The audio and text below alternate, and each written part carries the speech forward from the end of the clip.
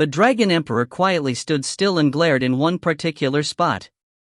In the meantime, one of its subordinates cautiously approached it. "Oh, my Emperor."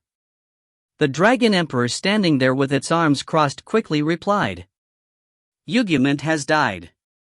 After hearing the news of the Sovereign of Transfiguration dying, the subordinate formed a stunned expression before bowing its head again. "That is why, perhaps it is advisable to move to somewhere more distant." "No."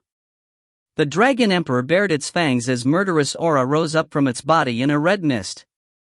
"I'm already sick and tired of running away. We shall fight the B***starred right here." That man had spent over 20 years to hunt and whittle down the armies of the sovereigns. So, he'd not even give his enemies sufficient time to regroup and reform their army. If it was impossible to escape from his siege, then the Dragon Emperor would fight back head-on and decide everything. Now that would be a choice befitting of the king of berserk dragons. Get ready for battle. One command from their sovereign and the army of destruction got ready to fight in an instant. Kawaha dash. The ancient grey dragons, dragonutes, and the sky dragons they were riding on, all raised their heads up high and roared out. "He's coming!" The Dragon Emperor's head snapped in the direction where it just detected the movement of a gigantic power. There was a clear reason why the army of the Chaos World was defeated by the lone Shadow Sovereign. Outstanding mobility. No one could even come remotely close to the mobility of the Shadow Army that could be summoned freely by their sovereign whenever he felt like it. No matter how close one was, the distance would grow in an instant, and no matter how far away they were, they could close the distance in the blink of an eye, too. And right this moment, the Dragon Emperor was looking at the reason why the sovereign's armies had been so thoroughly defeated. The Shadow Sovereign slowly rose up from the darkness. And at the same time, millions upon millions of black soldiers lined up behind him. The Shadow Sovereign. The fighting spirit emitted from the entirety of the Shadow Army standing behind him was so great that it even made the Dragon Emperor shudder from this slight sense of disgust for a moment there. 2 decades of war later, he had finally got himself the greatest army imaginable. Ka-ha-ha-ha-ha!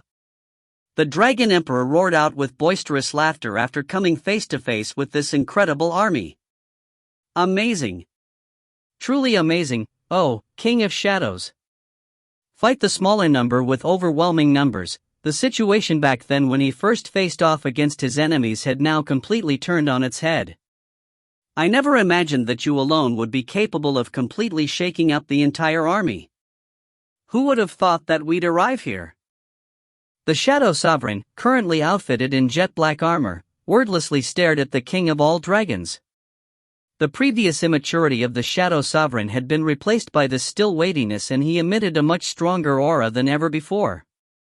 Flinch, flinch! The Dragon Emperor's body shuddered from excitement, as a truly powerful enemy stood before it. It so desperately wanted to rip him into pieces. It so badly wanted to rip him into several pieces and devour him. The nature of a berserk dragon began wiggling madly from within the Dragon Emperor. However, it was still too early to confirm whether this encounter was a celebration or a punishment. It wanted to enjoy this moment as it trembled from the anticipation for a little bit longer. "I want to ask you one thing." Also, there was this thing it was quite curious about as well, which was rather convenient.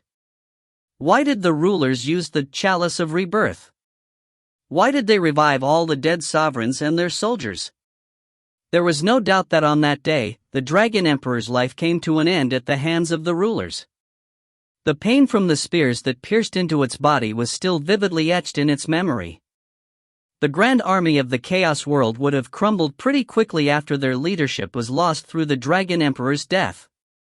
And with that, the lengthy war between the sovereigns and rulers would have come to its natural end, with the rulers as the final victors. It'd have been a perfect defeat for the sovereigns, with not even a bit of room for any excuses whatsoever. However, they went ahead and revived every sovereign for some unknown reason, by reversing the time through the Chalice of Rebirth. Ever since that day, it tried to decipher the intentions of the rulers over and over again, but failed to even come close to guessing the reason. That was why it simply had to ask the Shadow Sovereign, who was with them at the time. And then, because I wanted it. That completely unexpected answer caused the brows of the Dragon Emperor to shoot up. What did you say? Jin-Woo slowly spoke again, enunciating every word clearly so his opponent could understand him. I wanted to kill you lot with my own hands again, so I asked them for the favor of using the Chalice of Rebirth. Crazy son of a *tch. The Dragon Emperor somehow managed to suppress a torrent of swearing that rushed up to the tip of its tongue. To attack an army of over 10 million strong soldiers with just 100,000 combatants, he resorted to using a tool of God to reverse time? Although it was a truly nonsensical declaration, but at least, it did resolve one of the questions burning up inside the Dragon Emperor's head. The reason for the rulers using the Chalice of Rebirth, and the Shadow Sovereign suddenly going on a rampage, these two matters were actually related, as it turned out. Ha ha. Ah ha ha ha ha. As if it found the whole thing too absurd, the Dragon Emperor shook its head helplessly and roared out in a burst of loud laughter. The Shadow Sovereign wanted to fight the massive army of the Chaos World again on his own volition, and just as he wished, managed to succeed in driving his enemies to a corner. This feat demanded a level of respect that transcended all types of respect. The Dragon Emperor had no other way to express its opinion on the Shadow Sovereign, who had managed to almost succeed in a challenge that seemed utterly impossible to accomplish in the face of it. And he was now staring down on one final hurdle of that challenge. Whether to devour, or be devoured. For the first time ever, the Dragon Emperor became curious about the name of its opponent, the one that would either devour it, or end up getting devoured by it, instead. My name is Antares. The name bestowed unto it by the Absolute Being, but revealed to no one until now, the Dragon Emperor readily revealed its name to the Shadow Sovereign. That is my name. Remember it well. It did so, in order to learn the Shadow Sovereign's name. With a somber, serious expression on its face, the King of Dragons asked its question. What is your name? The Shadow Sovereign, Jin-Woo, decided to answer what could very well be the last ever question of the Dragon Emperor. It's Seong Jin-Woo. And then, he spoke up in a tone of voice implying that there wouldn't be any further Q&A session after this. Is there anything else you want to say? The power of death and a pitch-black aura ominously quivered and rose up above Jin-Woo's shoulders. The gap between dimensions was very similar to the world of eternal rest, and it was rather easy to summon out the power of death in this place. The shadow soldiers that were resonating as one with their sovereign's power also raised up their fighting spirit higher. Yuawa dash. The entirety of the shadow army seated and writhed. The corners of the Dragon Emperor's lips curled up as it witnessed this spectacle. Anything else I'd like to say, is it? Would there be a need for any further discussion when there was this grand feast laid out before its eyes? I don't have any. The Dragon Emperor transformed into a burning dragon and stood before Jin-Woo, who also transformed into a humongous black giant as well. A mountain against another mountain. The two gigantic existences glared at each other just before the final battle. But that lull only lasted for a moment. Kawa'a dash. The Dragon Emperor roared out loudly as if to shake the dimensions themselves, and the entirety of the army of destruction charged forward. Jin-Woo was far quieter than his opponent as he simply pointed to his forward. Right away, near 10 million soldiers made their move. At the same time, he too dashed forward towards the Dragon Emperor with everything he had. The end of the lengthy war was here. He had been waiting with bated breaths this reunion with the Dragon Emperor just so he could witness the end. A chilling ray of light began gathering within the Dragon Emperor's maw. It was now Jin-Woo's chance to display the amount of growth he had gone through due to the experiences he earned before reversing time, as well as things he learned during this long war. The flow of time slowed down to a crawl and only him and the Dragon Emperor remained within Jin-Woo's vision. Just as the light of destruction exploded out slowly from the maw of a burning dragon, Jin-Woo's fist enveloped in jet black aura was thrust forward. And so, light and darkness clashed once more inside the gap between dimensions. If you find any errors, ads pop up, ads redirect, broken links, non-standard content, etc., please let us know. Report chapter so we can fix it as soon as possible. Chapter 247. Chapter 247, Chapter 247. Side Story 4. 3. Return. The entirety of the United States of America became rather noisy when a certain fortune teller made an announcement. Not too long from now, the god of death will descend on this land. Now normally, a prophecy like this, one better suited for a spot on a comic book cover, wouldn't have garnered any attention from the public. However, the big issue here was that this prophecy had been made by none other than Madame Norma Selner. Just who was this woman? After abruptly opening her heavenly eye around 2 years ago, she accurately predicted the death of North Korea's leader, terrorists kidnapping an airplane full of passengers, the stock market crash brought about by the sudden collapse of the housing markets, etc., and she had been the center of many controversies for a while now. And such a person made an announcement that implied the end of the world was coming, so it'd only be obvious that everyone would start freaking out. Madame Norma Selner was also known as the prophet who is never wrong. The mass media that saddled her with that label went into full-on panic mode and tripped over themselves to get an interview with her. Too bad for them, though, she refused to speak to every reporter save for one person, who just so happened to be a personal friend of hers. It became known later that she had invited him privately and gave him a message. The god of death will descend on our land accompanied by countless soldiers of death.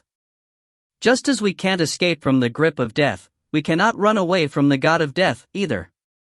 And the very next day, a gigantic black hole suddenly opened up in the skies of Seoul, one large enough to almost completely cover up the capital city.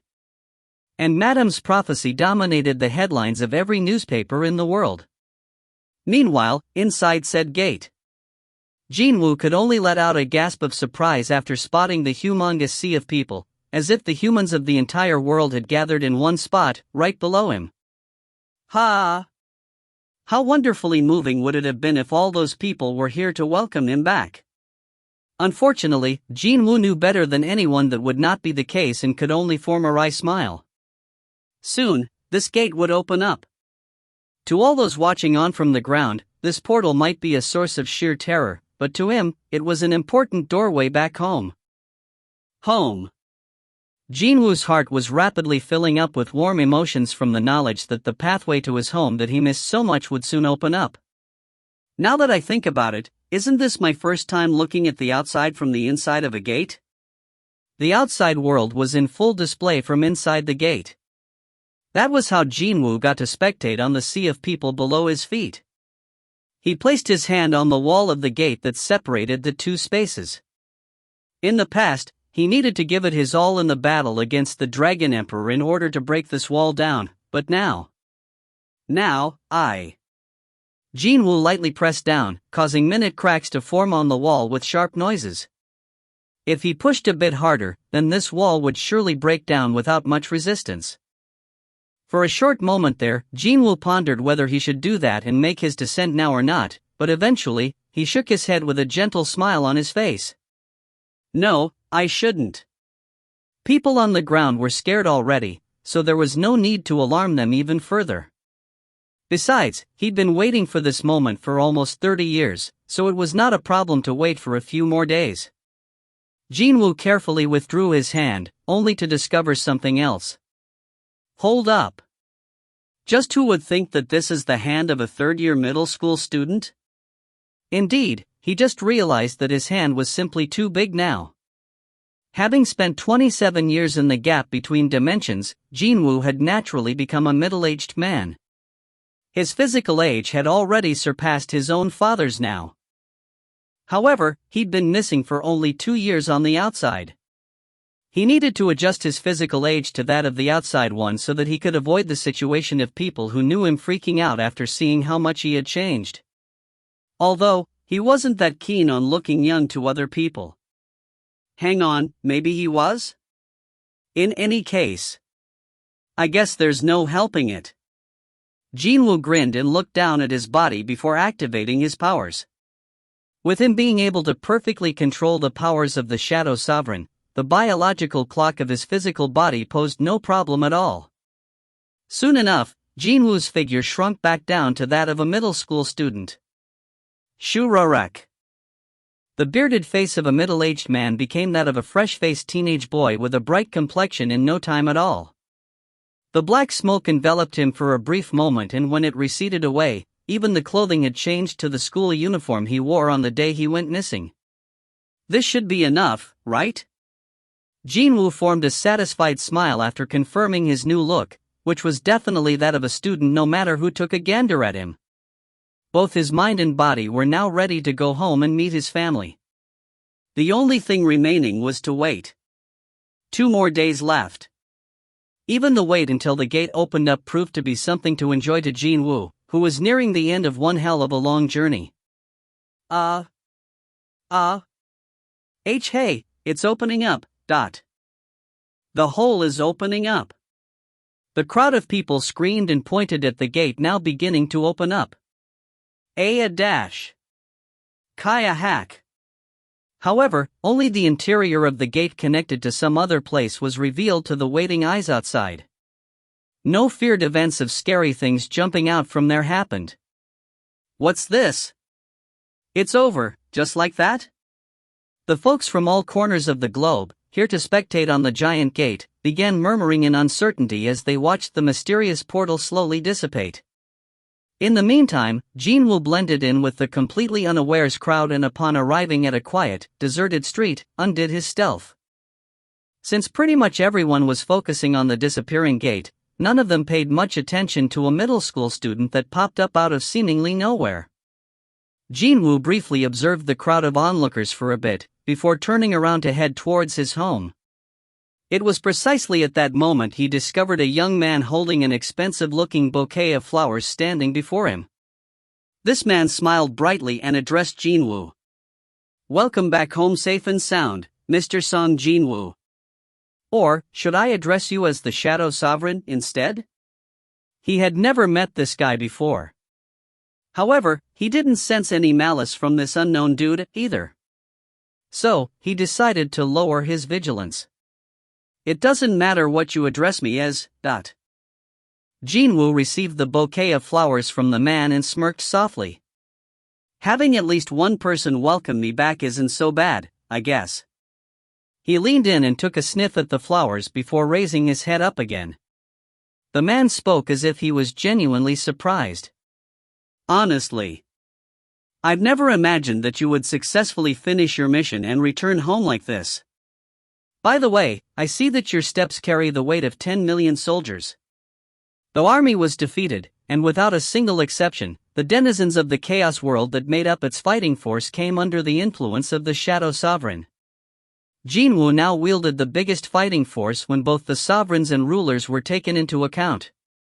He lowered the bouquet and asked the stranger, "I'm sure you didn't come here to hand me this bundle of flowers, so what does the emissary of the rulers want with me?" Quite different from the tone of his voice that could have come across as overbearing, his expression was filled with a relaxed composure. A lion would never fear a lamb, after all.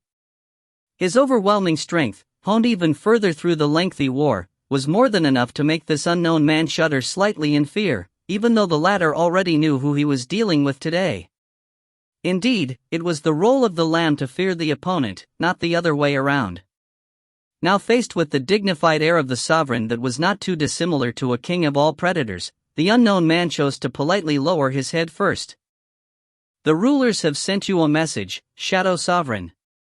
Our conversation might take a while, so may I inquire if it's fine with you for us to go elsewhere?" "Fine." Jin-Woo walked past the smiling man and took the lead. "I just remembered a place I wanted to stop by, anyway." The unknown man wordlessly stared at the bowl of ice cream presented before him for a bit and raised his head. "The place you wanted to stop by was an ice cream parlor?" Sure, just because he became younger looking, that didn't mean his tastes had changed, as well. It was just that. Well, staying in a distant place for a long time does make you hanker for something sweet, you see. Jin-Woo replied with a grin and began scooping the delicious ice cream into his mouth. This wonderful, refreshing coldness transmitted from his tongue. And then, followed by this thrilling sweetness. Only now did it strike home that he had returned for real. The unknown man tried to get to the main topic several times, but Jin-Woo stopped him again and again. Only after he cleaned out the ice cream bowl did he open his mouth to speak. So, what did the ruler say? The unknown man had been dazedly watching the Shadow Sovereign's snack time until then. He hurriedly regained his wits and spoke up. Oh. First of all, they wish to express their genuine gratitude. Why don't we skip the perfunctory greetings and move on? The rulers should not have any further business with this world, yet they still sent an envoy to speak to him like this. Jin-Woo deduced that the matter at hand must be something extraordinary, so he wanted to skip the opening remarks. Did a new problem pop up from somewhere? No, not at all. It's nothing like that. Rather, I'm here to speak to you because all the problems had been resolved, instead. Came to speak to him because all problems had been solved, he said. The light in Jin-Woo's eyes became even more serious. The unknown man greeted that somber look and gulped down his dry saliva out of sheer nervousness. Still, one shouldn't forget to perform one's duty just because the other party happened to be quite a scary person. The man opened his mouth with some difficulty. The rulers, they are worried about the potential side effects your powers might have on this world, Sovereign. As you may well know, the powers you possess are not something this world can cope with. Okay, so? Without the presence of mana, this world is just too fragile. If it's okay with you, we'd like to transfer you to a world that can take on your powers, Sovereign. Or, they can just go ahead and seal me up instead of transferring me around, saving us from potential headaches. Of course, that is an option. Bang! Jin-Woo lightly slapped the table, causing the unknown man to flinch and stop his attempt to reply, his bright complexion frozen solid mid-speech. The heavy voice of the Shadow Sovereign slowly came out of Jin-Woo's mouth. So, they wish to get rid of me since I'm no longer useful, is that it? Because they fear the power that I possess, Jin-Woo maintained a smile, but the glare in his eyes was incomparably colder than before. The unknown man nearly jumped up in fright and quickly waved his hands around. And no, that's not true. I swear, it's not like that. He then presented Jin-Woo with a certain newspaper he had prepared earlier. Jin-Woo took the paper and read the article dominating the front page.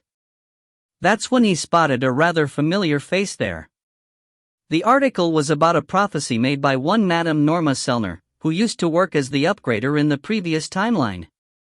Not too long from now, the god of death will descend on this land. Jin-Woo's brows quivered a little at the words god of death. She wasn't originally an exceptional soothsayer even back in the erased timeline. However, coming into contact with our world has changed her life a great deal. Jin-Woo's gaze stopped at a certain part of the article, the part about when she had abruptly opened up the so-called heavenly eye. It was around 2 years ago.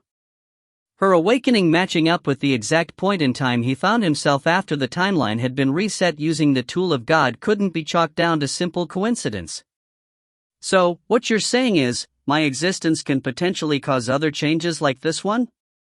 Yes, that's correct, Sovereign. Once Jin-Woo showed signs of calming down, the unknown man spat out a sigh of relief. The ruler's thoughts are to present you with a suitable location where you can stay, if that's what you decide, with their intentions being to prevent the potential adverse change taking place in this world. Jin-Woo leaned against the chair. He still couldn't sense any malice from this unknown man. The rulers connected to this man were making this offer out of goodwill and other similar emotions. However, to think, he'd have to hear such news on the first day of his return. Jin-Woo had been in a state of anticipation from the thoughts of going home, so he found it hard to hide how disappointed he was. He definitely didn't want to discuss stuff like this right now. and he didn't bother to hide his thoughts on that matter. "Can you come back some other time?" "I shall do so, oh, great sovereign." The unknown man performed a smart, courteous bow towards the greatest hero who brought to an end the war between sovereigns and rulers. The only thing remaining after the man had left was a black on both sides business card. Most likely, that signified the unknown man requesting him to call the number on the card when Jin-Woo had made up his mind. He studied the face and the back of this card before stuffing it in the inner pocket of his school uniform, a bitter smile slowly spreading on his face. The bubbles of anticipation and excitement from coming home had burst for good now. Many thoughts swirled in his head, almost making him dizzy. If all living creatures have a clear goal, a purpose in their lives. He was certain of one thing. As the Shadow Sovereign, he had fulfilled his purpose after stopping the invasion of the sovereigns, as well as making sure that no weird phenomena occurred on Earth. Meaning, he had accomplished his goal. So, the enormous power that served its purpose would only become a headache that was hard to dispose of, just like the nuclear waste at the end of its life cycle. In that case, a question suddenly popped up in his head. In the end, have I become an existence surplus to this world? When the chain of his thoughts reached there, he spotted a certain familiar face jogging past the ice cream shop. As if he was entranced, Jin-Woo got up, pushed open the front door, and stepped outside. Without a doubt that moving forward, there would come many occasions in the future where he'd have to ponder whether remaining in this world was a good idea or not. However, as long as there is a reason for me to stay, even if it's just one, then... A teenage girl kid out in an athletics uniform stopped jogging and turned around to look behind her. At the place where the scent she really liked was coming from, she discovered an unfamiliar teenage boy standing in front of the wide-open exit of an ice cream parlor. What's going on? Did ice cream smell this good before? The teenage girl tilted her head this way and that while glancing behind her, but in the end, she failed to solve her confusion and continued with her jogging. Seeing her departing back, a brief smile formed on Jin-Woo's face. There are still people that I love in this world. And also, those who love me, and those who used to love me exist in this place, too. That is more than enough reason for me to stay here. Jin-Woo smiled and inwardly told himself to find other reasons to stay in this world. Chapter 247 Fin. If you find any errors, ads pop up, ads redirect, broken links, non-standard content, etc., please let us know. Report chapter so we can fix it as soon as possible. Chapter 248. Chapter 248. Side Story 5. 4. Ygritte's Memories. The first time I met him was inside the irregular space created out of my liege's power. My mission was to test the human about to enter this place. Although my liege said that he wished to find out if this human was fit to become his vessel, I knew the truth, somehow. I knew that this order might be the last one my liege would ever give me. My liege had lost all interest in warfare after forgiving the rulers. From that point alone, I knew that he had harbored a deeper meaning in why he was so focused on this rather unremarkable human being. I began guessing that I'd soon bid farewell to my liege. However, the command issued by my liege was still absolute. I had no thoughts of questioning his motives or changing his mind. All I could do was to comply with his command. That was all I could do. And so, after most of my powers were sealed away, I was made to stand all alone in the space where the testing of that human would take place. Humans of this world call spaces such as this one dungeons, don't they? At the far end of this imaginary dungeon shaped to resemble an audience chamber of a king's castle, I saw a large throne. I combed through my fading memories of the time when I was still human and studied this place. As expected. You have certainly created quite a detailed stage with my liege's power, haven't you? I continued to touch and feel each large pillar lined up from the entrance to the plinth where the throne was and expressed my admiration towards the abilities of the architect, who had created all these. As the fruit of this meticulous planning, that human's body would continuously be modified to accept my liege's power. It was then I sensed the presence of someone approaching this place. He's here already. I panicked at this unexpectedly fast arrival of the test subject and ended up sitting down on the throne. However, after I settled down on the throne, I began wondering if me sitting here would be seen as a bit insolent. The consciousness of my liege had already taken root within the human I was supposed to test, so I couldn't help but wonder if me sitting on a throne like this, in front of my master, would be seen as me being disrespectful. In the end, I judged that I should refrain from displaying any uncouth sight and hurriedly climbed off the throne to hide behind the nearest pillar. Dash. With a truly gobsmacking timing, the massive entrance opened up, but thanks to the surroundings being too dark, that human failed to discover me panicking grandly like that. What a relief that was. It'd be no good to make this serious test my liege had planned out into a farce with my mistakes, now would it? I inwardly spat out a sigh of relief, and when the human was about 10 steps away from me, I slowly walked out from behind the pillar to block his path. Through the still air, I sensed his nervousness. He was a young man. Obviously, my gaze lingering on him couldn't be described as favorable. So, he's the one my liege has chosen. Even if this mission wasn't the final order bestowed unto me, I never planned to go easy during this fight. If I believed that he wasn't qualified, I'd kill him with my own hands. And so, as I stood there, igniting my fighting spirit, this young man suddenly clenched his fists tightly and put his dukes up. Wait, could he be thinking of using his bare fists to defeat me? I briefly thought about how praiseworthy his bravery was, for a human being. To fight him in equal conditions, I took off my cape and removed my weapons one by one. Why was he getting so surprised by every single thing I did, anyway? Sure, his eyes filled with drive were rather likable, but did he possess the same level of abilities to match those eyes, I wonder? So, time to check it out. And the results came out pretty quickly. Ki-o-heek. Plop. Even though I was forbidden from bringing out my full power, he was already kneeling before me. What a disappointment that was. However, just as I felt disappointed, I also felt an equal amount of relief. Because, if the one supposed to inherit the power of my liege turned out to be not qualified, then that meant my liege would remain as he was for a little while longer. For the first time ever, and also for the last time, too, I felt relieved by my liege's failure. And then, I decided to bestow a fitting end matching the level of bravery this man had shown me, even though he was a mere human being. I used the authority briefly granted to me by my liege and dragged along the sword discarded to a distant location. Cutting his head off in one go and sending him off on his way with minimal pain was what I planned to do. I figured that such a gesture would be the best form of mercy I could show this human. Perhaps he had read my mind, he even presented his neck before me. You made the right decision. Wisdom matching your bravery. Although your loss is lamentable, there is no way other than this to change my liege's mind. For the sake of the man choosing an honorable death, I performed the beheading. But then, he seemed to have accepted his fate without a struggle, but the light in his eyes changed abruptly at that moment. Clang!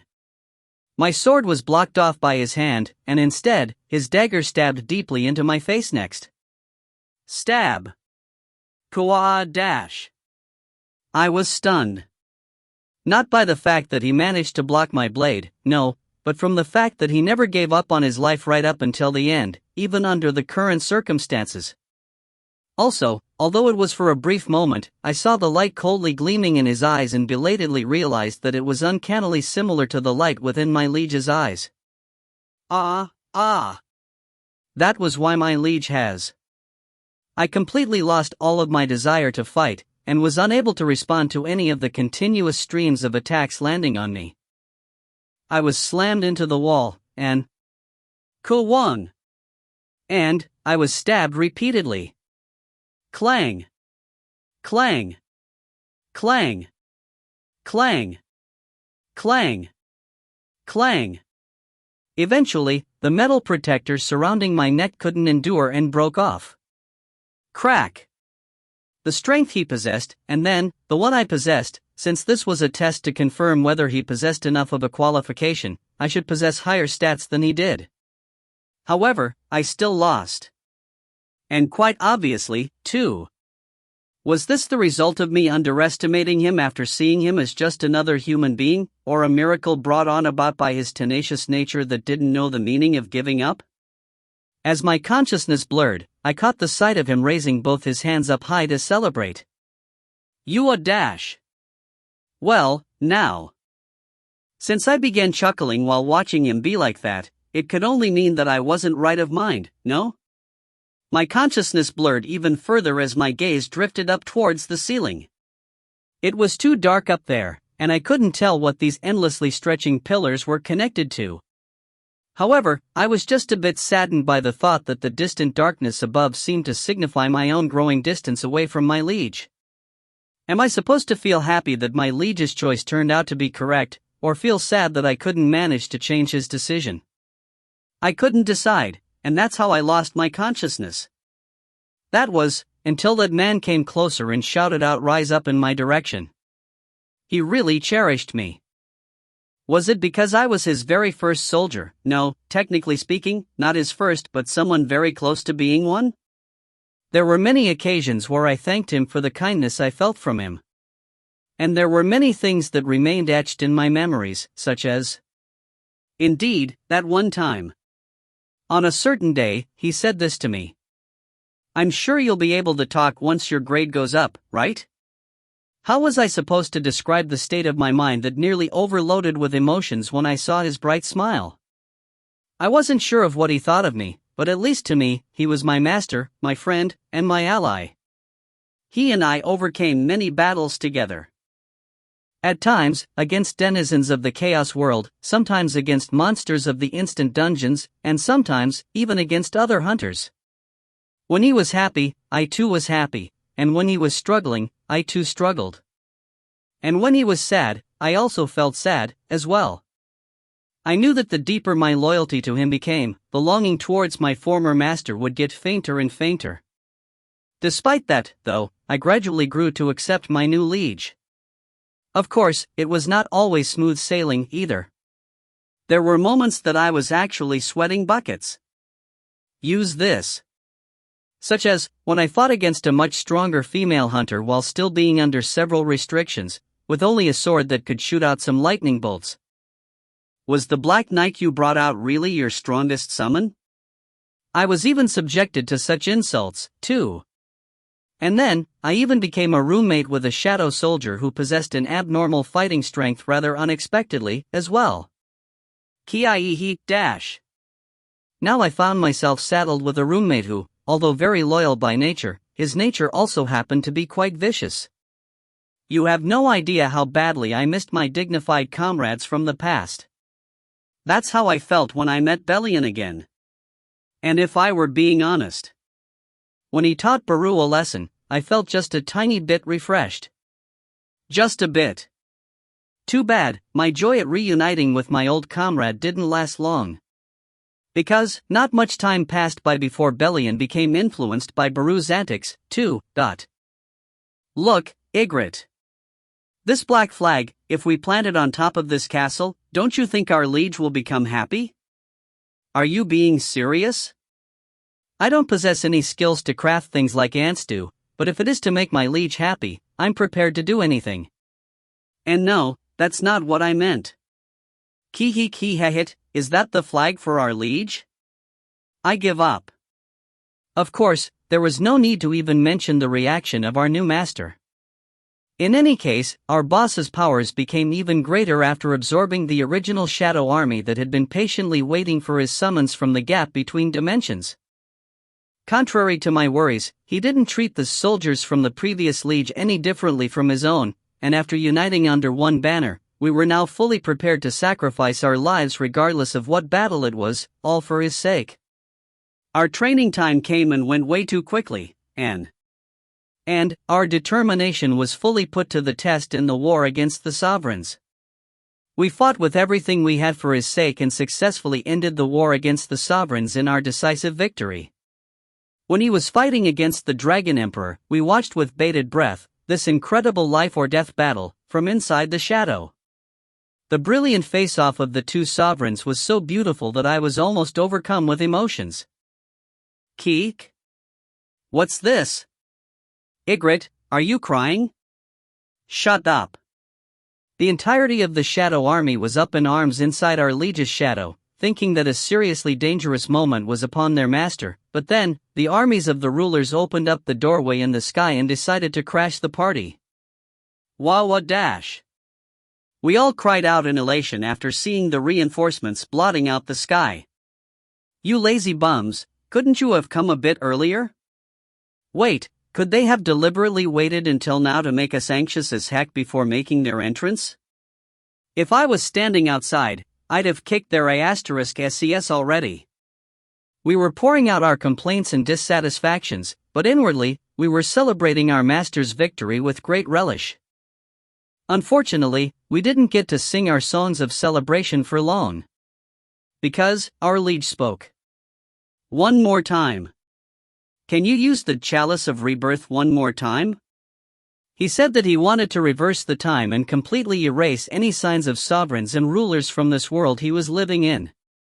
Back when I was still a human being, I too had people that I wanted to protect, so I could easily sympathize with his emotions.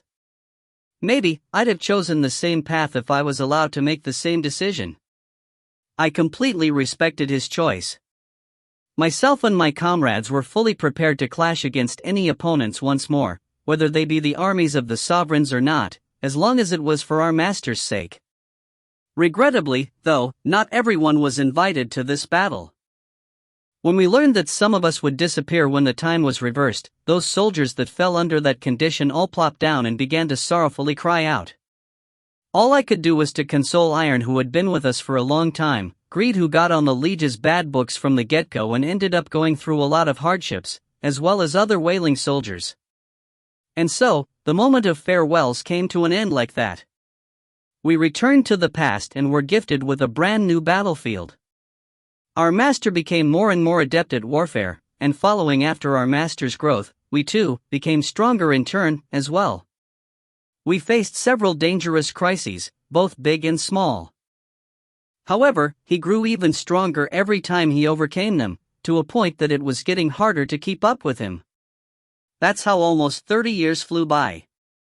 All of our enemies were defeated, bar the army of destruction. The desperate clash of our liege against the Dragon Emperor. While our master was fighting against the leader of the enemy forces, we faced off against the ancient great dragons. One of them, named Granote, decided to engage me in a chat as I was mercilessly and crazily cutting down the army of dragons. Ygritte. You were supposed to be one of the twin wings of the Shadow Army, yet you follow the orders of a sovereign who was a measly human? Are you not ashamed of yourself? Not even possessing enough energy to maintain its dragonic form anymore, the *** had reverted back to a humanoid appearance, panting laboriously as it clutched the sword sticking out its chest. I ended up staring at the dying creature with dazed eyes for a long time after hearing its final words. Indeed, I had forgotten it. The moments spent with my new master had been so glorious that I had completely forgotten about the previous liege. Since when did this happen? Since when did the previous liege completely disappear from my mind? Granadea's breathing came to a stop a long time ago, and fierce skirmishes continued to break out all around me, but I just couldn't bring myself to leave this spot for a while. I thought that my master was everything to me, but, in reality, he meant so little to me. Such feelings of doubt caused the inside of my mind to blank out. But then, this happened. I heard a loud yell coming from somewhere that woke me up real fast. Ygritte. It was the voice of my liege. I urgently raised my head to look. In the direction my gaze landed in next, I was greeted by a ray of blinding light. Breath of destruction. The Dragon Emperor had spent most of its energy after battling my liege and reverted back to its humanoid figure as well. But, for some reason, it was firing a breath in my direction. No, wait. That ** wasn't aiming at me. It just so happened that I was standing in the path of the breath, that was all. Indeed, I was rather unlucky. The truth was, most of the accidents happened because of some bad luck, and the victim at the end would lose his life. And it was my turn to become that victim. Kuawa-. I realized that it was too late to do anything after seeing the ray of blinding light about to swallow me up. I couldn't even do anything and just stood there, frozen. I resigned myself to my fate. While facing the light enveloping my entire vision, I began thinking to myself, maybe this was a punishment for completely forgetting about my pledge of allegiance to the previous liege? If so, then I shall gladly accept it. After all, I was a sinner, wasn't I? And so, as I quietly waited for my final moments approaching me at the speed of light, in that blink of a moment, someone stood before me and extended his hand out to block the breath of destruction. Kuawa-. His left hand was burning away from the horrifying attack of the Dragon Emperor, but he showed no signs of pulling away. I watched him defending against the flames capable of burning away everything in the universe for my sake, and even before I had realized it, I was calling out in desperation, "My liege!" Once the breath of destruction came to its end, my liege turned to look at me with rebuking eyes. Just like back when he loudly yelled out my name, I woke up again with a start just now. My liege scanned my condition for a moment or two, before dashing towards the Dragon Emperor again. I too raised up my sword in order to cut down the dragonets trying to surround me. Clang! Blades clashed with blades once more to create flying sparks, and the dragonets being cut down by my sword screamed out in anguish. That's right. I had never forgotten about my previous liege. My loyalty to that person simply had been extended to my current liege, that was all. How could me staying loyal with all my being to the inheritor the previous liege had personally chosen be seen as a bad thing, a sin? I am a knight. I was a sword of my liege. I was one of the twin wings that led the Shadow Army. If a 1 in 10,000 chance occurred, if I were to face the moment where I had to part ways with the current liege, then I'd add the words of farewell I didn't get to say to the previous liege as well. Every day I fought under my liege had been honor and privilege to me. Kuawa-. I roared out viciously and pounced on the dragons dashing towards my direction. The lengthy war ended safely, and we all returned to the liege's homeworld. Jot. My liege was focused on studying until late at night. Hidden inside his shadow and sharing his vision, I decided to offer my advice. My liege, the answer to the 14th question was not the first one, but the second option. Ah, really? Thanks. Thanks to not being able to meet the minimum required number of school attendance days, my liege was unfairly expelled from this institution called middle school and now found himself stepping into a brand new battlefield, called GED. Although he maintained near-perfect score in every mock test he participated in, there were still a few problems that did slip through the cracks of inattention every now and then. But, whenever something like that happened, just who was qualified to lend the liege his aid? Grand Marshal Bellion, who only had his huge physique and nothing else. Or Marshal Baru, who could legitimately claim to be pretty smart but ultimately, still a lousy insect at heart. In the end, it fell upon myself to counsel our liege, as I had graduated the knight training school with top marks when I was still a human being.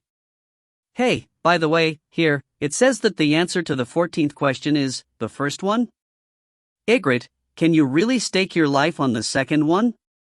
My liege opened up the answer sheet and pointed out my flaw with razor-sharp accuracy.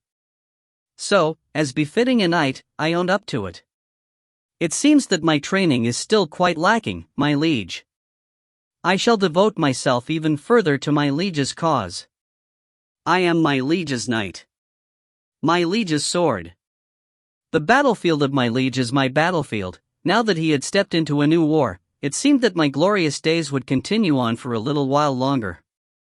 If you find any errors, ads pop up, ads redirect, broken links, non-standard content, etc., please let us know. Report chapter so we can fix it as soon as possible. Chapter 249. Chapter 249. Side Story 6. 5. Your Daily Routine. 1. Every once in a while, Woo Jin-cheol felt this inexplicable sense of loss in his heart. One heck of a weird thing this was, as if he had forgotten something really important to him. However, no matter how hard he combed through his memories, he knew that he had definitely not forgotten anything.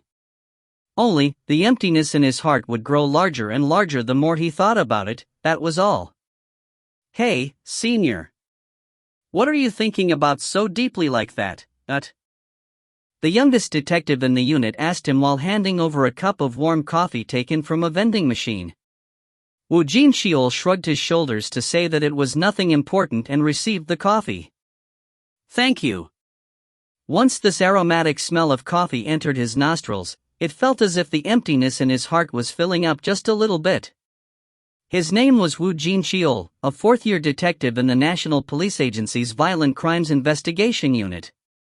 It wasn't as if he lived a soft life where his mind would sway gently from the warm breezes of the incoming spring, but still, this sense of loss started chasing after him out of the blue, about 3 years ago. When he mentioned this to his acquaintances, they all promptly reminded him with the cruel fact that he had no family to call his own, even though he was already at a ripe old age, and that must have been the reason for his restlessness. Just like the bitter aftertaste of the coffee, Woo Jin-cheol formed a bitter smile, too, and emptied out the paper cup in no time at all. "That's right.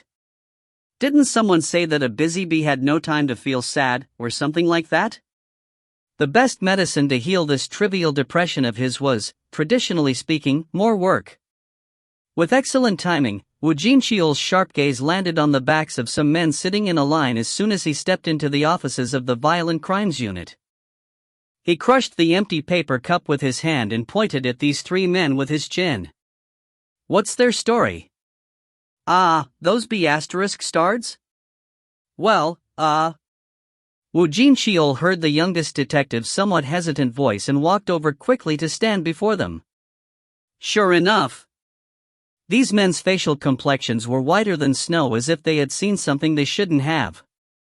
They couldn't even meet his gaze and continued to shiver like a lone leaf in the wind. Seeing their faces, Woo Jin-cheol began muttering to himself. "It's the shadow monster again." It wasn't all that rare to see criminals turning themselves in and confessing to their wrongdoings out of the sheer weight of guilt, or out of fear of getting caught. However, it was a completely different story to see a bunch of hardened career criminals, scared sh**less, begging the cops to throw them into jail cells as quickly as possible. And for the last several months, the so-called not rare at all spectacle repeated itself over and over again. As shadows. The shadow stood up from the ground and spoke to me. If I don't turn myself in during the next 24 hours, I'll end up regretting that I'm even alive. Detective, I'm a bad guy, so please, throw me inside the slammer. I beg you. They all generally retold the same story. When similar situations kept repeating itself, the higher-ups got fed up and had ordered their underlings to get to the bottom of this matter right away. Woo Jin-cheol's voice rose up higher. "So, what you're saying is, you all saw the shadow monster?" That's right. Right. Woo Jin-cheol began writing up his report with the testimonies of these criminals, and when he got to the part called the reason for turning oneself in, he spat out a long sigh. How am I supposed to write a report about this, again? His head began developing a migraine just from thinking about writing yet another report on the unbelievable story of the shadow monster cursing people. It was then. Tap, tap. Someone tapped him on the shoulder, so he took a glance back, and that's when he spotted a senior detective standing behind him. "Hey, Jin-cheol. Let the junior here take over writing up the report. Can you come to the conference room for a sec?" The conference room, What with the blindingly wonderful antics of the shadow monster reducing the number of violent crimes recently, there shouldn't be a need to use the conference room anymore, but he was being summoned there without a prior heads up, regardless? What was going on? The senior detective left behind the puzzled gaze of the younger officer and headed straight to the conference room. Woo Jin-cheol tilted his head a bit before standing up from his seat as well. "Senior, I'll take care of this. Good luck." Woo Jin-Cheol encouraged the junior, now charged with finishing up the miscellaneous work, and headed towards the conference room along with other detectives. Pardon? You want to release the suspects back on the street? Aha! Lower your voice, Detective Woo. Someone might hear us from the outside and get the wrong idea. Woo Jin-Cheol asked again in a disbelieving voice. What do you mean by releasing the suspects back on the street, sir? It's not releasing, but we just let one of them outside for 24 hours and observe what happens afterwards. After listening to the opinion of the senior detective, one of Woo Jin-Cheol's colleagues formed a deep frown before voicing his own. Senior, I'm telling you, these B***stards are talking bullsh**t after getting themselves high on drugs. This crap about monsters and whatnot, it's definitely them having a new type of bad trip from the sh**t they've been taking, But, their drug test came back negative, didn't it? I personally went to forensics to confirm it myself, didn't I? Well, that. Besides, just because of some nasty side effect of a drug, these B***stards without any connection between them saw the exact same thing and decided to turn themselves in? In the end, the colleague shut his mouth as if he had nothing else to say. The meeting of the detectives continued on. The brass told us to get to the bottom of this a while ago, but look at us, we haven't even gotten anywhere. What choice do we have? We gotta do something this drastic so that, at least, we can find us some clues. The detectives, initially unmoved and hesitant, began sneaking glances at each other and nodded their heads. Since every single one of them saw the exact same type of hallucination, then there had to be some kind of a clue from the rubbish they were all spewing at the same time. So, what I'm saying here is, let's create an opportunity for them to continue spewing rubbish. Woo Jin-Cheol, quietly listening on until then, opened his mouth. But, what if something really does happen? The gazes of every detective seriously contemplating their next actions all shifted in Woo Jin-Cheol's direction at once. Smirk, smirk. The corners of their lips began curling up next. Detective Woo, you believed in ghosts and stuff? I didn't take you for someone like that, but I guess our Woo Jin-Cheol has an unexpectedly sensitive side, doesn't he? Ha ha ha. Of course, Woo Jin-Cheol wasn't foolishly believing them, taking some nonsense story about monsters at face value. However, if everyone was seeing the same hallucination, then there should be a reasonable explanation for that, no? For some reason, he felt this ominous foreboding that, through the testimonies of the suspects, he was now meeting some kind of a gaze that was staring straight at him from beyond the darkness. He got this feeling that he shouldn't poke his nose in this matter. The squad captain must have interpreted Woo Jin-Cheol's concerns in a different manner, since he said the following words while lightly tapping on the shoulder of his detective, forming a worried expression. There shouldn't be any accidents, Detective Woo. We'll just take one suspect, place him inside a quiet storage facility somewhere and see if anything pops out. I mean, several burly and healthy officers will be watching him like hawks, so with what miracle will he escape from us? The squad captain looked at him with eyes that said, you can't possibly be believing in this supernatural hocus pocus, can you? And Woo Jin-Cheol could only nod his head in defeat. That elicited a burst of manly laughter from the captain. Right. Let's say that 24-hour time limit elapses, and a monster does appear to do something to the B***stard. If that's the case, isn't that something we can also feel thankful for, in a way, These criminals were serious, vicious offenders who specifically targeted the homes of senior citizens to rob and even ended up beating a couple of pensioners to death just because the victims dared to resist. The captain then spoke half-jokingly, but also half-seriously, that, rather than such B***stards staying in the slammer getting fed 3 times a day, it was only right that they got ripped to shreds by a monster. So, now we need volunteers. The captain shifted his gaze over to Woo Jin-Cheol and formed a rather sly grin. Detective Woo, you can sit this one out if you're still hesitant about it. Anyone who had lived in society for a while should already know this. Those words definitely meant, don't sit this one out. Woo Jin-Cheol still felt unconvinced, so he had to deliberate on this for a little bit, before eventually making his reply. "No, sir. I shall come along as well. Detective Nims. And no. You can't. You seriously can't. I'll die. Just be still. I told you, we have stuff to confirm. I will die. Hey, man. Just who's going to die here? Can't you see us protecting you? Detective Kim? How long do we have until the 24-hour mark comes to an end? Let me see. I think roughly 30 minutes? Is it? A few. It's pretty cold tonight. The air of spring remained frigid and white steam rose up from the lips of the waiting detectives. They were currently inside a quiet storage building, the time being in the middle of dawn. To observe the change that might take place with their suspect, detectives were waiting around with nothing much to keep them company. Only one among them, Woo Jin-Cheol, kept a close watch on his surroundings, his glare remaining sharp. Something's different. For some reason, the surrounding air felt different from the norm. It even vaguely felt like something he should never be near was approaching this location. He prayed inwardly that this feeling would prove to be nothing but a simple fuss. Woo Jin-Cheol sucked in the cold air repeatedly in order to calm his breathing that tried to get faster and faster. And so, the hour warned by the existence called the shadow monster slowly encroached upon them. It's time now, everyone. Really, Dot. One of the detectives took a look at his watch and stood up from his chair. Tick, tock.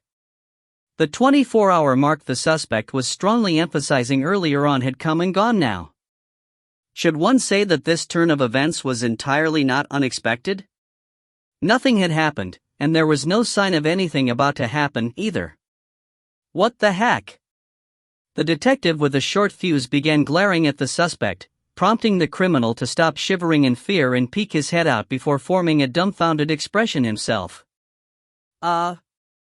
Since there was no one watching anyway, the detectives surrounding the criminal began mercilessly shouting at him. Hey, you little sh*t. You as asterisk holes probably got high as a D**MN group, didn't you, Dot? Stop wasting our time and just be clean with it, will ya? Why don't you make all of our lives easier, The suspect shifted his head this way and that while blinking nonstop, but when nothing happened even after a long time passed by, he began sheepishly scratching the back of his head. No, hang on, the thing was... We definitely saw it, you see? Actually, there were 4 of. When his words arrived there, Woo Jin-Cheol, who always stayed a couple of steps away from the group and watched the surroundings, quickly turned around towards his fellow detectives and urgently cried out. Get away! Get away from there! What was he trying to say now, Dot? The faces of the detectives seemed to be asking that question as they looked at Woo Jin-Cheol, but then, they were all blown away on their backsides without warning. You walk! Kiok! Detectives rolled along the ground and, as if they had lost their consciousness just like that, remained dead still in their sleep after coming to a stop. Woo Jin-Cheol tried to run towards his colleagues, but after discovering something, his steps came to an abrupt halt. His irises were engraved with the images of monsters slowly rising up from the shadow on the ground. He couldn't say anything. His breathing suddenly felt stifled, choked up.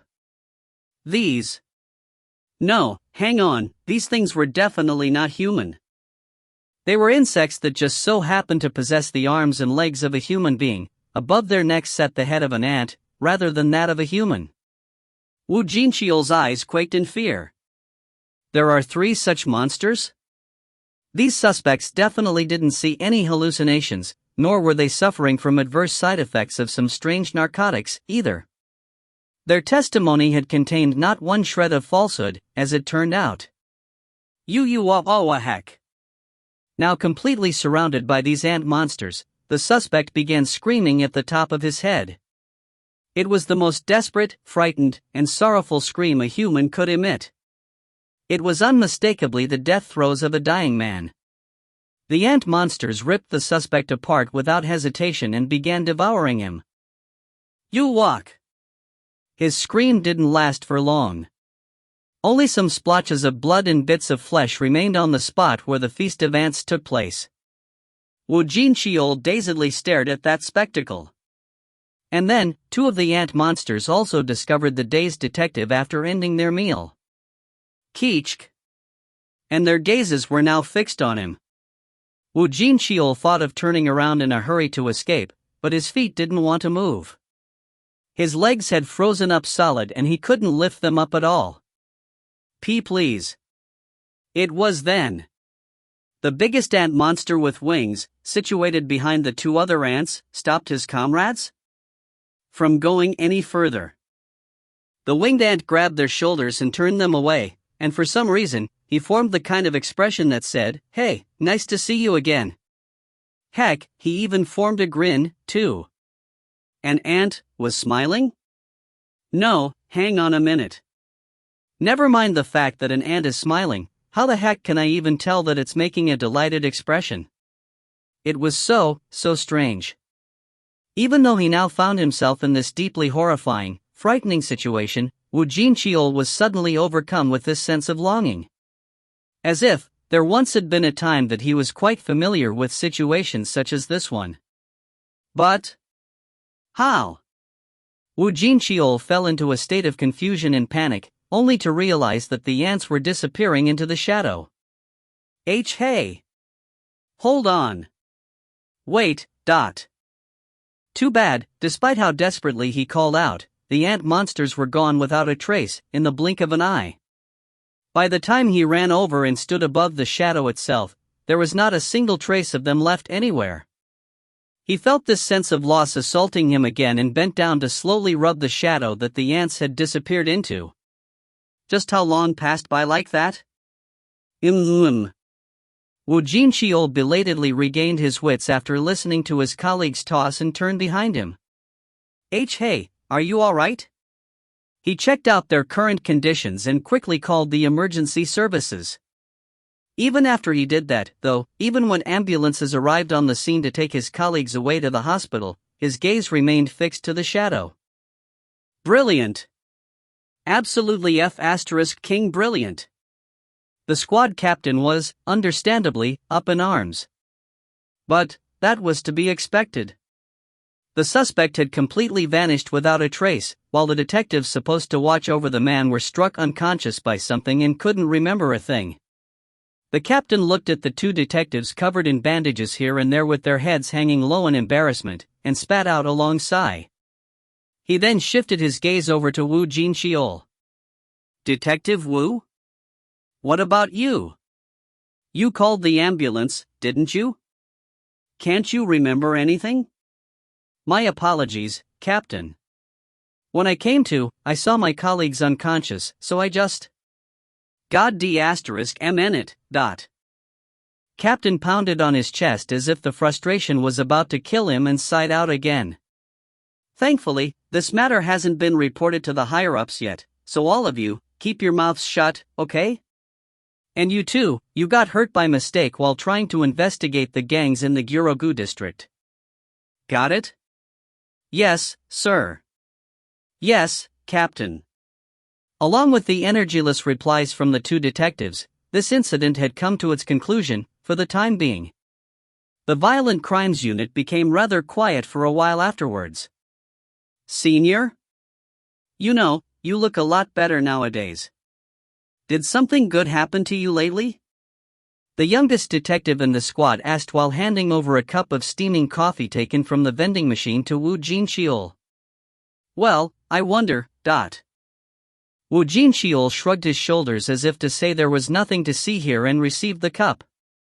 The thing was, though, the youngest detective's words of something good happening weren't entirely off the mark. After that day, after meeting those ant monsters, it felt as if that emptiness in his heart had been filled by a little, for some unfathomable reason. There's definitely something here. Without a doubt. The instincts of a veteran detective, no, the instincts of a human being named Woo Jin-Cheol, were telling him that there was definitely something there. The youngest detective stole a glance over Woo In-cheol's shoulder to see what was on the pages of a small memo pad the latter was concentrating so hard on. Senior? You're still investigating that missing suspect incident? But, didn't the captain say? I know. It's something I'm looking into in my spare time. Woo Jin-cheol made sure that his junior wouldn't run his mouth off and finished off his share of coffee. However, unlike in the past, the junior didn't shut his mouth up immediately. Wowzers. There are quite a lot of suspects turning themselves in because of the shadow monster beside our precinct, isn't it? He couldn't simply treat this young detective badly when the number of hopeful officers applying to join the violent crimes unit was in decline lately. Although he was slightly annoyed by this unnecessary attention, Woo Jin-cheol still did his best not to show it and replied calmly. That's what I heard. The junior stared hard at the contents of the memo pad, before asking another question. Wait, why did the number of suspects turning themselves in suddenly decrease by a lot between the end of February and the beginning of March? After hearing that astute observation made by the junior, the veteran's eyes gleamed brightly. Hey, can you think of something? Well, it's actually nothing much, but my aunt used to run a small book rental shop, you see. Okay, so? I just remembered that she used to whine about business going downhill during the end of February and the beginning of March, because the new school semester started around then, senior. It really was nothing much, wasn't it? Perhaps he felt a bit sheepish. The junior scratched the back of his head with a smile. But then, he gasped out in sheer surprise when he saw Woo Jin-cheol carefully jot down what was said on the memo pad. Senior? Well, you never know. School opening, students, semester. Those 4 simple words with no adjectives or modifiers attached were quietly added into Woo Jin-cheol's memo pad. Meanwhile, in the 20th high school. A day before the entrance ceremony for the new students, the headmaster of the school secretly summoned the teacher serving as the director of the Students' Affairs Department to his office. We'll be welcoming a problem child in our school tomorrow. Pardon me, sir? The headmaster pushed forward a set of prepared documents. The director of the Students' Affairs scanned the profile of a certain student written on the document and tilted his head. His father is a firefighter, his mom is a regular housewife. His academic records aren't too shabby, and I failed to see anything major with this child, sir. This fella. Look at the bottom. Look at the details on his expulsion. The student had run away from home for 2 years when he was only a first-year middle school student. Rather obviously, he was expelled from his previous school. But then, he completed the middle school diploma through GED and applied to enter their high school. Not even as a high school freshman, but a child who just graduated from the elementary school ran away from home for 2 years. The director sensed the entrance of a powerful adversary and his eyes began quaking ever so imperceptibly. Meanwhile, the headmaster spoke in a hushed voice. What do you think? This student, do you think you can handle him? The director of the Students' Affairs took a deep breath and closed the file of this problem child. Tap. Sir, you know very well already why I'm called the venomous snake. No matter what kind of a problem child he is, just leave him to me. I shall make sure to discipline him correctly so he won't go around causing trouble. His eyes were now shining with a sense of duty and unbridled confidence. The headmaster nodded his head in approval. Very good, then. I shall trust your judgment in this case, Teacher Park. The expression on the headmaster softened after hearing the assurance straight from the mouth of the director. A thin smile crept up on the latter's lips. The fated encounter would take place the next day. His heart was racing already from his determination to suppress the troublemaker in one fell swoop during the welcoming ceremony before the kid had a chance to start anything. Star. Extra spin-off Baru's Memories. Kiaihi dash. Kayak. Kiik, keek, keech, keechihek. Kok, kia, keek. Kee-hek. Kee-het. Keek. Kaya-ak.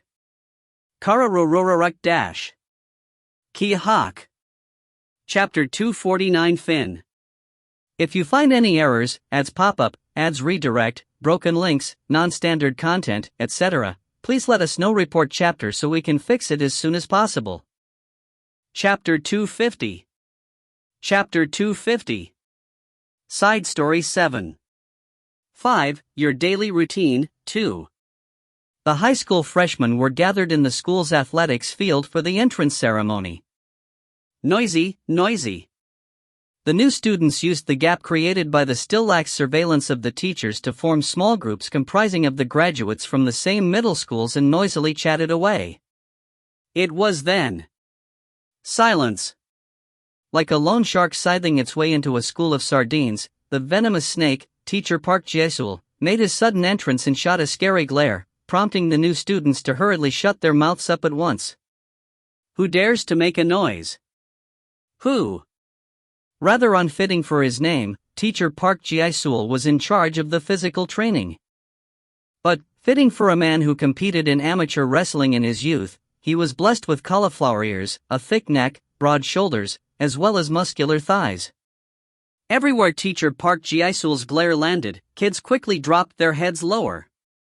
The war of aura, nerves, at the beginning of school life wasn't exclusively fought between the students, oh no. If one took into consideration the potential atmosphere for the rest of the academic year, or even the classroom itself, then the war of nerves between the teacher and students would be far more important than the one taking place between the headstrong students. And as far as his track record for this kind of war was concerned, venomous snake teacher Park Jae-sul had never tasted defeat before. Starting from 10 years ago, when he took his first step into the teaching profession, last year, and the year before that too, never had he failed his mission. He was planning to extend the streak to this year, as well. The school of sardines in front of the shark, no, the new students in front of teacher Park Jae-sul couldn't withstand his fierce glare and quickly lowered their gazes. All the noisy kids shut their mouths for good wherever he walked past. Meanwhile, his colleagues watching on from the sidelines could only look on with eyes of pure respect. As expected of Park teacher Nim. Looks like we can rely on the Director of Students' Affairs for another trouble-free year, as well, but Park Jae-sul scanned the new students and their broken fighting spirit while forming a content smile on his face. Right, that's how it should be. However, he couldn't be satisfied with this much of victory yet. Not today. Didn't he already have a real target in mind for today, the one the headmaster personally entrusted him with?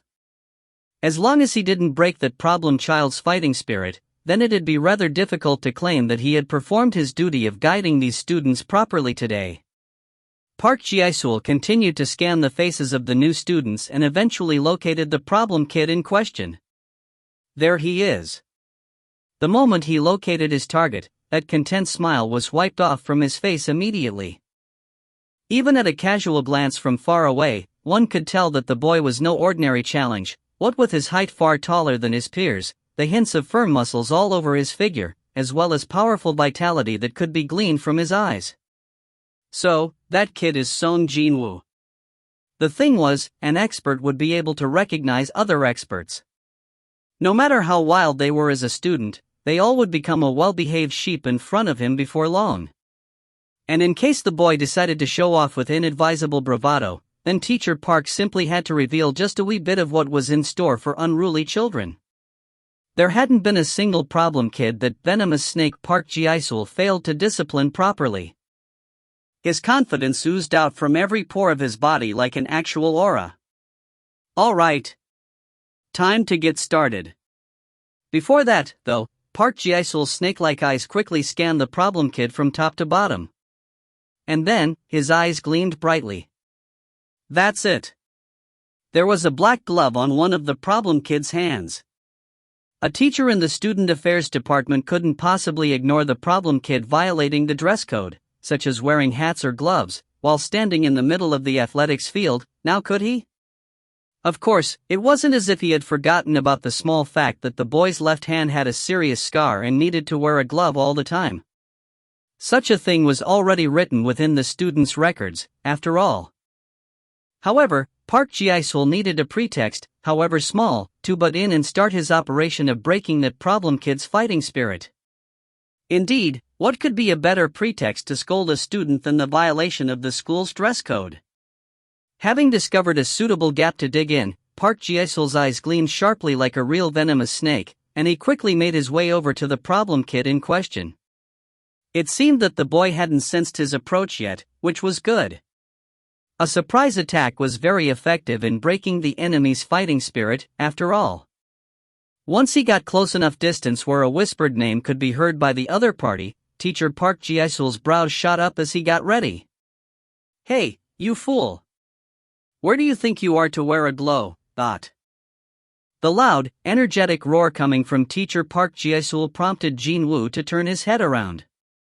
And then, his eyes met Park Ji-sul's. In that moment, teacher Park Ji-sul saw it. He saw the countless black monsters, standing seemingly endlessly behind this problem kid. The entirety of the athletics field, filled with students, disappeared in darkness from Park Ji-sul's view, only to be replaced by the sight of a massive army of 10 million soldiers standing in columns that stretched endlessly towards the distant horizon. Heek! Teacher Park Ji-sul was instantly shoved away by the absolutely overwhelming pressure and tumbled on his backside while loudly screaming out, "Teacher Nim? Park Teacher Nim? Are you alright?" Other teachers in the vicinity hurriedly rushed over there and supported Park Ji-sul. His complexion was as white as a sheet of paper. He took another look at Jin-Woo, but by then, his view had reverted back to normal. But how? He roughly shook his head and blinked his eyes several times while the attention of the surrounding students began falling on him. Noisy. Everyone, keep quiet. Park Teacher Nim, maybe you're feeling unwell somewhere?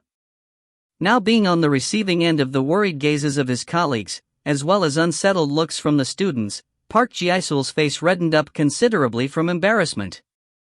I'm fine. He shook off the support from his colleagues and quickly made his escape from the area. Belian, hiding in his master's shadow, quietly whispered to Jin-Woo while watching the departing man's back grow further away. "My liege, that man must have." "Yeah. It seems that he has seen you guys." Jin-Woo nodded his head. There were some people who possessed far keener senses than other regular folks, although there weren't that many. Such people would sometimes, not very often, mind you, discover that Jin-Woo was a bit different from everybody else. Just like now. Could this be one of the adverse influences I have on this world, too? He couldn't tell for sure. Jin-Woo recalled the pale, frightened face of the urgently escaping teacher and tooted softly to himself. It was then. The speakers located in the athletics field issued ear-piercing static before commencing with the campus broadcast in earnest. The headmaster Nim will now address the new students and welcome them to the school. Jin-Woo stopped looking in the direction where Park Ji-sul had disappeared to and shifted his gaze forward, just as the broadcast ordered everyone to do so.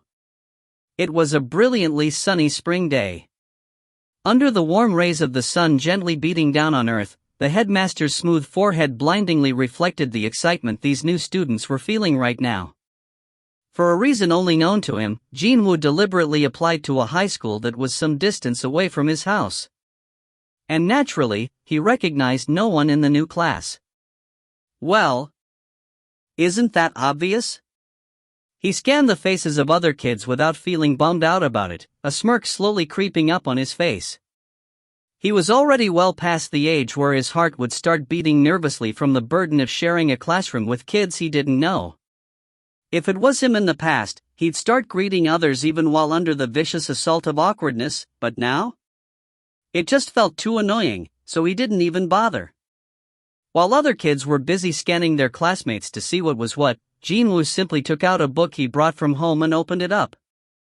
Maybe spending such a long time in the gap between dimensions, where there was not a sound to be heard, had changed him somehow, because he gained a renewed appreciation for reading a book in quiet stillness. Besides, even though they were ostensibly his classmates, there was the age difference of several decades to consider here, so what could he possibly say to these kids, anyway? Indeed, it'd be more preferable to share a wordless conversation with a good book instead.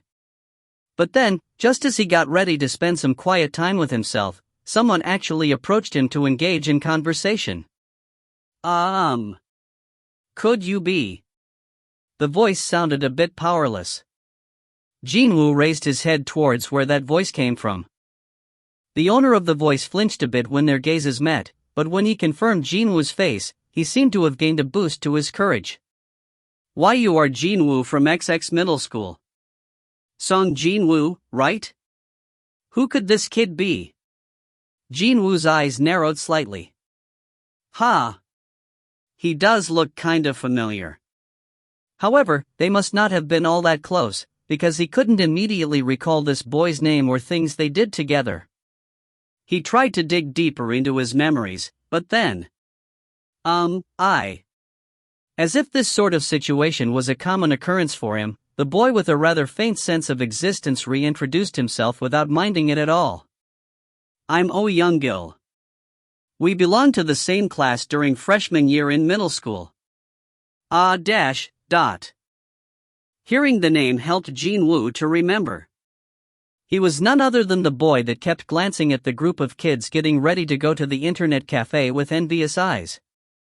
The boy with the buzz-cut hairstyle had grown up to become a high schooler now. His facial expression now half made up of amazement and delight, Jin-Woo extended his hand for a shake. Hey, good to see you, Young-gil. It seemed that shaking hands was a gesture still too foreign for a boy just entering high school life, because Oh Young-gil was hesitating somewhat on what to do next, but eventually, he cautiously grasped the offered hand with a sheepish expression. Why yeah, me too. As they shook hands, Jin-Woo felt this great sense of relief coming from the boy. Indeed, one would certainly feel relieved after finding a familiar face, a friend even, when entering a new school and a new class. Jin-Woo formed a warm smile so the friend he met after a long time could feel relaxed now. It must have been pretty effective, because Young-gil grew just a bit chattier than before. You live around here? My family moved house to the area nearby. But, just as the boy's words reached there, Jin-Woo had no choice but to stop him for a bit, slightly peeved by the fact that he was unable to enjoy this unlikely reunion with a friend to its fullest. Hang on. Jin-Woo turned his head to the side, and that was when four kids who didn't look to be a nice sort, even at a casual glance, surrounded him and Young-gil. Hey man. You must be somebody important, right? You even have a glove? The hooligans pointed at Jin-Woo's left hand and cackled among themselves.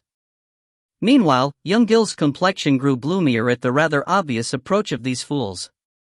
He's supposed to be a man, but he's just too timid. Jin-Woo found it rather unfortunate that his friend's expression was hardening like that, and he shifted his gaze over to these four hooligans surrounding him. The kind of faces and glare and eyes best described as worthless were the only things he saw. These four might not have graduated from the same middle school, but they had been acting as local hoodlums for a bit and had become acquaintances as a result. After finding themselves in the same class, they took a look at the faces of their classmates and arrived at a consensus that there was only one hindrance to their plan of taking over this class. And so, they were here to prod this potential hindrance a little and see what would happen. Other kids in the class were scared and couldn't even meet these four's glare, but in Jin-Woo's view, who had been fighting non-stop for almost 30 years, these four were quite adorable, actually. The quartet, oblivious of how they were being judged, continued their mission to provoke Jin-Woo, who had grown silent now. Hey. Why don't you take off that glove? I want to try it on, too. By the way, why did you put a glove on only one hand? Maybe, you have a dark flame dragon on your arm, too? You dash. My hand. My right hand's dark flame is roaring out. Ah ha ha ha. They must have found something really funny, because all four of them burst out into boisterous laughter. Seeing them react like that, Jin-Woo formed a derisive smirk at them. When he did, the glare in the four hooligans' eyes changed. "Oh, you think this is funny? Seriously, did this B***** plug his ears with crap or something?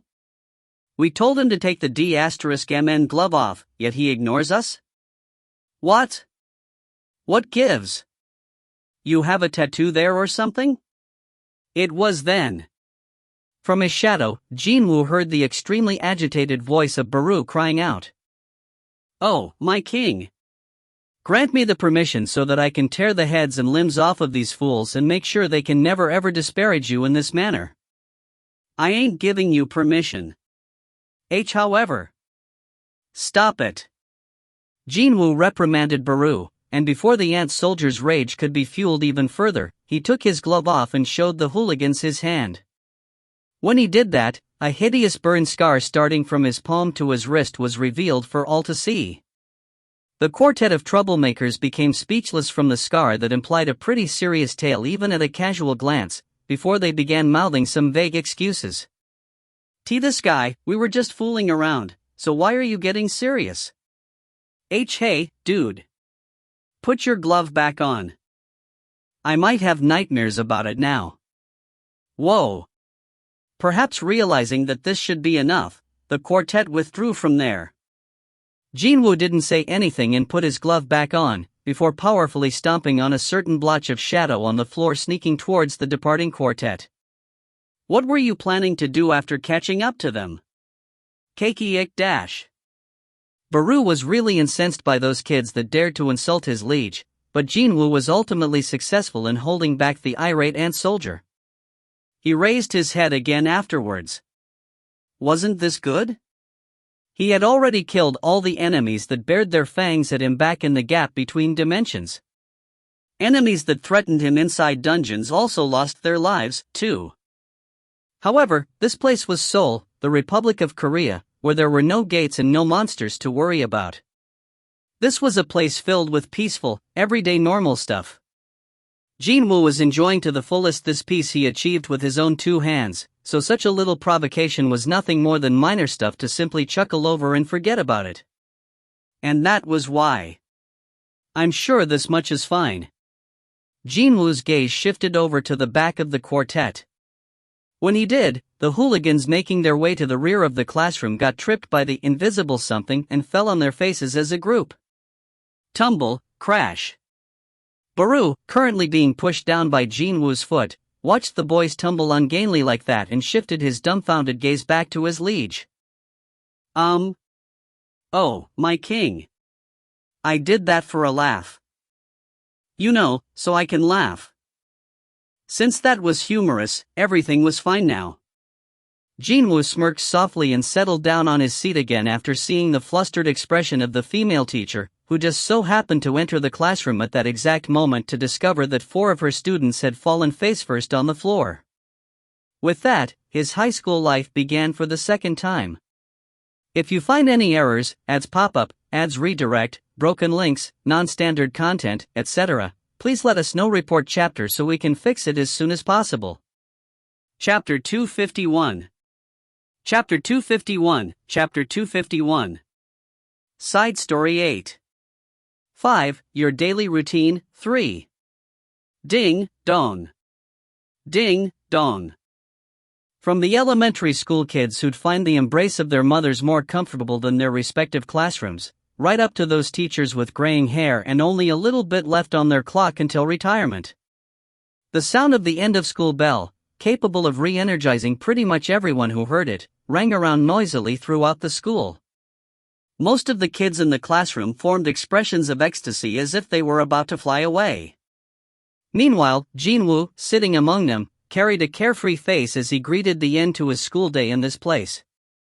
"Everyone, don't go home late because you want to hang out with new friends you made today, okay? Understand? Yees dash, dot."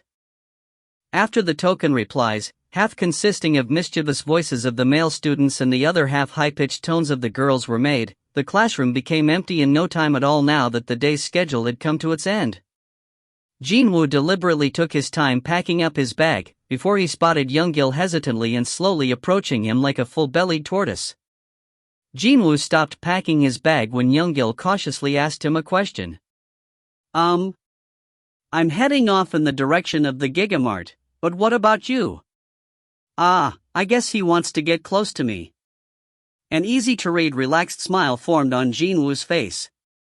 A minor favor shown when young can also become the start of a relationship later on like this, huh, not? Jin-Woo smiled for a little while, before shaking his head. Well, yeah, it's in the same direction, but there's something I gotta do first. Oh. As Young-gil stood there in disappointment, Jin-Woo lightly tapped the boy on the shoulder and grinned brightly. Let's go. Not too long afterwards, both of them exited from the school building. What? Track and field club? Young-gil asked with a surprised voice, while Jin-Woo nodded calmly as his reply. Yup. The reason why Jin-Woo chose this school, far from his home, instead of those nearby was because it was only this particular one that happened to have a track and field athletics department. Young-gil could only tilt his head when Jin-Woo replied that he joined the track and field team from today. Was Jin-Woo good at track in the past? He remembered hanging around Jin-Woo for only about a month or so. The memories of him playing that game really well were the only thing that came to the boy's head, but he just couldn't recall Jin-Woo doing anything particularly outstanding during physical training or club activities. No, Young-gil simply remembered Jin-Woo doing pretty much everything at his pace, which was leisurely. A high school track and field club should be operated by only the talented students, though. The boy suddenly felt worried about Jin-Woo and found himself unconsciously chasing after his friend. Meanwhile, Jin-Woo crossed the athletics field and approached the group of athletes loosening themselves up in the corner of the field. Their attention soon shifted towards the incoming duo of freshmen. They initially expected the two to walk past them or change their heading, but their expectation turned out to be off the mark. The senior with the biggest physique took a step forward and greeted the duo. What do you two want now? Jin-Woo briefly scanned the atmosphere of the team members and replied with a smile. I'd like to join the athletics club. The senior with big physique, the captain of the track and field team Choi Tae-won, alternated his gaze between Jin-Woo and a shorter kid with a rather unhealthy complexion. You want to join the club? Yes. Both of you? Jin-Woo looked behind, and Young-gil hurriedly shook his head. No, just me. After seeing Jin-Woo's continuously smiling mug, the seniors grew interested and gathered around the freshmen. Oh, what's this? We have an applicant wanting to join us? This is my first time seeing a freshman barging in here and wanting to join the team, though. He's not playing around, is he? Choi Tae-won scratched the top of his head and scanned Jin-Woo from top to bottom before asking another question. You a student athlete? No, I'm not. Okay, you have experience running track in middle school? Although Jin-Woo was rather experienced in running all over the gap between dimensions to kill sovereigns, that wasn't something he could refer to as his middle school days, or running track competitively, so he could only shake his head with a wry smile. No, I don't. The seniors in the athletics club were ready to welcome this enthusiastic newcomer right up until that answer. But now, their complexions were hardening drastically. A freshman who hadn't even run track competitively wanted to enter the athletics club comprised only of student athletes? Wasn't this kid taking high school track and field way too lightly? One of the seniors blessed with a short fuse suddenly jumped into the conversation from the side. You haven't run track before, so why do you want to enter the team? Jin-Woo's reply was rather simple. There's someone I'd like to meet during the athletic meet, you see. She was still in the middle school division, but without a doubt, she possessed enough talent to participate in the regional competition. Well, she used to be an excellent athlete before she had to give up on that dream after becoming a high-ranked hunter, didn't she? If it was an athletic meet featuring participants from both middle and high schools, then wouldn't he be able to naturally run into her there? Jin-Woo judged that, rather than forcibly get close to her and insert himself into her life that way, this might be a far better approach for both of them. However, judging from the expressions of the seniors, it seemed that they didn't share his thought process. Athletic meet. The expression of the senior with the short fuse, Jong Gushik, hardened like stone. Even if one was to look down on running track, there was a line one shouldn't cross.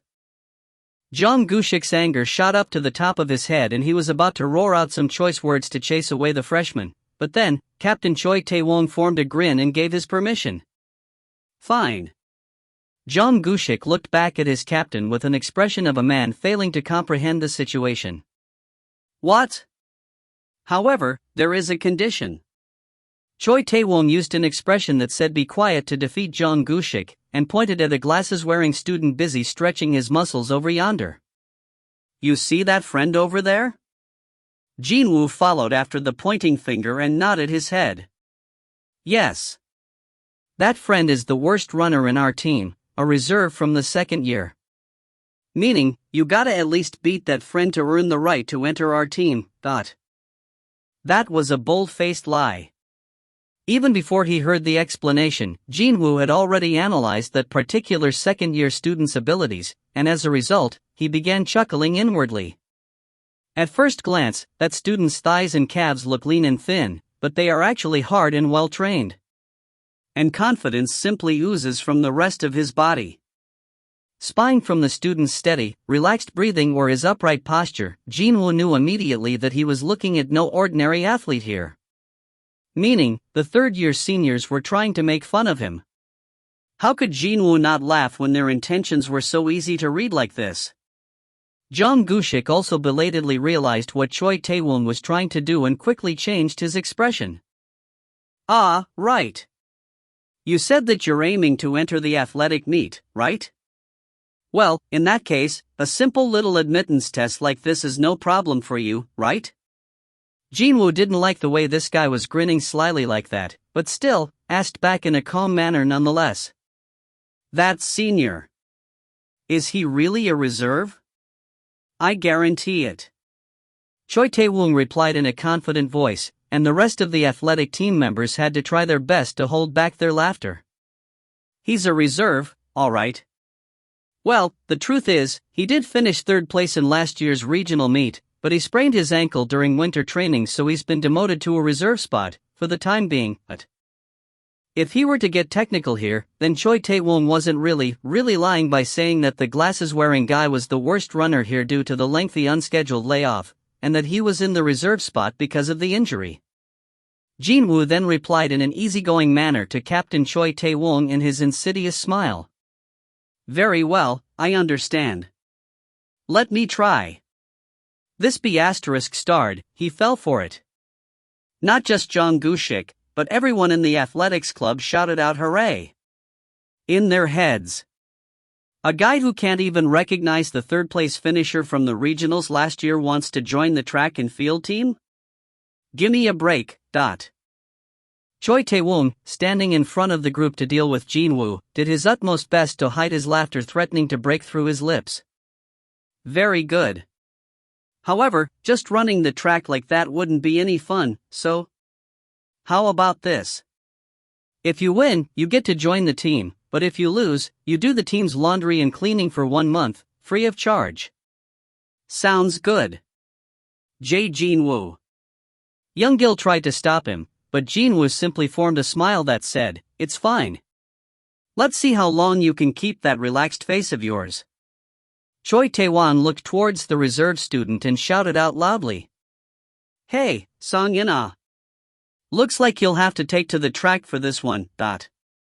The ace of the team, Woo Sung-in, finished his stretching exercise and raised his body up. It's not a problem. He took off his glasses and entrusted it to another member of the club, suspiciously ominous aura shooting out from his eyes. Jin-Woo held the senior's fierce gaze while handing over his school bag and his jacket to young Gil next to him. While the members of the track and field club were thinking that here was a chance to let a freshman taste the bitterness of life, Jin-Woo was deeply pondering inwardly just how seriously he should run so that the sheer mental shock his seniors no doubt feel wouldn't be as high. Hey, Freshman, are you ready? Yes, I am. Sunyan, what about you? I'm ready. Jin-Woo and Woo Sung-min stood side by side on the starting line. The former assumed a posture that best optimized one's ability to rapidly change directions and enter a battle at any time, while the latter assumed a posture solely designed for track competition. This time, the team members didn't bother to hide their ridiculing laughter at Jin-Woo's weird posture. What the hell is up with this idiot? And he still wants to join the athletics club? But, isn't he a D*MN beginner who doesn't even know anything about running track?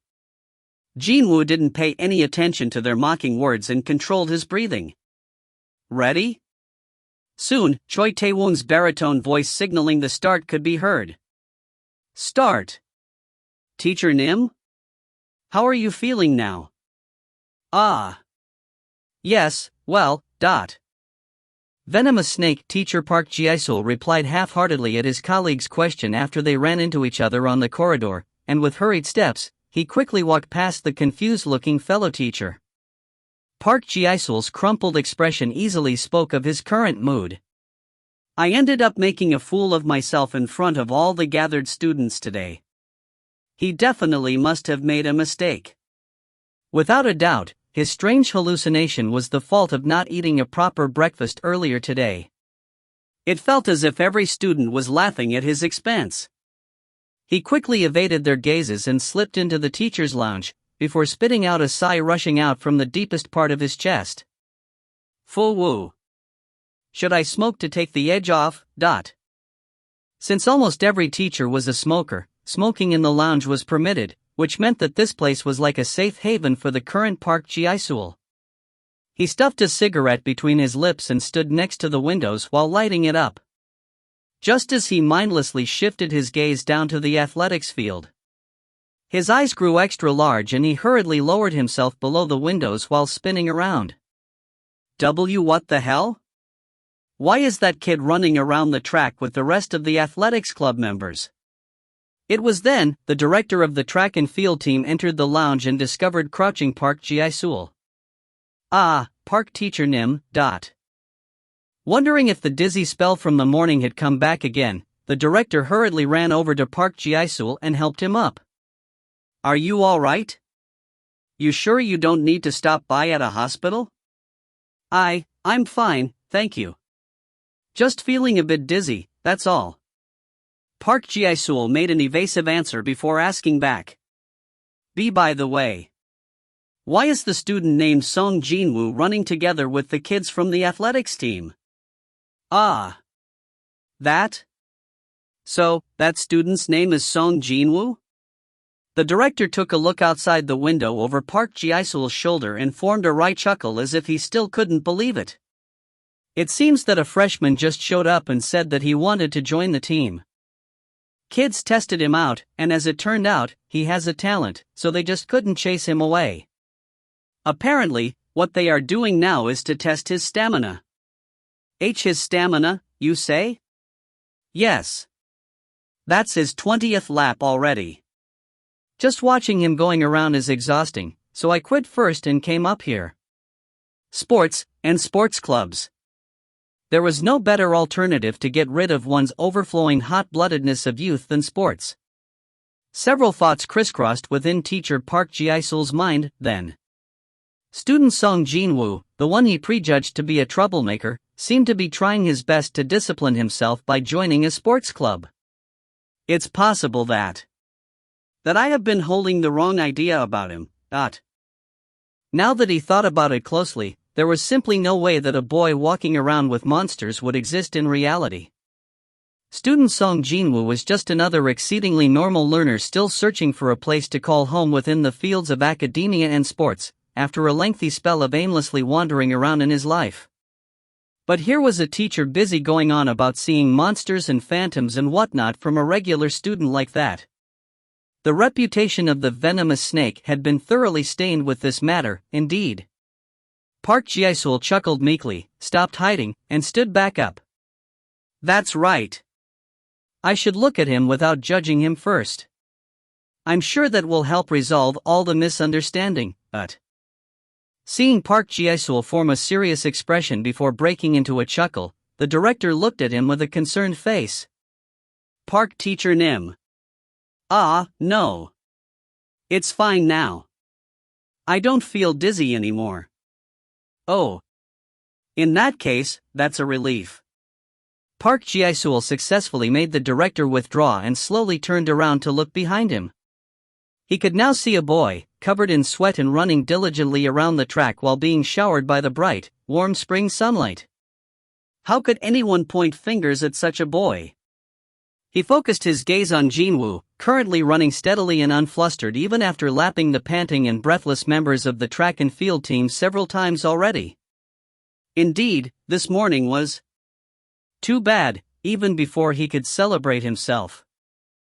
Without any warning whatsoever, Park Ji-sul's entire field of vision was dyed in black and the spectacular sight of the Shadow Army stretching on endlessly entered his eyes. He nearly toppled over from fright, but he forced his legs to steady himself and gritted his teeth.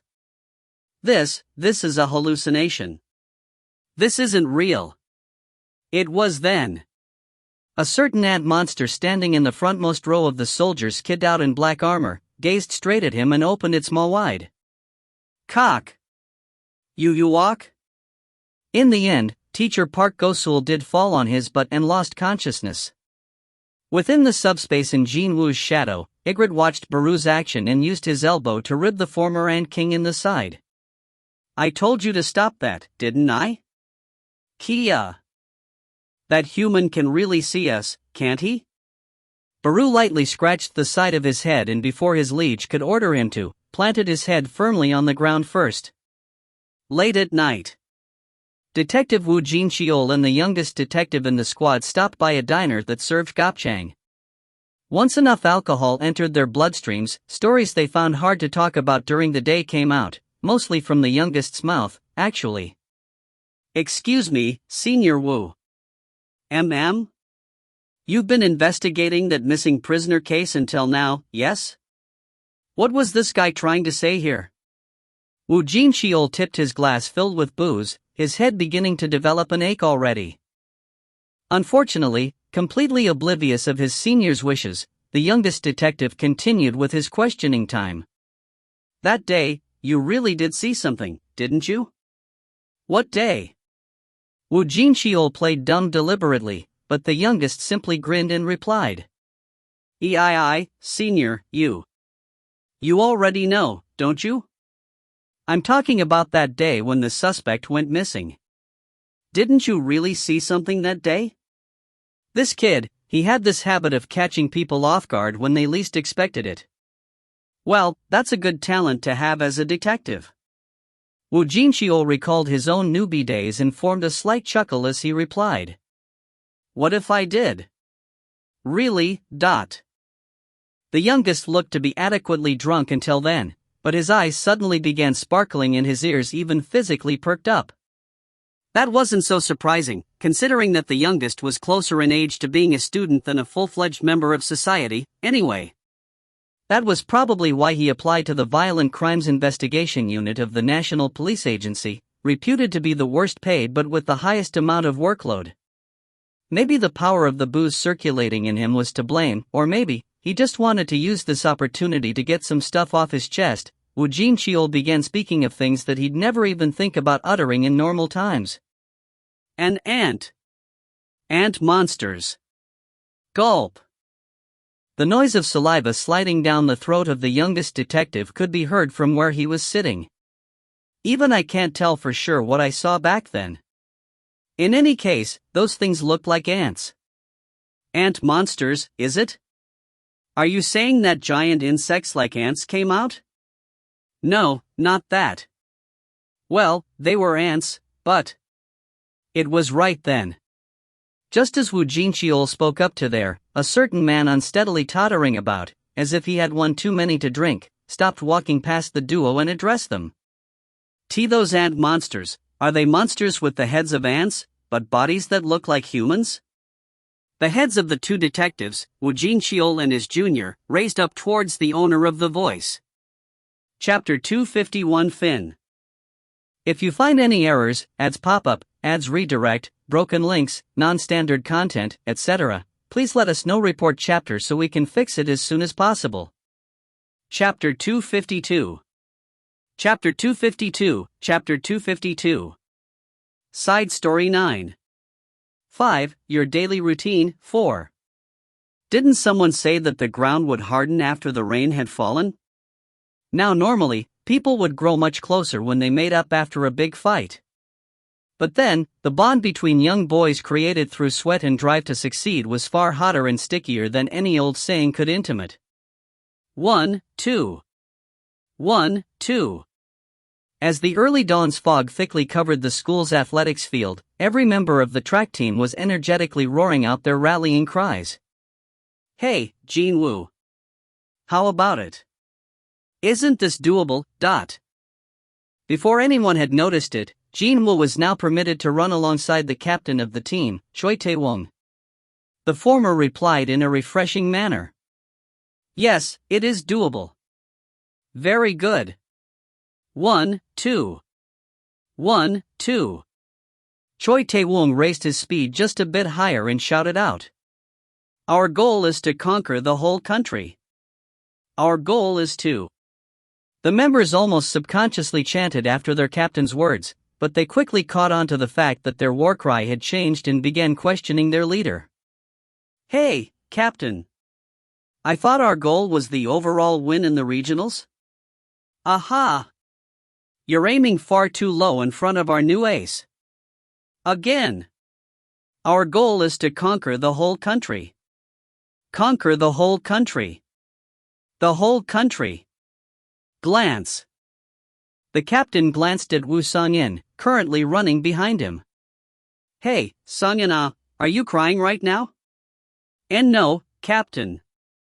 Don't give up yet, ace of the second year. Although the ace of the team has changed, how can we conquer the nation without your aid? I shall do my best, Captain. Very good dash. Conquer the whole country. The whole country. The country. Conquer the country. The whole country. While the members of the team lapped around the athletics field, positively buzzing with a heightened fighting spirit, only Oh Young-gil's complexion was turning blue amongst all the runners present. The poor kid ended up following after Jin-Woo and inadvertently entered the team as well. Pant, pant, pant, . Jin-Woo, running out in front, heard Young-gil's heavy, rough breathing and tooted inwardly. He wanted to improve the boy's rather feeble constitution, so he said yes to the idea of 1+1 admittance to the athletics club, but this. It was only a matter of time before someone keeled over at the rate things were going. But then again, it'd not be an easy task to let Young-gil escape in this atmosphere when the fighting spirit of the seniors had reached a brand new height that they had never seen before. Left with no choice, Jin-Woo loaded just a little bit of mana and sent it behind him. Like dandelion seeds being carried in the wind, the lump of mana gently floated in the air and entered Young-gil's nose and mouth. The effects of Jin-Woo's mana were an immediate stamina recovery, as well as a temporary boost to one's muscular endurance, reaction times, flexibility, and to one's rate of stamina recovery, etc. Basically, it was a comprehensive buff gift set, filled with his desire to help out a friend. Since it was a gift set straight from the Shadow Sovereign who reigned over in another world as basically a god, the effects of the buffs were rather incredible.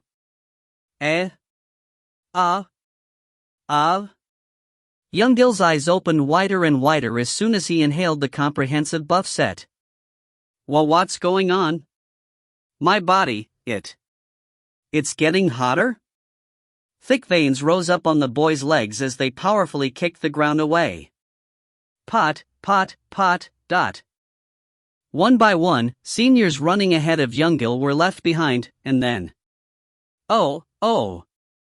Then, Young-gil's solo sprint began in earnest. And no, hang on a minute. Choi Tae-won was instantly impressed by Young-gil, who managed to shoot past ahead of everyone. The captain loudly shouted out in excitement. Look at our newbies' fighting spirit burning up like that. How can us folks calling ourselves as seniors remain lukewarm when things are like this? No, we can't. Definitely not. We chase after the newbie with everything we've got. Let's go. Let's do it. Let's go. Jin-Woo was inwardly worried whether he had given Young-gil too much energy or not, but that only lasted for a brief moment. The bright flames of the athletics team swept across the track today, as well. While performing his duties of guiding incoming students from next to the school's gate, venomous snake teacher Park Ji-sul was keeping tabs on the track and field team diligently going through their morning training regime at a distance. Contrary to his initial worries, it seemed that student Seong Jin-Woo was getting used to the life in the track team without any problems whatsoever. Heck, the headmaster even thanked Park Ji-sul out of nowhere, too. I heard from the director of the track team that you, Park teacher Nim, is always watching over student Seong Jin-Woo. Ah, that. Yes, more or less. Isn't the problem child behaving himself so well a fruit of your hard labor? With you around, Park teacher Nim, I can truly rest easy. Oh, The only thing Park Ji-sul had done so far was to watch student Seong Jin-Woo until he fell or lost consciousness. He became so embarrassed that he'd rather become a potted plant that the headmaster was watering at that moment. That happened earlier in the morning. Park Ji-sul tasted this bitterness deep within his core whenever he thought about the headmaster's high expectation of him versus his own pathetic situation where he couldn't even look student Seong Jin-Woo straight in the eye. And that was why. Because of his circumstances, he ended up getting P*SS drunk and unloaded all the useless stuff off his chest to a couple of people he'd never even seen before in his entire life. Now why did I have to go and do something like that? Just from recalling that night's events, Park Ji-sul felt like tearing out all of his hair. A few days ago, in a certain diner he stopped by out of sheer frustration. Those ant monsters, are they monsters with the heads of ants, but bodies that look like humans? With their conversation being interrupted rather rudely like this, the two men shifted their curious gazes at the same time towards Park Ji-sul, and that helped the schoolteacher to sober up real fast. Ah! What on earth am I saying? I'm very sorry. Looks like I must be really drunk. Both of you, please don't mind me and carry on. Park Ji-sul politely bowed his head and turned around to head back to his own spot, but then, Woo Jin-cheol actually called out and stopped him in his tracks. Excuse me. The schoolteacher turned his alcohol-reddened face behind him and saw that Woo Jin-cheol had gotten up from his seat to pull a chair closer to his own table. That tale of the ant monster. Can you tell me more about it? Just where would anyone be able to safely tell the story of a teacher seeing strange things when looking at a student? After being admitted to a mental hospital? Now, which parents would entrust their kids to a teacher who frequented the mental health institution's hallways? Park Ji-sul had been silently suffering all by himself, unable to tell a soul what he saw, but now that he was given a chance, he came completely clean as teardrops formed at the corners of his eyes. You see, I am someone who teaches his students with his charisma. Charisma, you know? So, where can I possibly go and speak of these things? Still, he felt a bit more refreshed, a load off his shoulders, now that he got to say the things he wanted to say. With that, he was given enough leeway to take a gander at his surroundings. Even though what he said sounded like a lame joke, the two detectives next to him were listening to his tale with serious expressions on their faces. It was at this point that Park Ji-sul grew quite curious as to what these people's story might be. By the way, why were two police detectives like yourselves discussing stuff like monsters in a place like this diner? Woo Jin-cheol exchanged glances with the junior detective before explaining their circumstances, minus the bit about him actually witnessing the real monsters, of course. And so, the brass ordered us to look into this matter, but well, it's really difficult to even find a single clue, you see. Right now, I wouldn't mind grasping at straws if that will help us. Woo Jin-cheol pulled out his business card and handed it over to Park Ji-sul as he continued on. That's why, I'd like to stop by at the school sometime later on, but will that be fine with you? Ah, of course. Of course, we must help with the police's investigation. You can come and visit us at any time. And so, the Boo's shared diner experience came to a rather friendly end in that manner, but now. Some time had passed since then, and after thinking about it for a little while, Park Ji-sul couldn't help but wonder if he had unnecessarily made the situation even worse than what it was. How can a student have anything to do with the case of missing suspects? Especially a boy who was wholeheartedly focusing on the club activities since early dawn? Fearful that he might see another weird thing again, Park Ji-sul couldn't stare for too long in Jin-Woo's direction, so he could only afford to sneak quick glances at the boy, instead. Eventually, he shook his head in resignation. Then, he spoke to another teacher manning the school gate alongside him. "Teacher Yun, my apologies, but I had a bit too much to drink last night and my innards are." "Aha, come on now, Park Teacher Nim. No need to apologize for that. Please, go back inside and take a break. I'll cover for you and keep an eye out here." Thank you." Before he went away, Park Ji-sul took another quick glance at Jin-Woo and slunk off into the school building. Only then did Jin-Woo shift his gaze towards the departing teacher, even though he hadn't shown any signs of noticing the glances right up until then. Recently, a teacher was staring at him in a rather open manner. He couldn't just gloss over what was happening here. From inside the darkness of his shadow, Grand Marshal Bellion's quiet voice entered his ears. "My liege, wouldn't it be better to erase that human's memories and take away his abilities?"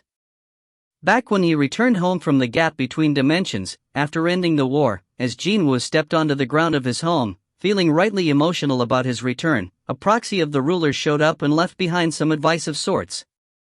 He said that, even if it was only a tiny bit of the sovereign's powers, it'd end up causing a humongous change to this world.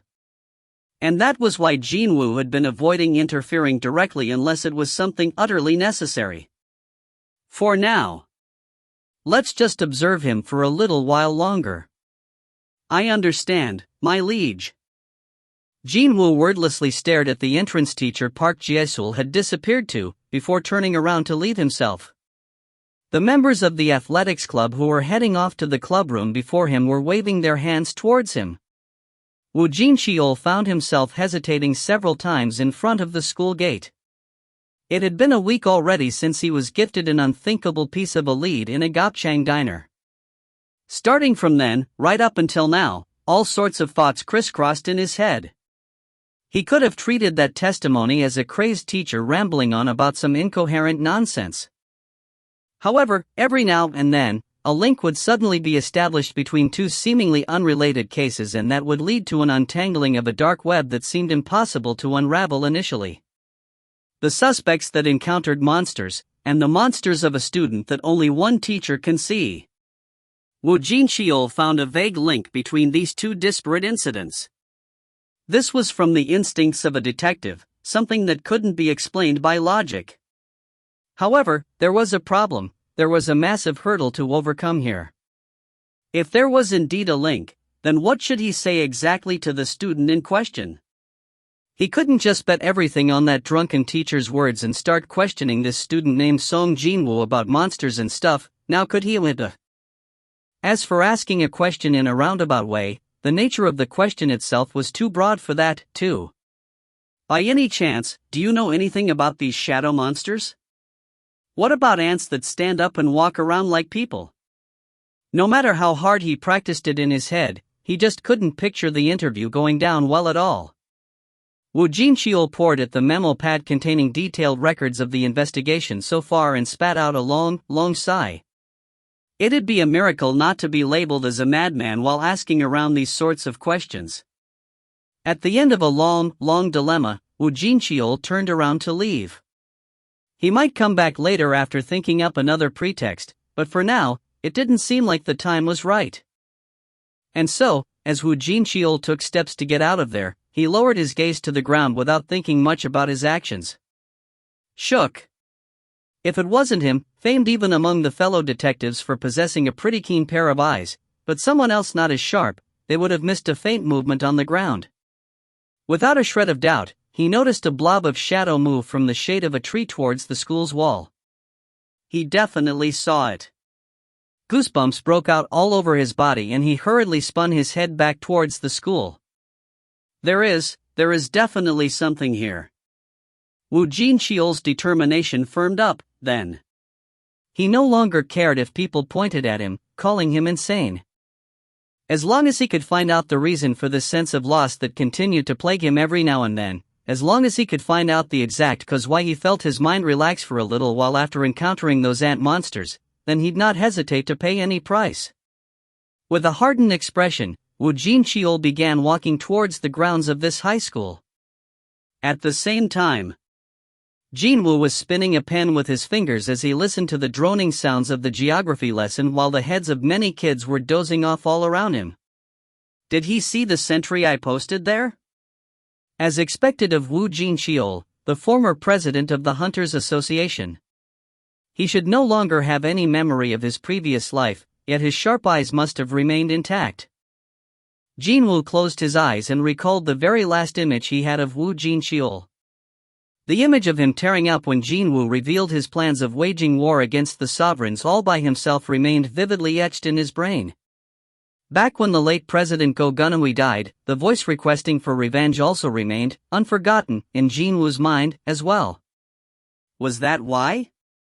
Even though this visit would prove to be rather troublesome in his efforts to maintain his current lifestyle of pretending to be a normal person, the smile etched on Jin-Woo's lips didn't want to leave him all that easily.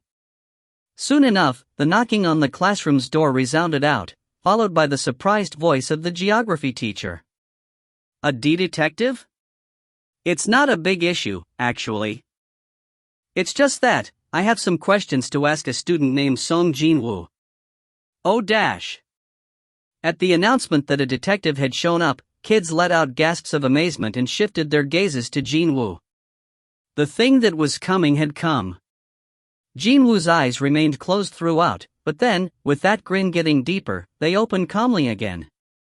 At that moment, Woo Jin-cheol was entering the classroom's door and his gaze met with a certain student's. Even though the geography teacher didn't specifically point the boy out, the seasoned detective knew that student was Seong Jin-Woo with just one look. Ba-dump, ba-dump, ba-dump. Woo Jin-cheol's heart began pounding away, as if it wanted to explode. Chapter 252 Fin. If you find any errors, ads pop up, ads redirect, broken links, non-standard content, etc., please let us know. Report chapter so we can fix it as soon as possible. Chapter 253. Chapter 253. Side Story 10. 5. Your Daily Routine, 5. Woo Jin-cheol led Jin-Woo to the end of the school corridor. He only stopped walking once they got to a distance far away from the classroom where their conversation wouldn't be overheard by someone else. Jin-Woo, quietly following behind the detective, also came to a stop as a result. He sneaked a glance towards the classroom. For some reason, this sense of distance he felt by being a student that was looking into the classroom from the outside seemed rather large. Perhaps Woo Jin-cheol was conscious of that too, because the first thing he did was to apologize to Jin-Woo, who was still looking back at the class. Sorry about dragging you out in the middle of class like this. No, it's fine. Jin-Woo held back the words of I wanted to escape from there anyway because it was so boring, in consideration of the teacher doing his best to teach the classroom full of kids. Rather than say anything, Jin-Woo looked up at Woo Jin-cheol instead. The detective was young. Since Jin-Woo had changed his physique to match that of a high school freshman, Woo Jin-cheol was now actually a good head taller than he was, with much broader shoulders, as well. A guy who looked like he'd give a gangster a run for his money was actually working as a detective. A smile abruptly bloomed on his face after seeing a friend's face in what felt like eons. It had been years, no, decades actually, if he added the time spent wandering around the gap between dimensions, since he last saw the association president Woo Jin-cheol. Even though Jin-Woo didn't want to show anything outwardly, there was not much he could do about his expression betraying him with a hint of happiness. However, Woo Jin-cheol was immediately beset with confusion after discovering the smile on the student's face. There would be only a handful of people alive who'd remain unflustered after suddenly being visited by a cop, and not only that, a detective with such a threatening face like his? More than that, was there a reason to say anything else when the person in question was just a high school student? However, this kid in front of his eyes was actually smiling. This boy. Something's different about him. Woo Jin-cheol felt it the moment he stepped into that classroom. This kid was different. Thanks to his job being what it was, he had run into his fair share of murderers who killed many people, or gangsters that lorded over the backstreets with iron fists. However, not even once had he met anyone with a pair of eyes as calm as this boy. How can a student possess eyes like that? Gulp. Unbeknownst to him, Woo Jin-cheol swallowed back dry saliva from all this tension in the air. Starting from the moment he saw the boy, his heart was still violently pounding away for reasons unknown to him. To dissolve the many questions swirling and circling inside his head, Woo Jin-cheol pulled out his memo pad and began looking into it. By any chance, Shadow, no, wait. Ants. Woo Jin-cheol was looking at the contents of his memo pad, but no matter what he did, he just couldn't form any coherent sentences. So, he pulled out a pen from his inner pocket, instead. Jot, jot. While Jin-Woo watched on with an interested gaze, Woo Jin-cheol quickly drew something on the page of the pad and presented the resulting artwork. Jin-Woo inwardly praised the detective's effort. This dude, he's actually a lot more talented in art than I thought, but... What Woo Jin-cheol sketched just now was the general appearance of Baru. Although it couldn't be called exact description, still, he got right the head of an ant, human-like hands and feet, the sharp claws, as well as the ant's wings on the back, etc., etc. Anyone who knew what Baru looked like, they would recognize him from this drawing in an instant. Woo Jin-cheol asked his question then. By any chance, can you think of something when you look at this image? Jin-Woo looked at the drawing for a bit before raising his head and spotted Woo Jin-cheol and his slightly blushing face. Even he should be aware of how ridiculous this whole thing must have looked. But regardless of all that, he seemed to be desperate to recover the memories of things that happened to him, but were later taken away, even if that meant he'd have to resort to doing something like this. Containing all of his desperation. Do you know what this is? Woo Jin-cheol asked one more time. Before the hints of embarrassment, as evident in the detective's voice, could grow larger, Jin-Woo quickly answered him. Yes. Ba-dump. Woo Jin-cheol's heart powerfully rocked and pounded on his chest. Why, you know what this is? The detective's voice grew louder. But Jin-Woo's expression was utterly calm in his demeanor, a complete contrast to Woo Jin-cheol's. Yes. Woo Jin-cheol's eyes trembled violently. Finally. He finally found it. His breathing quickened considerably, and his voice picked up just as the greatly urgent questions flew out of his mouth. What is this ant monster? And what is your real identity? Jin-Woo took a step back in order to avoid the agitated Woo Jin-cheol. The latter realized that he made a mistake and quickly calmed himself down. I got too carried away there for a second. I've been chasing after this case for a while, you see. One by one, he would dig into what this student knew, step by step. Didn't he have to go through so much hardship to find this clue already? So, there was no need to be too hasty now. Woo Jin-cheol managed to tide over his pulsing heart with those thoughts and spoke up with a much more calm voice. All right. So, you know something about the creature in this image? Yes. Jin-Woo replied briefly with a nod of his head, before an innocent expression formed on his face. Isn't that a monster that pops out from one of those special effects dramas that kids like to watch? Like, Kamen Rider? Ah. Woo Jin-cheol was immediately overcome with this sense of despondency, akin to watching a sandcastle he built all day long get washed away by a single incoming wave. A small but heartbroken sigh leaked out of his mouth. Since his expectation had been great, the ensuing disappointment was just as great, too. His hand holding the memo pad naturally dropped lower. He looked so fatigued right now, so tired that he couldn't even hold that little pad up anymore. For a brief moment there, he grew angry at this boy for needlessly stringing him along with his vague answers. But, well, what crime did this student commit exactly, when he spoke only of the things he knew about? Woo Jin-cheol forced a smile on his face. Thank you for your cooperation. Is that all? Yes.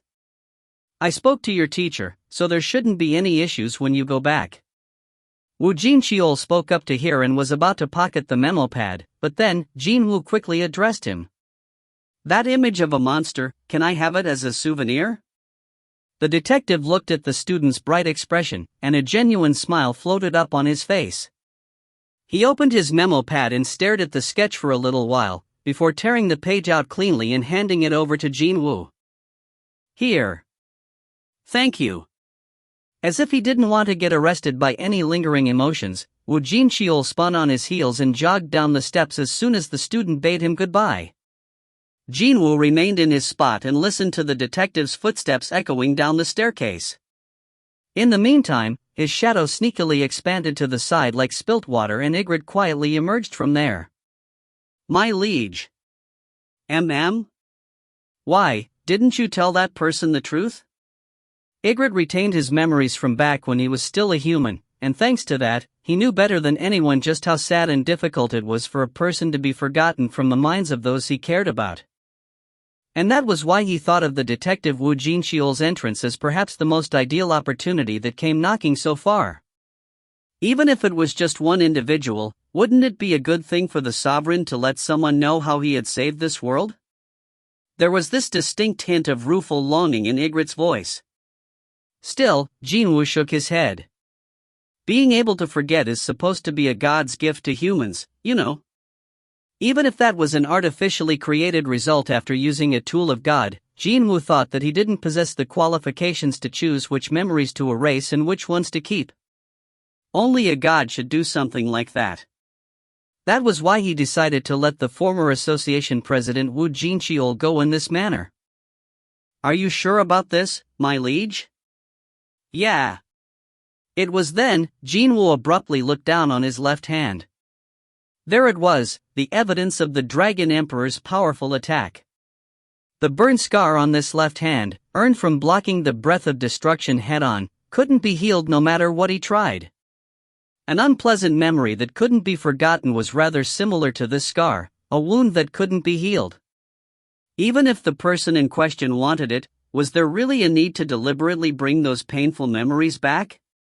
Right now, not a trace of pain and misery that was suffered at the hands of the monsters and sovereigns remained in the memories of people living on this planet.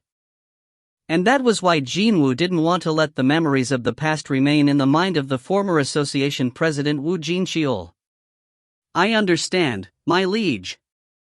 Ygritte silently submerged back into the shadow, as if he accepted the explanation. Jin-Woo remained standing on the spot looking down at the bottom of the stairs before turning around to enter the classroom. Once the break came, the boiling interests of the kids finally focused on Jin-Woo. Seriously now, just when would these kids get to experience a TV drama-like situation of a police detective suddenly barging into their classroom?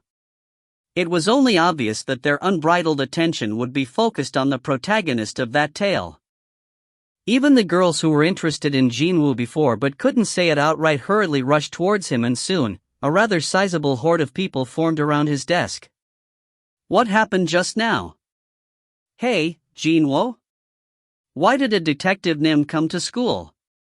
Jin-Woo grinned softly at the burning curiosity of his classmates and spoke of the fresh excuse he just cooked up on the spot. Well, he's someone that I know, and he just stopped by to ask me about something, that's all. Wowzers, that's awesome. You're an acquaintance with an actual detective? Jin-Woo, I'm so envious, you know? Jin-Woo found it hard to keep his laughter in check as the kid's interest began heading down a slightly unexpected direction. Young Gilla, why are your eyes sparkling like that now?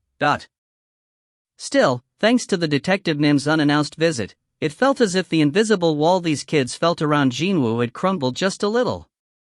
Girls took this opportunity to ask about those things they were dying to know.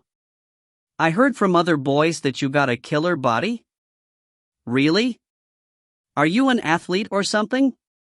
Ah! I saw Jin-Woo running on the track with the seniors from the school's track team the day before yesterday. Wah, look how broad his shoulders are. Kayak, kayak. As the girls surrounded him from all sides, Jin-Woo began pondering how he should go about making them quietly return to their seats, but then the quartet of the hooligans found one person hogging all the attention quite displeasing and decided to interrupt the fun. Hey, you! Aren't you getting really popular now? Even a cop came to see you and all. Once this quartet entered the scene, the boys quickly retreated to their seats, while the girls began to quietly back away. A boy named Nam Junshik, the one with the highest position within the quartet, began slapping Jin-Woo's shoulder that played host to the curious touches of high school girls not too long ago. The corners of his eyes began curling up. Does me being mischievous like this count as school bullying? Are you going to report me to the detective Nim now? It's your hand that's gonna hurt if you keep hitting me like that, though, Jin-Woo stared at the dumb kid with apathetic eyes, and sure enough, Nam Junshik's complexion began reddening gradually when he realized that his hand hurt like hell, but despite his efforts, his target's reaction seemed way too lukewarm. Arg, just why the hell are this punk's eyes so sh*tty, man? Nam Junshik then swiped everything away on Jin-Woo's desk. Textbooks, notebooks, and his pencil case, plus a couple of other things tumbled to the floor. 10 million strong shadow army hiding in Jin-Woo's shadow all roared out in anger after they witnessed this show of force from the teenaged fool. The teen hooligan didn't stop there and reached out to grab the collars of Jin-Woo, whose complexion had hardened just then. What? You wanna have a go? You better loosen up while I'm still being civil, got it? It was then. A massive arm suddenly pounced from above and wrapped tightly around Nam Junshik's throat. Kiak. The hooligan grabbed at the thick arm as he began choking pathetically, and in the meantime, a familiar face revealed itself above the pale-faced kid. You have business with our beloved ace of the track and field club, boy? That face belonged to none other than the captain of the club, the third-year senior Choi Tae-won, and he was being accompanied by another third-year, the senior with a short fuse, Jong Gu-shik. All four members of the quartet found themselves trapped in arm locks and headlocks of their seniors, their complexions paling gradually from the lack of oxygen.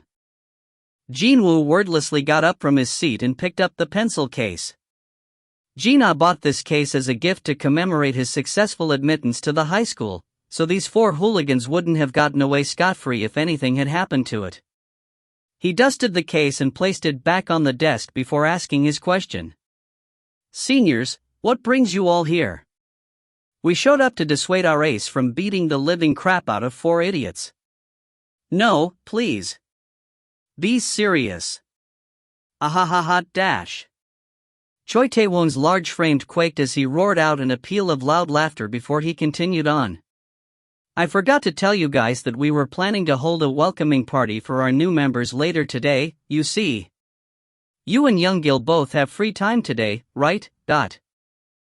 Jin-Woo glanced at Young-gil and the latter nodded his head. Yes, we do. In that case, see you both after school. Still smiling, the seniors began leaving one by one, but then, Jin-Woo called out to them to stop their march out of the classroom. Seniors? Where are you taking those four still stuck under your arms? Ahaha, these idiots? Choi Tae-won exchanged some knowing glances with Jong Gu-shik. Well, what should we do with them? How about we do an easy lap around the track, Captain? Sounds good. Soon afterwards, the loud shouts of "Conquer the whole country" slowly got further away from the classroom's interior. Ding, dong.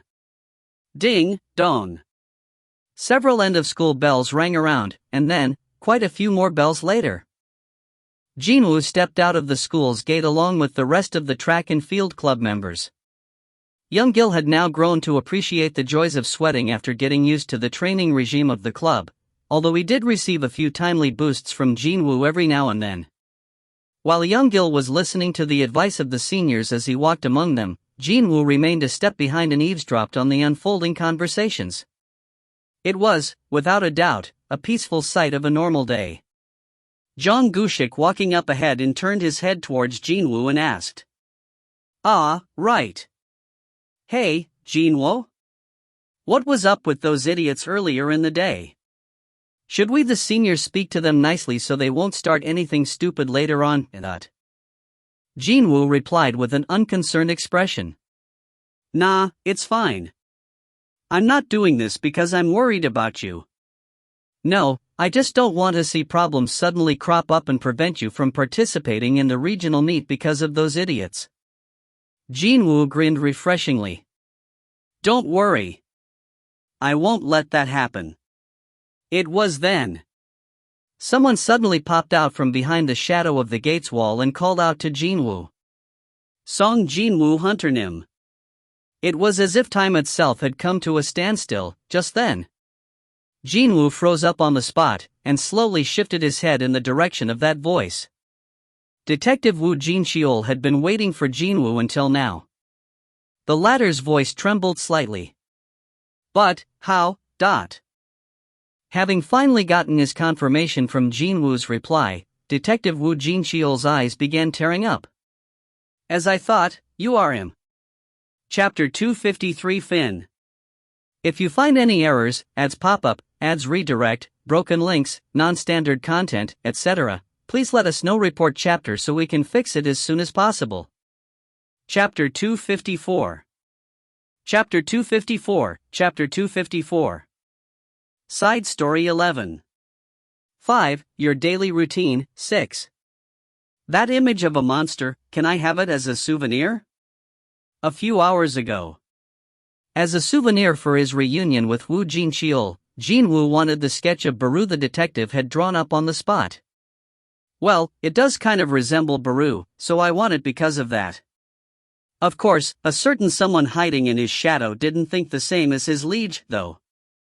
Oh, my king. I beg thee not to fall for that shoddy and crude doodling of a plebeian. Baru desperately pleaded with his liege that he was nowhere near that ugly in the sketch, but Jin-Woo simply let that whining enter one ear and go out the other. In the meantime, Woo Jin-Cheol stared at his own drawing for a bit as if to let go of all his lingering attachments. Soon, though. Rie up. He cleanly tore the page off the memo pad. Woo Jin-Cheol extended his hand holding the drawing to Jin-Woo. Here. Thank you. Jin-Woo gladly accepted the sketch. And during that process, the detective's hand briefly touched the tip of Jin-Woo's finger. It was surely nothing important in the grand scheme of things. However, massive events that left their mark in history books sometimes began with seemingly insignificant little things. Woo Jin-Cheol turned around and hurriedly descended the staircase. I knew it, this whole thing was a dumb mistake. Regret was rapidly filling him up. Because he got too hyped up from the prospect of finding a clue, he ended up doing something that he'd be unable to explain even to the youngest detective in the squad with a straight face. The sense of embarrassment and regret rushed in like the incoming tides, now that this was all he had to show for his efforts. Stairs always feel so d***mn long only on days like today, don't they, Anna? Detective Woo Jin-Cheol bitterly muttered to himself as he climbed down the staircase, but then, his steps had to come to an abrupt halt. He suddenly heard a voice from somewhere, that was why. Association President. Do you trust me? Woo Jin-Cheol froze up when a chill-inducing feeling crept up on his spine and he quickly scanned up and down where he was. He saw not one person coming down from the stairs or climbing up from below. Classes were still ongoing, so the steps of the school were quite literally quiet and still.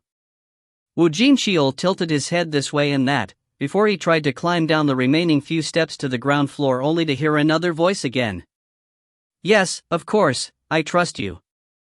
This time, it was his own voice. What the heck is this?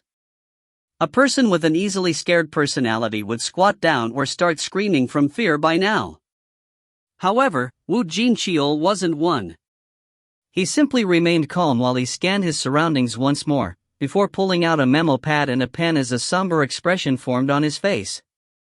I'm suddenly hearing auditory hallucinations. Could it be that the sense of loss I feel or the ant monster I witnessed were evidence of something wrong with my brain? The end of a brief observation was signed off with a question mark scribbled on with his pen. Woo Jin-Cheol felt rather weirded out now. He stuffed the memo pad inside his inner pocket and hurriedly descended the rest of the steps. And with a speed far quicker than that, he escaped from the school building. But then, yet another auditory hallucination rocked the inside of his head. In that case, I hope you will believe everything I'm about to show you. Look! Woo Jin-Cheol gritted his teeth and covered both of his ears. The voice he had never heard before and his own words that he never uttered before as well, began making a mess out of his mind. An intense bout of confusion crashed into him like an unstoppable tide. What the hell is this? And then, out of all those voices swirling in his head, there was this one phrase that kept ringing so clearly in his head. Seong Jin-Woo Hunter Nim. Hunter Nim. In that case, what should we? No, what should I do to help you, Hunter Nim? Hunter Nim. Seong Jin-Woo Hunter Nim. A name that didn't want to leave his head alone. The name of Hunter Seong Jin-Woo. If it's Seong Jin-Woo, then isn't that the name of the student I just met? He heard that patients suffering from mental disorders often came up with crazy stories that featured people from their lives. Could such a thing be happening inside his head now? Woo Jin-Cheol walked forward as his body swayed unsteadily. He kept frowning in pain as a migraine viciously pounded away at his temples. Even then, even if the inside of his head had become so complicated and messy to the point that he didn't know how to unravel all the tangled thoughts in there, every time he recalled the name Seong Jin-Woo Hunter Nim, it felt like the big hole in his heart was slowly filling back up for some weird reason. Woo Jin-Cheol crashed down on a park bench and began murmuring repeatedly the name that continued to swim inside his mind. Hunter Seong Jin-Woo, Hunter Seong Jin-Woo, Hunter Seong Jin-Woo. That name holds the clue. I definitely know that name, Seong Jin-Woo. I must remember it. I must drag it out into the open. I must find all the memories of him, and the reason why those memories are erased from my mind. Yuk. While still under an extreme case of a migraine, Woo Jin-Cheol fought hard to recall his memories and eventually, a certain scene popped up in his head. Association President. Do you trust me? Yes, of course, I trust you. In that case, I hope you will believe everything I'm about to show you. Excuse me. The tip of a finger belonging to someone approached his forehead. The moment it touched his skin, darkness dyed his view for a short while, but during that time, a countless number of images flashed past his eyes. Those were the memories that connected the past, the present, and the future. And they contained the stories of gates, monsters, hunters, rulers, and sovereigns. This can't be. Just how can such a thing be? Woo Jin-Cheol couldn't finish what he wanted to say, and Jin-Woo, now the shadow sovereign, replied with a lonesome expression. Well, a higher being's memories aren't affected by the flow of time, you see. Indeed, a sovereign's memories easily transcended the boundaries of time itself. Pant. Woo Jin-Cheol panted heavily and with great difficulty after emerging from the flashback of the past. For a short moment in time that no longer existed, his consciousness was connected to Jin-Woo, who was a higher existence. And it happened then, memories sealed tightly away somewhere within his soul had been unlocked through yet another contact with Jin-Woo, and were brought back up to the territory of his consciousness. Oh, my God! The sense of emptiness that felt as if there was a hole in the corner of his heart slowly filled back up, and warm tears began trickling down from Woo Jin-Cheol's eyes. He then remembered the question he asked Jin-Woo after learning of what the latter was planning to do. Son Hunter Nim. Are you planning to fight these things? All by yourself? The answer to that question, it was right in front of his eyes now. A young man whose name was unknown, walking past the park bench while listening to music through a pair of earphones, a pair of lovers brushing past him while whispering their undying love to each other. an old man out to walk his dog, and people loosening their muscles near the exercise equipment in the park. In this world, in this place, there were no gates. No monsters. No battles. Wu Jinxiol now bore witness to the miracle that man had created through his hands, this incredible peace, and thicker, hotter tears began flooding out from his eyes. Song Hunter-nim, you did it. Wu Jinxiol recalled the screams of so many people meeting their ends at the monsters and continued to weep for a long, long time. No, hang on. I shouldn't be doing this. The veteran detective's rough, calloused hands busily moved about to wipe away the tears. Even if the entire world had forgotten about the truth, Wu Jinxiol had to go and tell Seong Jin-Woo that at least there was one person who knew the latter had battled for the sake of the world itself. Such a sense of duty began welling up in his heart, but at the same time, a sense of uncertainty also entered him, wondering if what he was about to do was for the sake of that man. He's spending his time as a regular student now, having willfully forgotten about his past as a hunter. If he wanted to remind Wu Jinxiol of the past, then there were ample chances to do so. Jin-Woo could have answered his questions, or just like before, transmit a whole section of memories through nothing but a fingertip. However, the youth didn't show any reactions when a detective showed up in this place through a series of coincidences, before quietly letting him be on his way. Could it be that he didn't want his peaceful everyday life to be interrupted? If that was the case, then wouldn't them going back to their regular lives, while pretending to be none the wiser, be for the better for Hunter Seong Jin-Woo in the end? Wu Jinxiol fell into a dilemma. His dilemma grew heavier and harder to resolve, and he remained stuck with it right up until students began leaving the school for the day. However, watching them cross the park one by one did help Wu Jinxiol with coming to a rather tough conclusion. Right. Rather than me deciding this, let's leave it to Hunter Seong Jin-Woo. I'll call out to him, and if he pretends to not understand me, then I shall respect his choice. However, even if there is a small reaction, then Wu Jinxiol hurriedly returned to Jin-Woo's high school. And then, he didn't leave the side of the school gate even when no more students walked past him.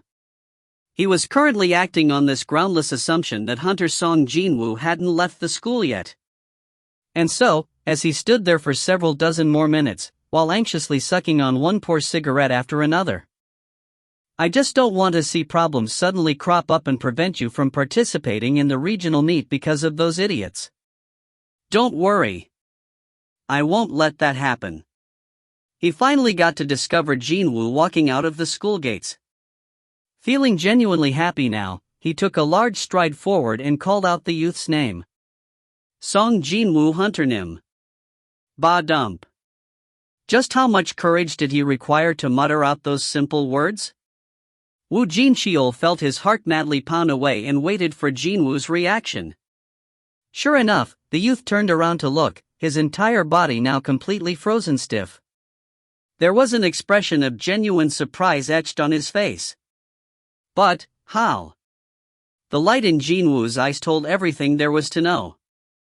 Having finally gotten his confirmation from Jin-Woo's eyes, Detective Wu Jinxiol began tearing up once more. As I thought. You are him. The two of them moved to the park in the vicinity of the school, the very location where Wu Jinxiol recovered his memories. Sunlight reflected on the gently undulating surface of a small pond located in the middle of the park, creating ripples of ripe gold. Wu Jinxiol stopped walking around there and opened his mouth first. I hope I didn't cause a problem between you and your club seniors.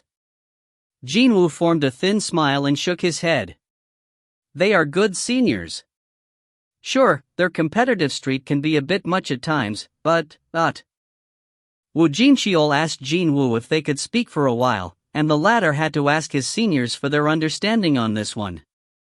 Since there was a prior engagement, the older kids could have easily gotten unhappy at this situation, but. Don't be too late. Until you show up to the welcoming party, we're holding young Gil as our hostage, okay? Senior? The seniors from the track and field team didn't sweat it and left for the party venue ahead. Jin-Woo recalled Young-Gil's tearful face as he got dragged away by the seniors and smirked softly to himself. Still, the life of my friend is hanging in the balance here, so I can't stay for too long. Woo Jin-cheol broke into a gentle chuckle after seeing the youth's expression that showed how much he was enjoying his current life. In that case, I understand. Let me get to the main topic, then. The smile was gone in an instant from the detective's face after he finished those words. How long have you been fighting against those creatures in the gap between dimensions? According to the records, Jin-Woo was missing for around 2 years. However, Woo Jin-cheol had seen the overall combat force of the sovereigns through the memories of the Shadow Sovereign, and he knew that the 2 years were simply not enough to defeat them all. Jin-Woo cautiously replied. 27 years. The moment he heard that reply, Woo Jin-cheol sucked in his breath. To think, he had to fight against over 10 million enemies for nearly 30 years in the gap between the walls of different dimensions, where not a single thing could exist. Woo Jin-cheol couldn't even begin to imagine how difficult and arduous the battles must have been. For a long while there, he failed to come up with something to say, but eventually, forced his lips to part just a little. You don't regret anything? Jin-Woo's reply this time was instantaneous. No, I don't. He could say this with absolute confidence. If I were to be given the same opportunity over and over again, I will make the same decision every single time. But everything that happened, from when he and his father went to a baseball game while holding hands during the latter's off day, the doenjang stew mom cooked with so much care and love, his little sister's smile, bright and unclouded by the fear of the monsters. All of these were precious things that couldn't be measured with any financial value. If the price he had to pay for all of these things was to carry the weighty burden by himself, then he'd not hesitate to carry it over and over again. I don't regret anything. Woo Jin-cheol heard Jin-Woo's composed voice and in that instant, felt his nose sting once more. Thank you, Seong Jin-Woo Hunter Nim. He barely managed to swallow back those words that almost came out of his mouth. He knew that these simple words of gratitude could never convey his true feelings to Hunter Seong Jin-Woo, that's why. He took a quick look at his wristwatch while thinking about the life of the hostage and raised his head. It looks like you're living a wonderful life now. Jin-Woo smirked softly. It is satisfactory, yes. Well, other than my body not aging anymore, so I need to constantly modify my body shape, that is. Eternal youth and immortality. Hunter Seong Jin-Woo had now possessed godlike powers after becoming the Shadow Sovereign. However, even though he possessed such powers, he chose to live the life of a simple, normal person. If that was his decision, then. May I ask whether you thought about what you'd like to do in the future? I haven't thought that far ahead yet, unfortunately. In that case. How about, joining this side? Woo Jin-cheol displayed the police identification card inside his wallet. You mean, the National Police? Recently, many hardened criminals visiting our offices are all whining about the exact same thing. They say that it's hard to make a living with shadow monsters around. Jin-Woo studied the identification card for a while and returned the wallet with a grin on his face. But, if I become a police officer, other cops won't have anything to do anymore, That's precisely why we're working very hard, you see, to create a world like that. He hadn't changed. From when he was the chief of the association's monitoring division, and when he was the president of the Hunters Association itself, the expressions Woo Jin-cheol had shown back then remained as he continued his life as a police detective now. I'll think about it. Jin-Woo replied so and turned around to leave as he began to worry slightly about his friend's safety. Woo Jin-cheol quickly bade him goodbye. I shall wait for your favorable reply. Please don't. I heard that there's a crap ton of work but the pay is pretty bad. Jin-Woo waved his hand as he walked away, and Woo Jin-cheol smiled gently as his silent reply. Lots of work, but rubbish pay, is it? A wry chuckle leaked out automatically from his mouth after hearing that wonderfully succinct assessment that left no room for a rebuttal. At the same time, he recalled the face of the youngest detective who actually volunteered to join such a squad out of his own free will. Isn't he off today, that kid? Well, so what if it was the junior's off day? While thinking that he'd just call out the youngest and treat the kid to a hearty meal, Woo Jin-cheol politely bowed his head towards Jin-Woo's departing back, now a faint silhouette in the distance. As the only man who knew of that youth's sacrifice, he stood for everyone in this world and expressed his gratitude, perhaps for the first and the last time. Chapter 254 Fin. If you find any errors, ads pop up, ads redirect, broken links, non-standard content, etc., please let us know. Report chapter so we can fix it as soon as possible. Chapter 255. Chapter 255. Chapter 255. Side Story 12. 6. Decision. That suddenly appeared without any warning. On a certain day in April, only a stone's throw away from May's doorstep, an American emergency call center was blessed with a strange phone call. Hello. I'm a tourist currently traveling through the desert. It was not uncommon to hear about tourists getting lost. Since that was the case, the call center operator figured that this call was from yet another poor stranded soul searching for a way out from the middle of the vast desert. Did you run into an accident, sir? No, it's not actually that. In that case, did something else happen to you, sir? No. I'm not calling you because I ran into a problem, but I'm calling to report something that I'm seeing right now. The call center agent got ready to connect the call to the emergency dispatch service while replying in a calm voice to make sure that the caller wouldn't start panicking over the phone. Is it something urgent? Should I dispatch the emergency personnel to your location? Urgent, is it? Honestly, I also don't know how to explain the current situation to you. The caller's voice indicated that he was feeling really hesitant over something here, so just in case, the agent decided to confirm the caller's identity first. As it turned out, the caller was actually a college professor, and judging from his family circumstances, or the past records of lodging emergency calls, he didn't seem to be the sort to make prank calls for fun. Sir, you need to describe the situation so we can dispatch the right kind of response personnel to the scene. Can you explain to me in detail what you see? It was at that point that the agent heard the caller take deep breaths over the phone speaker. Something is about to shatter. There are lots of cracks. There was a building in a desert about to topple over? The agent tilted his head this way and that before asking again. Where are these cracks exactly, sir? Well, that's the darndest thing. The voice of the caller hesitated for a long time again as if he still couldn't believe what he saw, but eventually it did come out of the phone. The sky is breaking up. April.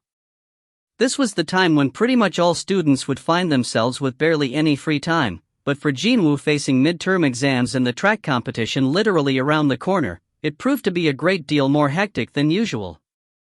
As he was studying deep into the night, his little sister, Gina, entered his room while carrying a tray of sliced Korean melon.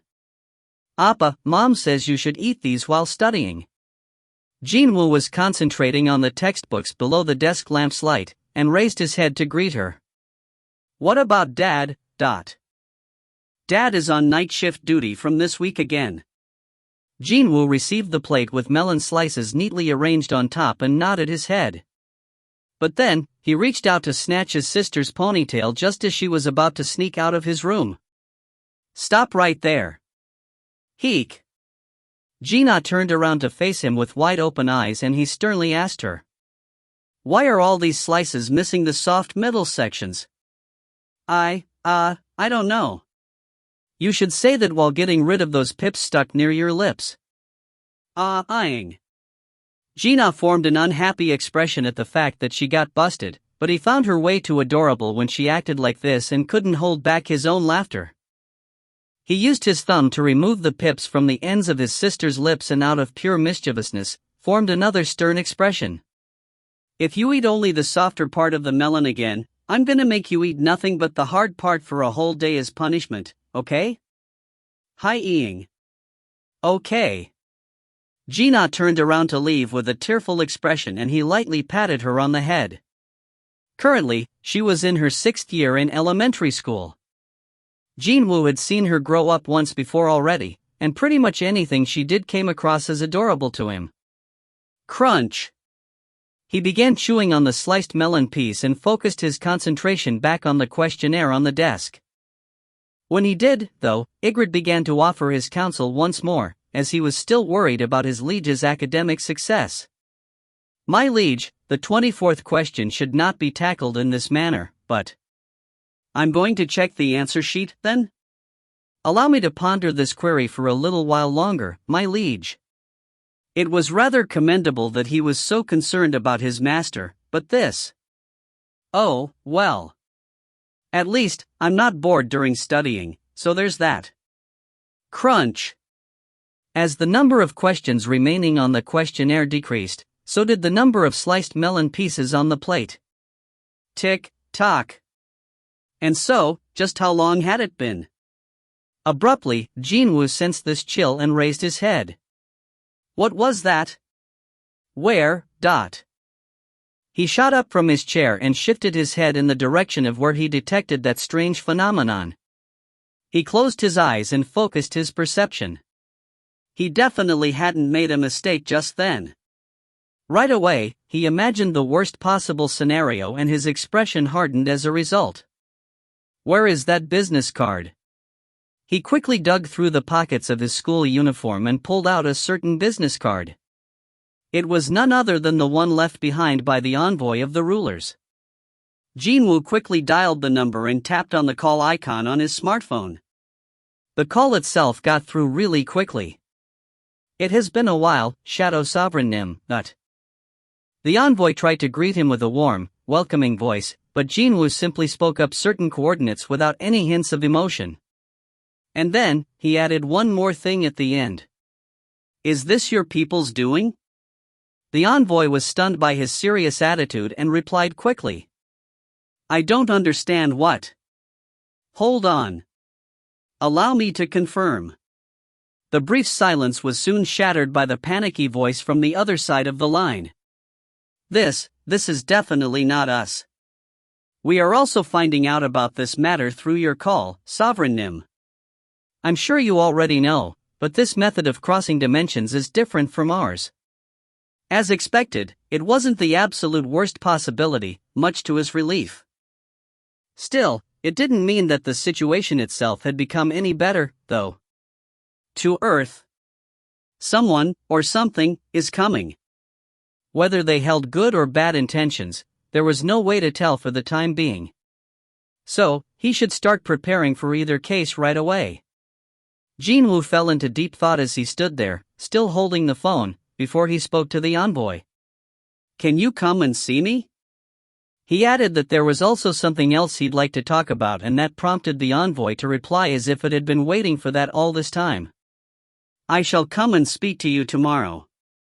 The meeting place was the cafe where Jin-Woo met Eugene-ho for the first time outside the dungeon. He got there just in time and found the envoy already waiting for him by the corner of the cafe, having arrived a while ago.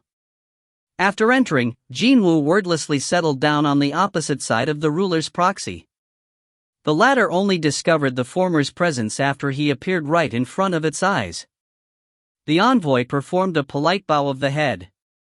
With the situation being what it was, Jin-Woo went straight to the meat of the discussion. The thing's trying to get here. Do you have any clues on who they are? They are the outsiders that tried to step into my world not too long ago. They were beaten back by the army of the heavens, and it seems that they have now set their sights on this world, instead. Why are they trying to come here, dot? They are a race of giants that consumes the rocks found on a planet that can support life forms. They are referred to as a race of titans and are known for their evil nature even back in their own world. Their reason for coming to Earth should be rather obvious at this point. Jin-Woo leaned against the chair's back and nodded his head. So, they are not friends. Yes, they are most certainly not. Now that he knew what their purpose was, the nature of his response had been decided, as well. However, there was something he still felt curious about. This didn't happen before the chalice of rebirth was used, so what gives? Jin-Woo could only remember the gates and monsters, but nothing about the attack of an alien race capable of eating a planet. The envoy hesitated slightly with his answer before willingly admitting to it. Yes, you're indeed correct. Actually, when I told you about them invading our world not too long ago, I was referring to the timeline that has been overwritten. Meaning, the creatures that should have been aiming for your world changed their heading towards Earth, instead? Yes. The envoy replied as thus, carefully observing any changes in Jin-Woo's mood. Of course, he immediately figured out the reason for this change. I'm the cause.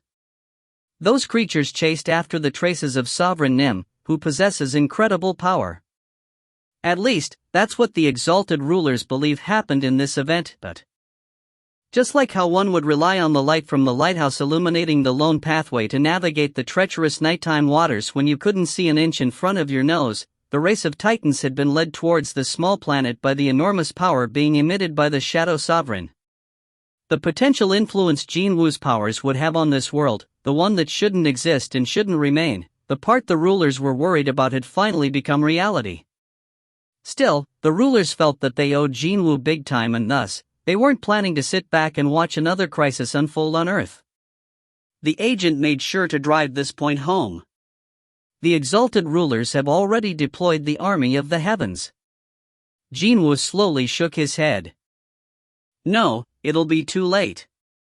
Even if they started creating a tunnel connecting from that side to here right now, at a bare minimum they would still need a good few years to get here. By then, everything would be over. In that case, I shall take care of it. My soldiers and I will stop those B***stards. Jin-Woo was fully confident of defeating these new enemies if they were on the level of being driven back by the army of the heavens. The voice of the Shadow Sovereign seemed to heavily press down on the envoy's shoulders and he nervously swallowed his dry saliva. Regardless which forces they were, none of them would prefer to have this man as their enemy. The ruler's agents suddenly felt pity for this race of Titans now. By the way, if this meeting wasn't to ask for reinforcements, then why were they even here? Jin-Woo replied as if he had seen through the agent's thoughts. What you asked me back then? I thought it's about time that I tell you my answer. I see. You were talking about that matter. The rulers made an offer to make available a location that the enormous power of the Shadow Sovereign wouldn't cause an issue. It seemed that he was able to come to a decision due to this crisis. The envoy nodded his head after seeing Jin-Woo's determination-filled expression. I understand what you're trying to say. As soon as this crisis is resolved, I'm remaining on Earth. Pardon? The envoy's brows rose up after hearing that unexpected reply. However, Jin-Woo's voice remained composed, with just a hint of a grin etched on his lips. You know, I still want to live here. He wanted to spend his time in this world populated by his family, friends, as well as others that he'd like to meet and talk to. After he ran into Association President Woo Jin-Cheol, no, Detective Woo now, he had finally realized what he wanted to do. Well, it's a bit cumbersome that he keeps calling me up so he can buy me food, but still. In any case, Woo Jin-Cheol was a good man. And that was precisely why that young detective being dragged around by him could carry a happy expression like that. I'd like to be with those people. Jin-Woo thought that he'd like to be by their sides and be able to laugh along with them. The envoy spied on Jin-Woo's smile and replied with a sheepish smile of his own. Actually, I was getting really bored with staying in this world, you see. What a relief this is. Now I can finally return to my world as well. 1 year since that day. If one said it was short, then it was, but if one said it was too long, then it could be, as well. The envoy's mission of remaining in this world to wait for the Shadow Sovereign's decision had finally come to an end. And seeing his expression, it was rather clear that the odds of him changing his mind were absolutely none. Well, then. While looking as if a load had been taken off his shoulders, the envoy stood up from his seat. He then bowed his waist towards Jin-Woo, no, the greatest hero who brought the War of Two Worlds to an end. I entrust this world to your capable hands. Jin-Woo stopped digging through his closet and scratched his head. This isn't good. He couldn't see a single piece of garment that could hide his face. But then again, he bought a hoodie and a baseball cap to hide his face riddled with scars he earned while working as a low-ranked hunter, so it was only obvious that they wouldn't remain anymore in the new timeline. Left with no choice, Jin-Woo decided to create the clothing he wanted. The black smoke quickly enveloped him and became thick like actual liquid, before transforming into a hoodie that he used to wear so much in the past. He pulled the hood up and stood before the mirror in his room. How long has it been, me in this look? He experienced renewed reminiscence of the time erased, as the reflection was like looking at his past self. His lips exposed below the hoodie curled up into a grin. Nice. With this, his preparation was over. And his figure slowly submerged into the shadow beneath his feet. Somewhere in the desert, west of the United States of America. The American government sealed tight the surrounding area and invited every expert they could get their hands on to this place, but in the end, every single one of them failed to come up with a meaningful hypothesis. I wonder.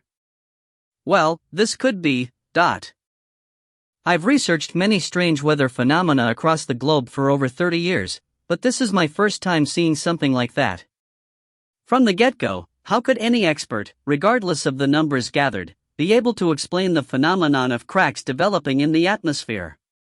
Crack, split. Even as they dithered about, the empty sky was slowly but surely breaking apart bit by bit. Understandably, the American defense forces surrounding this area just in case something bad happened were very tense right now. If one were to exaggerate the scale a bit, more than enough combat forces had been gathered here to literally blow away a foreign nation. The commander confidently spoke to the President of the USA. Even if something pops out of there, Mr. President, we shall take care of them. Yes, sir.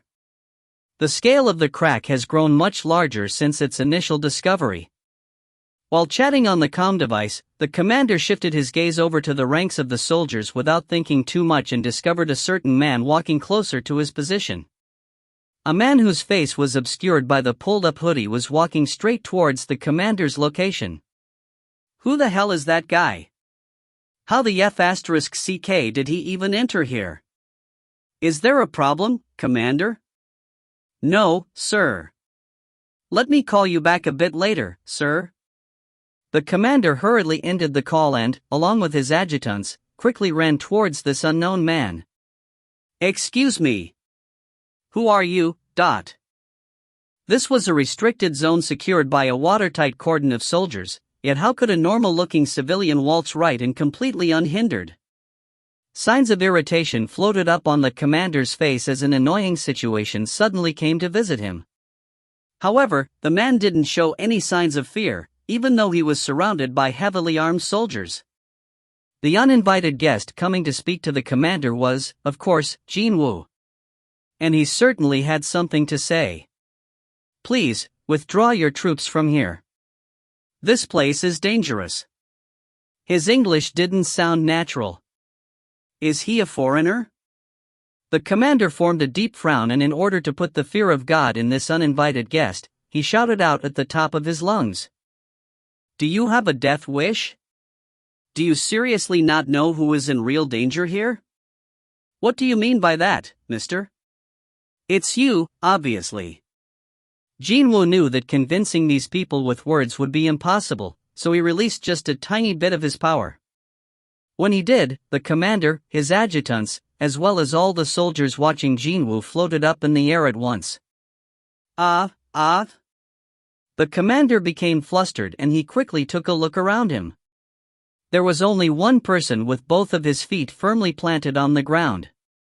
Not only that, the vehicles, various machinery and equipment, and even heavy tanks were floating over a meter in the air.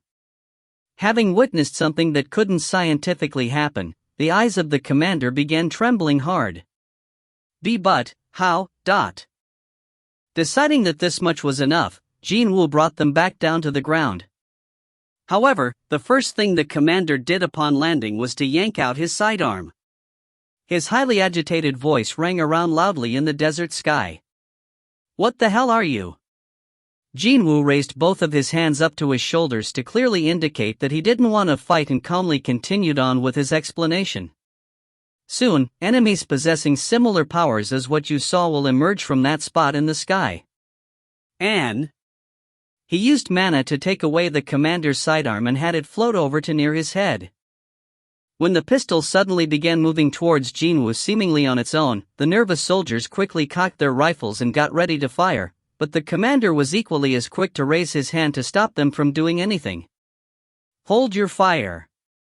While he was busy calming his subordinates down, Jin-Woo used the invisible hand to pull the trigger of the pistol now aimed at his face.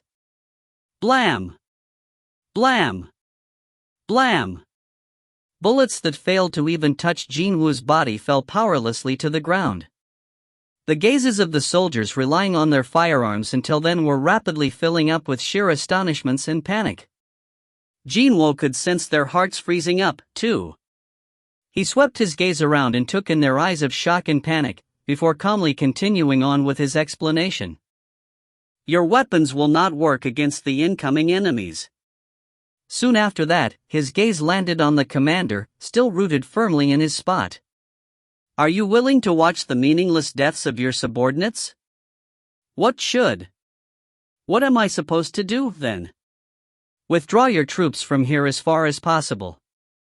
I shall be the only one to remain here." "You alone? Are you planning to fight against the enemies by yourself?" Him alone, was it? Jin-Woo didn't particularly feel the need to explain himself any further, so he just nodded his head. The commander shut his mouth and began weighing his options, but then suddenly, he yanked out his spare sidearm tucked neatly in the back of his pants and fired several shots at Jin-Woo. Blam! Blam! Blam! Blam! Every single bullet fired from the commander all tumbled to the ground powerlessly as soon as they reached Jin-Woo's vicinity. This man was a monster. No, at this point, wasn't he more like a character from some mythical legend, rather than a simple monster? The commander bore witness to the miracle that kept repeating itself and eventually lowered his weapon. He then spun towards his soldiers and shouted out loudly so that they could hear him. "All personnel, pull out. We withdraw from here, as quickly and efficiently as possible." The adjutants quickly relayed the commander's new order to the rest of the defense force. "Pull out, now." Pulling out. This well-trained army quickly distanced themselves away from the potential combat zone.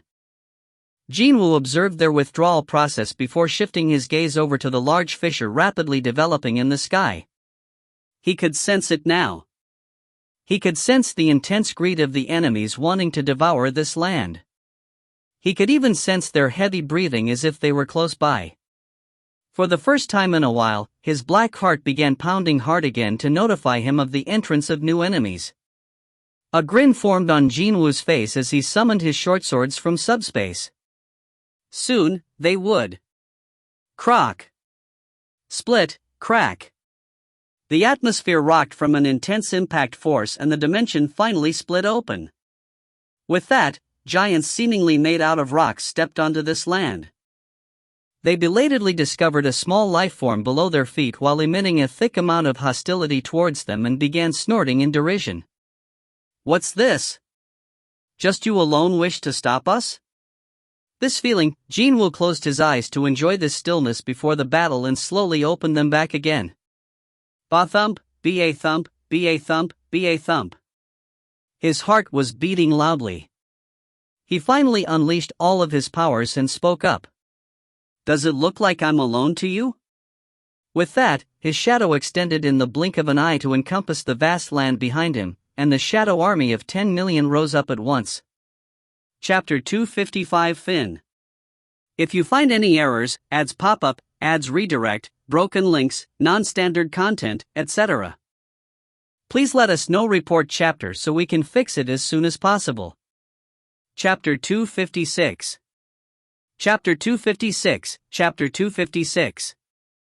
Side Story 13. 7. A Day in Fang's Life.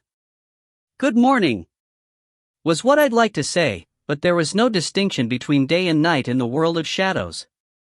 So, I simply stretched my limbs without saying anything after waking up from my nap. Yawn dash. The sleep one could get inside this place, the territory of eternal rest, was absolutely the best, no two ways about it. Honestly speaking, the majority of the Shadow Army's soldiers would spend most of their downtime sleeping until our liege summons us.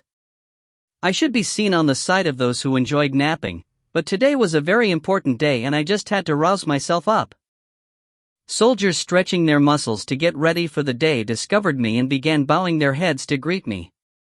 Oh, hello, Fangsnim. Sure. Good day to you, Commander Fangs. Right. I didn't want to show it, but heck, I couldn't help but feel good when this happened. I came under my liege's wings relatively early compared to some other soldiers, and after my various accomplishments were recognized, I now found myself in the position to command all the magic-wielding soldiers in the army. The hierarchy within the Shadow Army was determined by how trusted one was by our liege, and that was why ancient great dragons were paying their respects to a mere high-orc shaman like myself. My sovereign Nim, hooray! My exalted and great Shadow Sovereign Nim, hooray! TSK. I ended up shouting out 3 cheers towards my liege again today due to the overwhelming gratitude I felt. While feeling happy and content, I headed towards the portion of the army comprising of ant soldiers. Quite unlike other shadow soldiers, these ants didn't seem to enjoy napping and were always doing something, or rather to keep themselves busy. After finding me visiting their territory, they began bowing their heads in greetings. Ha ho hoo. I half-heartedly accepted their greetings and quickened my walking pace. If I were to be honest, I felt a wee bit scared by these ant soldiers, even though we were on the same side. Because, well, not only were they the most vicious and cruel of all the shadow soldiers, but they were also scarily diligent with their given tasks, too. Ki-eek. Ki-eok. Whenever these ants screeched out those sounds containing meanings that were lost on me, I couldn't help but flinch my shoulders just a little. If it isn't Baru Marshal Nim, just who would be capable of commanding this lot? Thankfully, Baru Marshal Nim in question must have read my mind, because I didn't have to walk far to meet him, who had graciously come out to greet me as well. When our gazes met, though, his shoulders began quivering ominously. Ki-hee-hee-hee-hee-het. E-hee-hee-hee. Ke-ha-ha-ha-hot. E-hee-hee-hee-het. We stood face to face while laughing to our heart's content. Judging from the expression on Barunim's face, a very satisfactory item must have been created. So, it was only obvious that a big smile would form on my own face too, as it was me who entrusted the creation of that item to him in the first place. Barunim quickly approached me and then showed me the item hidden behind his back. So, what do you think? I was so moved by my emotions that I ended up exclaiming out loudly. Ho! The item that I requested Barunim, who possessed excellent crafting skills, with its creation even at the risk of inconveniencing him. A robe with a hood attached that resembled what our liege wore not too long ago had been completed and was waiting for me. Ki-hee-hee-het. E-hee-het. I threw off the robe on my body right away and put on the brand new one Barunim handed over. The best. Was there a need for any other description than these 2 words? I couldn't control my overflowing, heightened emotions and addressed Barunim with an abashed voice. I can't even imagine how should I go about repaying you for this, Marshal Nim. K-e-h-he-het. How can I turn a blind eye to your wish to become more like our liege? As long as you're happy, it's all good. Yes, I am truly happy. So much so that I'm almost tempted to make it a duty of every magic soldier to wear this robe, Marshal Nim. Ke-ha-ha-ha-hot. You-wee-he-hate. Barunim couldn't control his laughter for a long time, but then, he fixed his gaze on me as if he had discovered something else. That thing. Wouldn't it be better to turn that item into a staff rather than walking around with it in your hand? What Barunim was pointing at was the bead of avarice I carried in my right hand most of the time. Phew. Does that mean I can entrust you for this one as well? I was sheepish, but still, I presented the bead, but Barunim raised his hand to stop me. I can't help you with magical artifacts. Unless you bring me a living kin of the bearded dwarves, then the story might change. Ah. I see. Since we're talking about it, how about entrusting the job with the bearded dwarves? They might be pretty terrible at warfare, but they are still talented artisans, aren't they? I rubbed my chin and pondered this dilemma, and eventually, nodded my head. That is a good idea, Marshal Nim. Ki-he-he-het. I bowed my waist 90 degrees to express my gratitude towards Barunim and his excellent work, before quickly making my way out of the ants area. This time, my steps took me to the area populated by my friends, the dragons. We grew quite close after comparing our firepower, you see. I explained to them my circumstances, and they willingly stepped forward to lend me aid. I chose the smallest of my friends and climbed up on his back. There was only one reason why I chose this guy. Well, I was cursed with short legs, so if I mounted a friend with a bigger body, I might have to suffer through the terrible pain of my groin being torn in half, that's why. Soon, my dragon friend flapped its wings and flew up in the air. I pointed in the direction where the bearded dwarves were residing. We were currently inside the world of eternal rest. It was wide enough to be called infinite, and on top of that, there were 10 million soldiers residing here, so some places could only be accessed after borrowing the abilities of my friends like this. Flap, flap. As the dragon friend flew rapidly to our destination, I sneaked a glance below us and oh boy, there sure were lots of soldiers below us. There is. Grand Marshal Nim. Slap, slap. Stand up straight, Titans. Currently, Bellion Grand Marshal Nim was using his long sword that could be manipulated by one's mind like a whip to properly re-educate the newest additions to the army. The newbies must have been fairly renowned back in their own world, and that resulted in them still being influenced by their old habits, which meant that Grand Marshal Nim would have to strictly discipline them for a little while longer. Ah! Bellion Nim discovered me and my dragon friend in the air and waved his hand at us, necessitating me to hurriedly bow my head to him as well. After we flew past the location of the newbie training area, I spotted Ygritte Nim. He was so immersed in studying that he failed to notice a dragon flying above his head. We couldn't disturb Ygritte Marshal Nim when he was being like this, so we did our best to get out of there as quietly as possible. Kiok, dot. Once we put the areas with Marshal Nims behind us, my dragon friend unfurled its wings even wider and increased his speed. A truly wonderful scenery greeted us.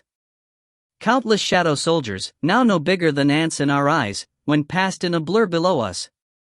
Soldiers that were asleep, soldiers that were in the middle of training, soldiers noisily chatting away, soldiers playing cards to while away time, and even those soldiers busy grabbing at each other's collars, their voices getting louder still.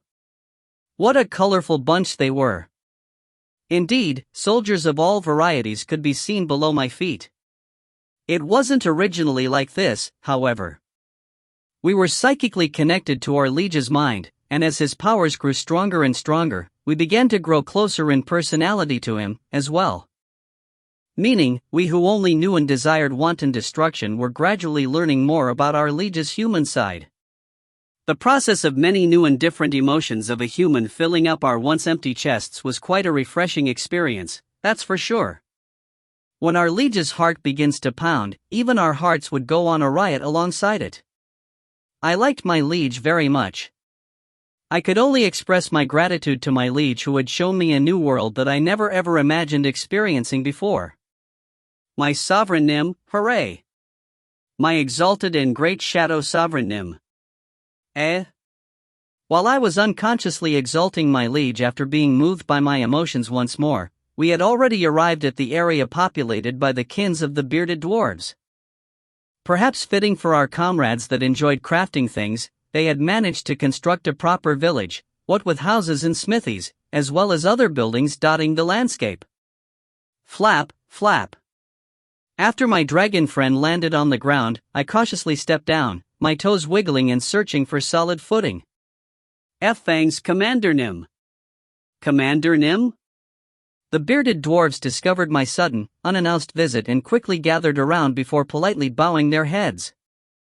I was pretty sure that they were flustered by my presence, since it would be very rare for a commander to come visit this far-flung frontier area. I politely explained what my situation was to these very courteous folks. When I was finished, their elder replied with a bright expression. "Ah, I see. Please, leave it to us." As a matter of fact, we were troubled by the fact that we couldn't find a good place to use the divine timber our liege had bestowed upon us. Ho-oh!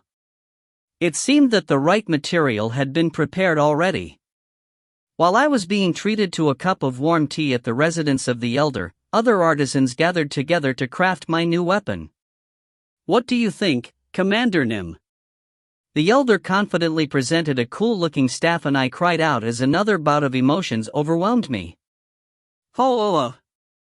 I had no choice but to carry around the bead of avarice in my hand, but that beautiful thing glowing in bright crimson hue was now decorating the end of this great staff. Very good. It's wonderful. My mood lifted up so much that I almost flew away from there. And as I took hold of the staff and assumed several different poses, the corners of the elder's lips curled up. The word wonderful would better suit the robe you're wearing right now instead of the staff, Commander Nim. You wee hat. I see that you two have a great sense of fashion. I was able to leave the residential area of the kins of bearded dwarves in utter satisfaction. I watched them wave their hands to bade me goodbye and raised my thumb up real high as my reply.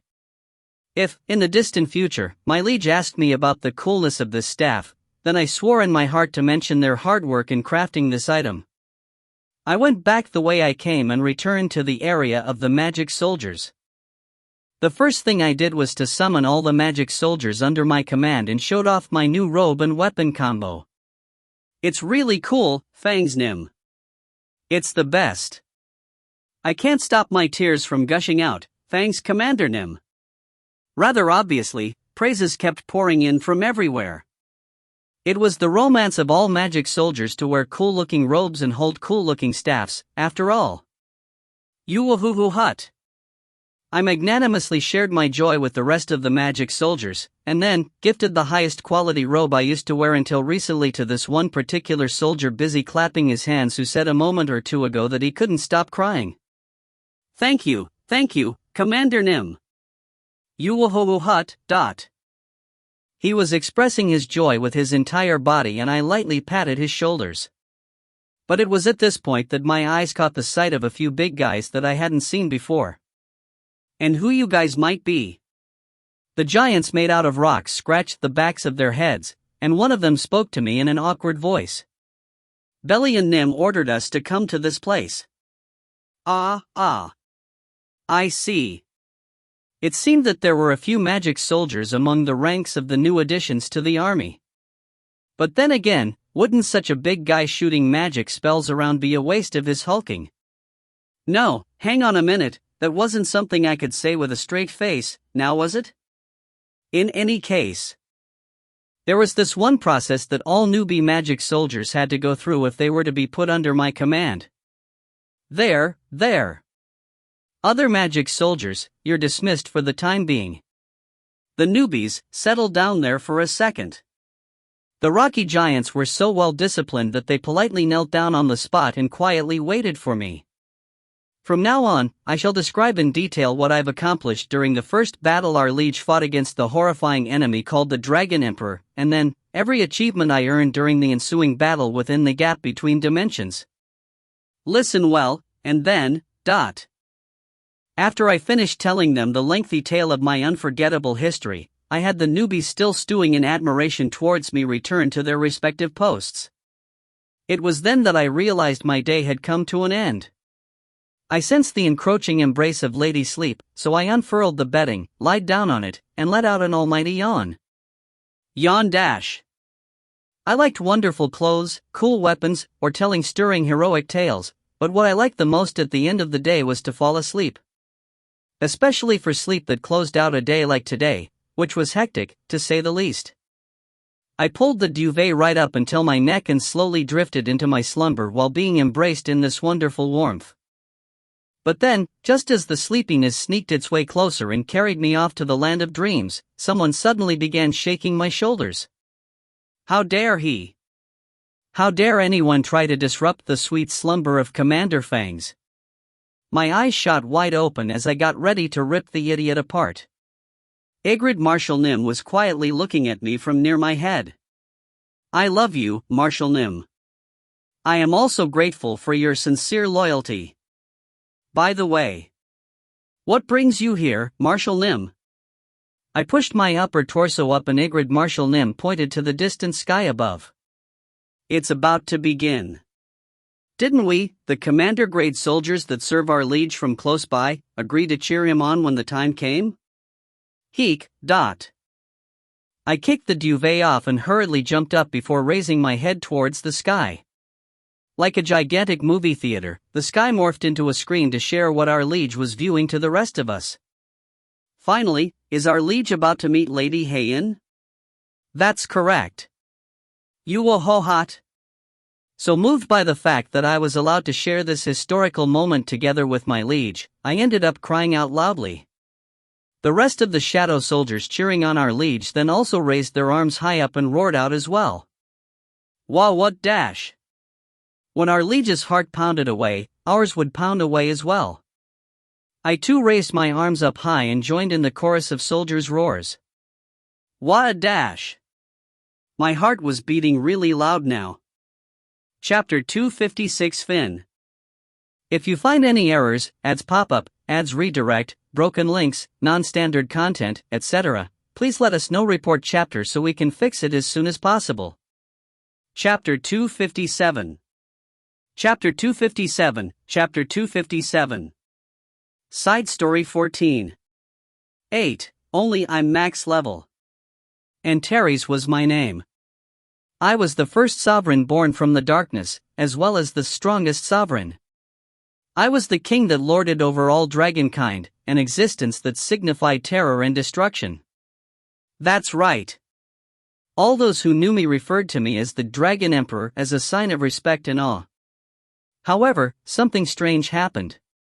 On a certain day, as I was getting ready to invade the planet called Earth alongside the 10 million strong soldiers within our hideout inside the gap between dimensions, I opened my eyes to discover that I was now occupying the body of a human being. And rather inexplicably, I seemed to have retained all the memories of this human, as well. I quickly found a mirror in the corner of the room and took a look at myself, only to emit a shocked gasp. What's this? Why does this human's face look so feeble? Ha, how pitifully pathetic this man was. The name of this human was Seong Jin-Woo, a young man acting as a rank E hunter in a nation called the Republic of Korea. It seemed that this human never gave up on being a hunter, even though his pathetic level of abilities drove him to the moments of near death quite often. His reason is his mother's illness. Just as I began thinking to myself that such a measly little illness would be healed in an instant with my magic, the human's mobile phone suddenly began vibrating loudly. VRRR. VRRR. I discovered the miniature electronic device angrily vibrating on top of a desk and picked it up. When I did, I was greeted by an urgent female voice coming from the other side of the phone line. Sung Hunternim, where are you? It's almost the raid time, yet you still haven't arrived yet. I tried to match this voice to the memories of my human body and soon came across a result of a Hunters Association employee. Oof. I was thinking of ending this call, which was answered purely out of this body's habitual reaction, but then, what this female said towards the end got on my nerves somewhat. Are you going to be late again? Being late. The action of failing to meet the promised deadline because one lacked the ability to arrive on time. Meaning, this female just dared to ask me, the mighty Dragon Emperor and the personification of omnipotent powers, that I do something which was the very symbol of incompetence. Since this was completely unacceptable, rage quickly filled up my eyes. You? Where are you right now? What do you mean, where? We are right in front of the gate, you know. And why did you suddenly stop using the polite speech all of a sudden, Seong Jin-Woo hunter-nim? I concentrated for a bit to find the exact location where this insolent female was speaking from. My sensory perception spread out to envelop the entire city, and soon enough, I found her coordinates. Found you? Pardon? What do you mean by you found? Click. The location was about 11 kilometers away in the human distance measuring system, and since it wasn't too far, I ran with all my might and arrived there in only a couple of seconds. And then, I stopped right in front of that female association employee as she began lowering the phone away from her ear, now that the call had been disconnected. Now, am I still late, woman? H. Hunter Nim? Perhaps she had sensed just a tiny fraction of my limitless power, because she began backpedaling with a deeply frightened expression etched on her face.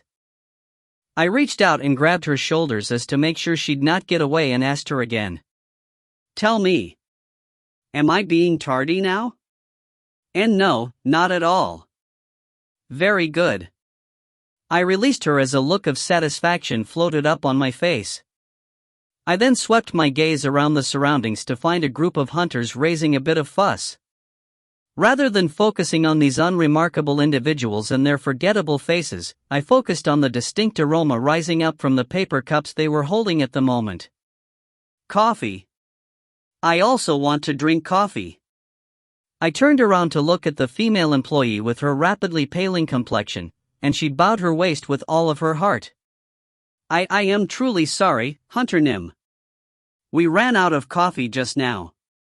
It's not an issue. Pardon. Even before she had the chance to raise her bowed head, I walked over to the closest human and snatched his paper cup away. What are you doing? Gulp, gulp. I swallowed the sweet liquid in one go and formed a crumpled expression, causing the flustered man who lost his coffee to me to jump up in fright and quickly flee from there. Ha ha. The one possessing great powers would take away what the weak possessed. That was the way of the sovereigns. It seemed that such logic also applied to humans, and that certainly made me feel rather refreshed. Mr. Song. Isn't he acting a little bit weird today? Yes, his eyes today are a bit. Well, I've been getting this really creepy, eerie feeling from him since he showed up here, Other hunters were murmuring amongst themselves behind my back, but there was no reason to pay heed to the opinions of these lowly humans anyway, so I outright ignored them. There. Since everyone is here, let's get started. While the hunters began stretching their muscles to get ready for the raid, I shifted my gaze towards the gate that these people were scheduled to enter. That place, it was quite suspicious. The gates that appeared on Earth were, without a doubt, the ploy of the rulers, yet. Why was I picking up the aura of a sovereign from there? There was a need to investigate this. I glared at the gate with eyes as sharp as a hawk and stood behind the hunters getting ready to enter. I'm coming along. Oh, of course, you do need to come with us, Hunter Song. Perhaps they too had detected the eerie, chilling atmosphere oozing out from the interior of the gate, because the hunters were forming flustered expressions as well. I accompanied them and stepped past the portal. Pow, bang, boom, thud. As I began pummeling the fake monsters placed here to hide the real purpose of this dungeon into oblivion, other hunters began showing me their respect. Isn't Mr. Song acting seriously weird today? No, well. Maybe the monsters of this dungeon are just too weak. But, I can't see his movements. My eyes can't follow Mr. Song at all. I took care of all the monsters in an instant and finally discovered a suspicious entrance. We go through here.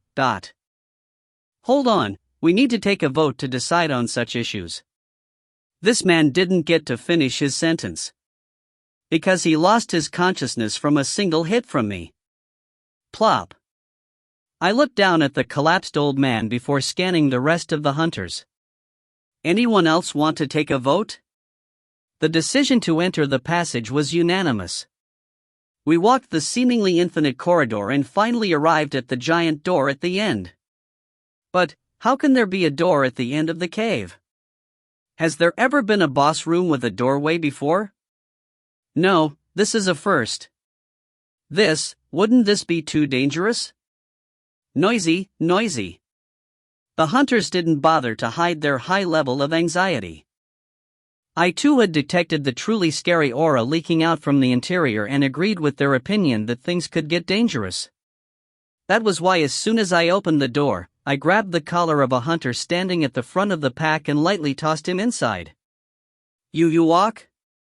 The thrown idiot flailed about unsightly on the floor, but contrary to initial worries, nothing happened. Only after confirming that it was safe to enter, I strode right in. The vast open interior waiting for me was decorated like an ancient temple. What is this place? Other hunters belatedly entered behind me and began searching around, but they were wasting their time doing that. I closed my eyes for a brief moment and focused my senses. Soon, I discovered the B** that was basically the true puppeteer of this place. It's that one over there. Hunters quickly gathered in front of an angel statue holding a stone tablet that I pointed at. Looks like something is written on the tablet? It's the rune letters. It seemed that a hunter capable of reading the rune letters were not present among us, so I read it out loud for them, instead. The laws of the Karutanon Temple. When I did, though, someone suddenly pulled at my arm. I looked behind me only to find a young girl with a completely pale complexion standing there. The god statue over there, it. Unhand me. I shook off the girl's hands and continued to read down the stone tablet. 1. Worship the god. 2. Exalt the god. 3. Prove your piety. Those who do not keep to these laws shall not leave this place alive. It was at that exact moment 2 beams of crimson light shot out from the eyes of the gigantic god statue sitting in a corner over there. ZZing dash. I didn't even bother to dodge or block those beams and simply stood up proudly to clash face to face with the attack. You dare to belittle this emperor with so little power? I ridiculed the destructive power of the beams that didn't even come anywhere remotely close to that of the breath fired by an ancient great dragon, before stepping forward to display what true destruction looked like. Quaha dash dot. The breath of destruction fired out in a straight line from my mouth completely blew away the head of the god statue. Now that is true power. That served as the starting signal. The statues lining up the walls of the temple like some decorations began rushing towards me while ignoring other hunters. Kohahahaha. What a bunch of arrogant dolls. With nothing but my bare hands, I began smashing apart the heads of the statues pouncing at me one by one. Boom. Bang. Boom. Quadjeek. Kaboom. Too slow. So slow. Hunters quickly lowered themselves to the floor in order to dodge the debris flying all over the place. Some of them even began crying out, too. Why? Why does it feel like there was another way? What was up with those laws or whatever just now? Even before their desperate cries could come to an end, most of the statues were turned into nothing more than shattered rubble by my hands. It was only obvious, but well, they didn't even serve their role as a proper warm-up for me. Is that all you have? The angel statue with the stone tablet suddenly rose up from its seat and loudly shouted out, perhaps incensed by the fact that all of its careful preparation had been rendered useless by my power. Why you be ****, just what is your item? Silence. I yanked the spear loose from the grip of a broken statue and threw it straight at the angel.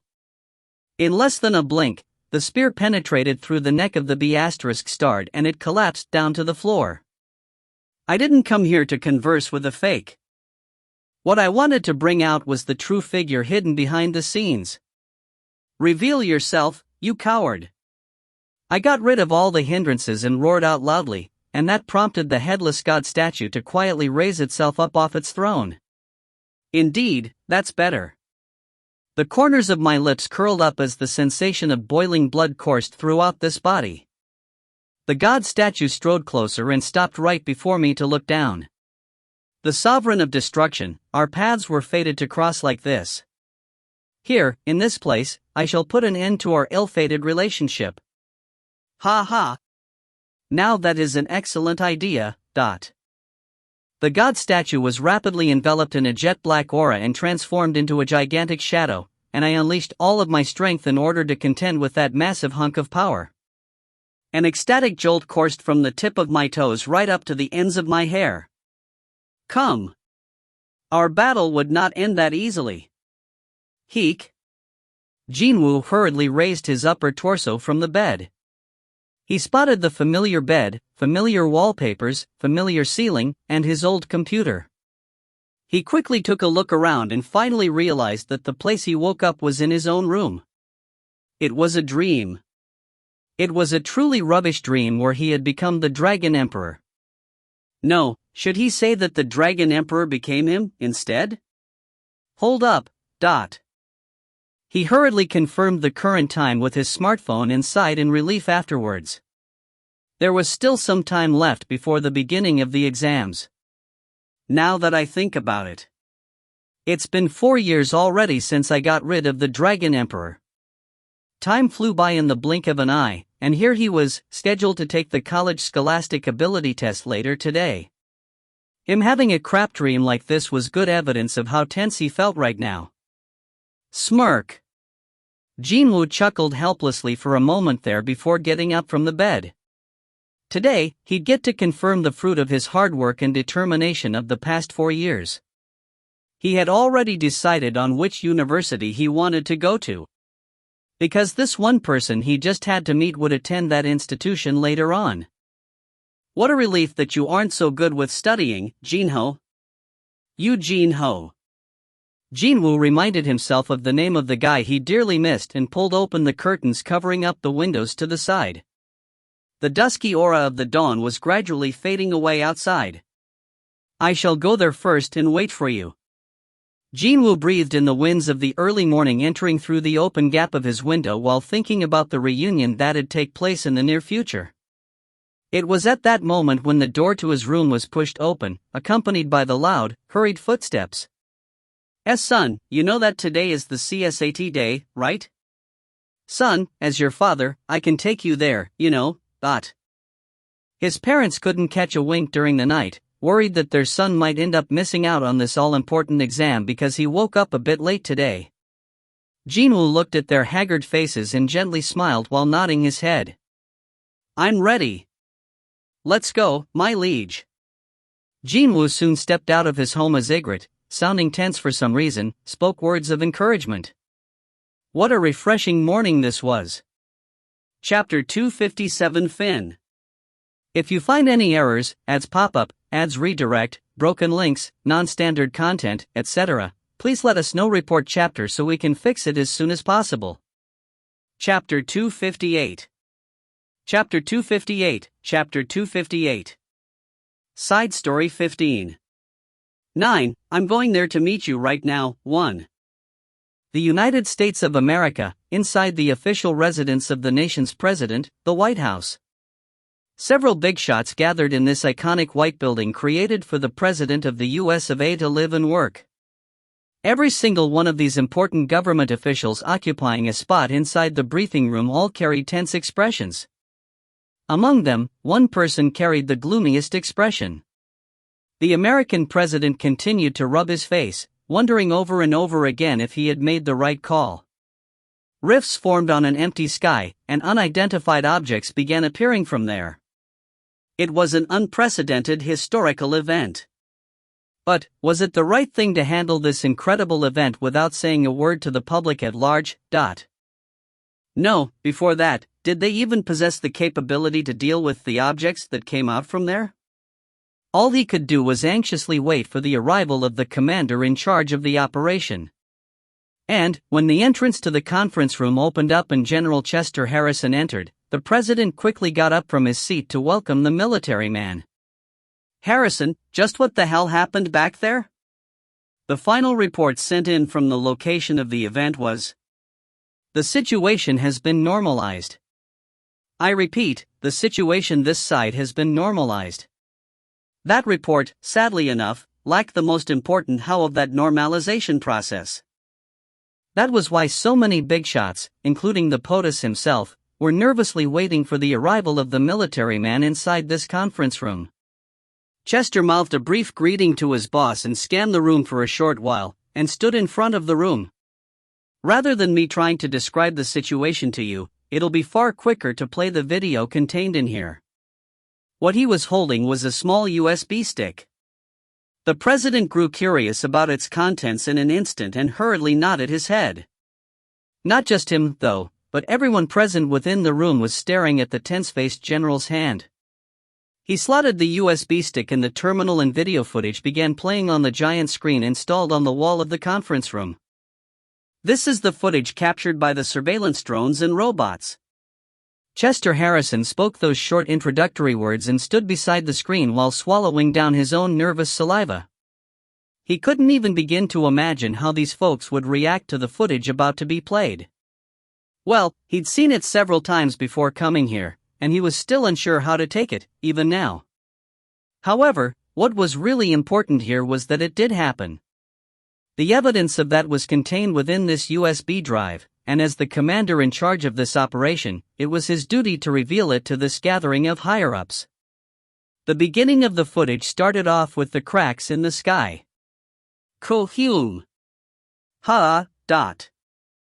Several gasps of shocks came from here and there as giants seemingly made out of rocks emerged from the rift reminiscent of dimension itself shattering away. If it weren't for the heads-up they received in regards to the existence of those bizarre creatures, the inside of the conference room would have descended into pure chaos by now. But the truly shocking scene happened after that. In front of terrifying giants, one so scary that you'd forget to even breathe while looking at them, stood the lone figure of a person. Judging from his body size. A boy? An East Asian, maybe? The Secretary of Defense couldn't hold it back anymore and pointed at the screen while asking his questions. That man. Who is that man? Where were our troops, Harrison? And why was there a civilian standing in the middle of those creatures?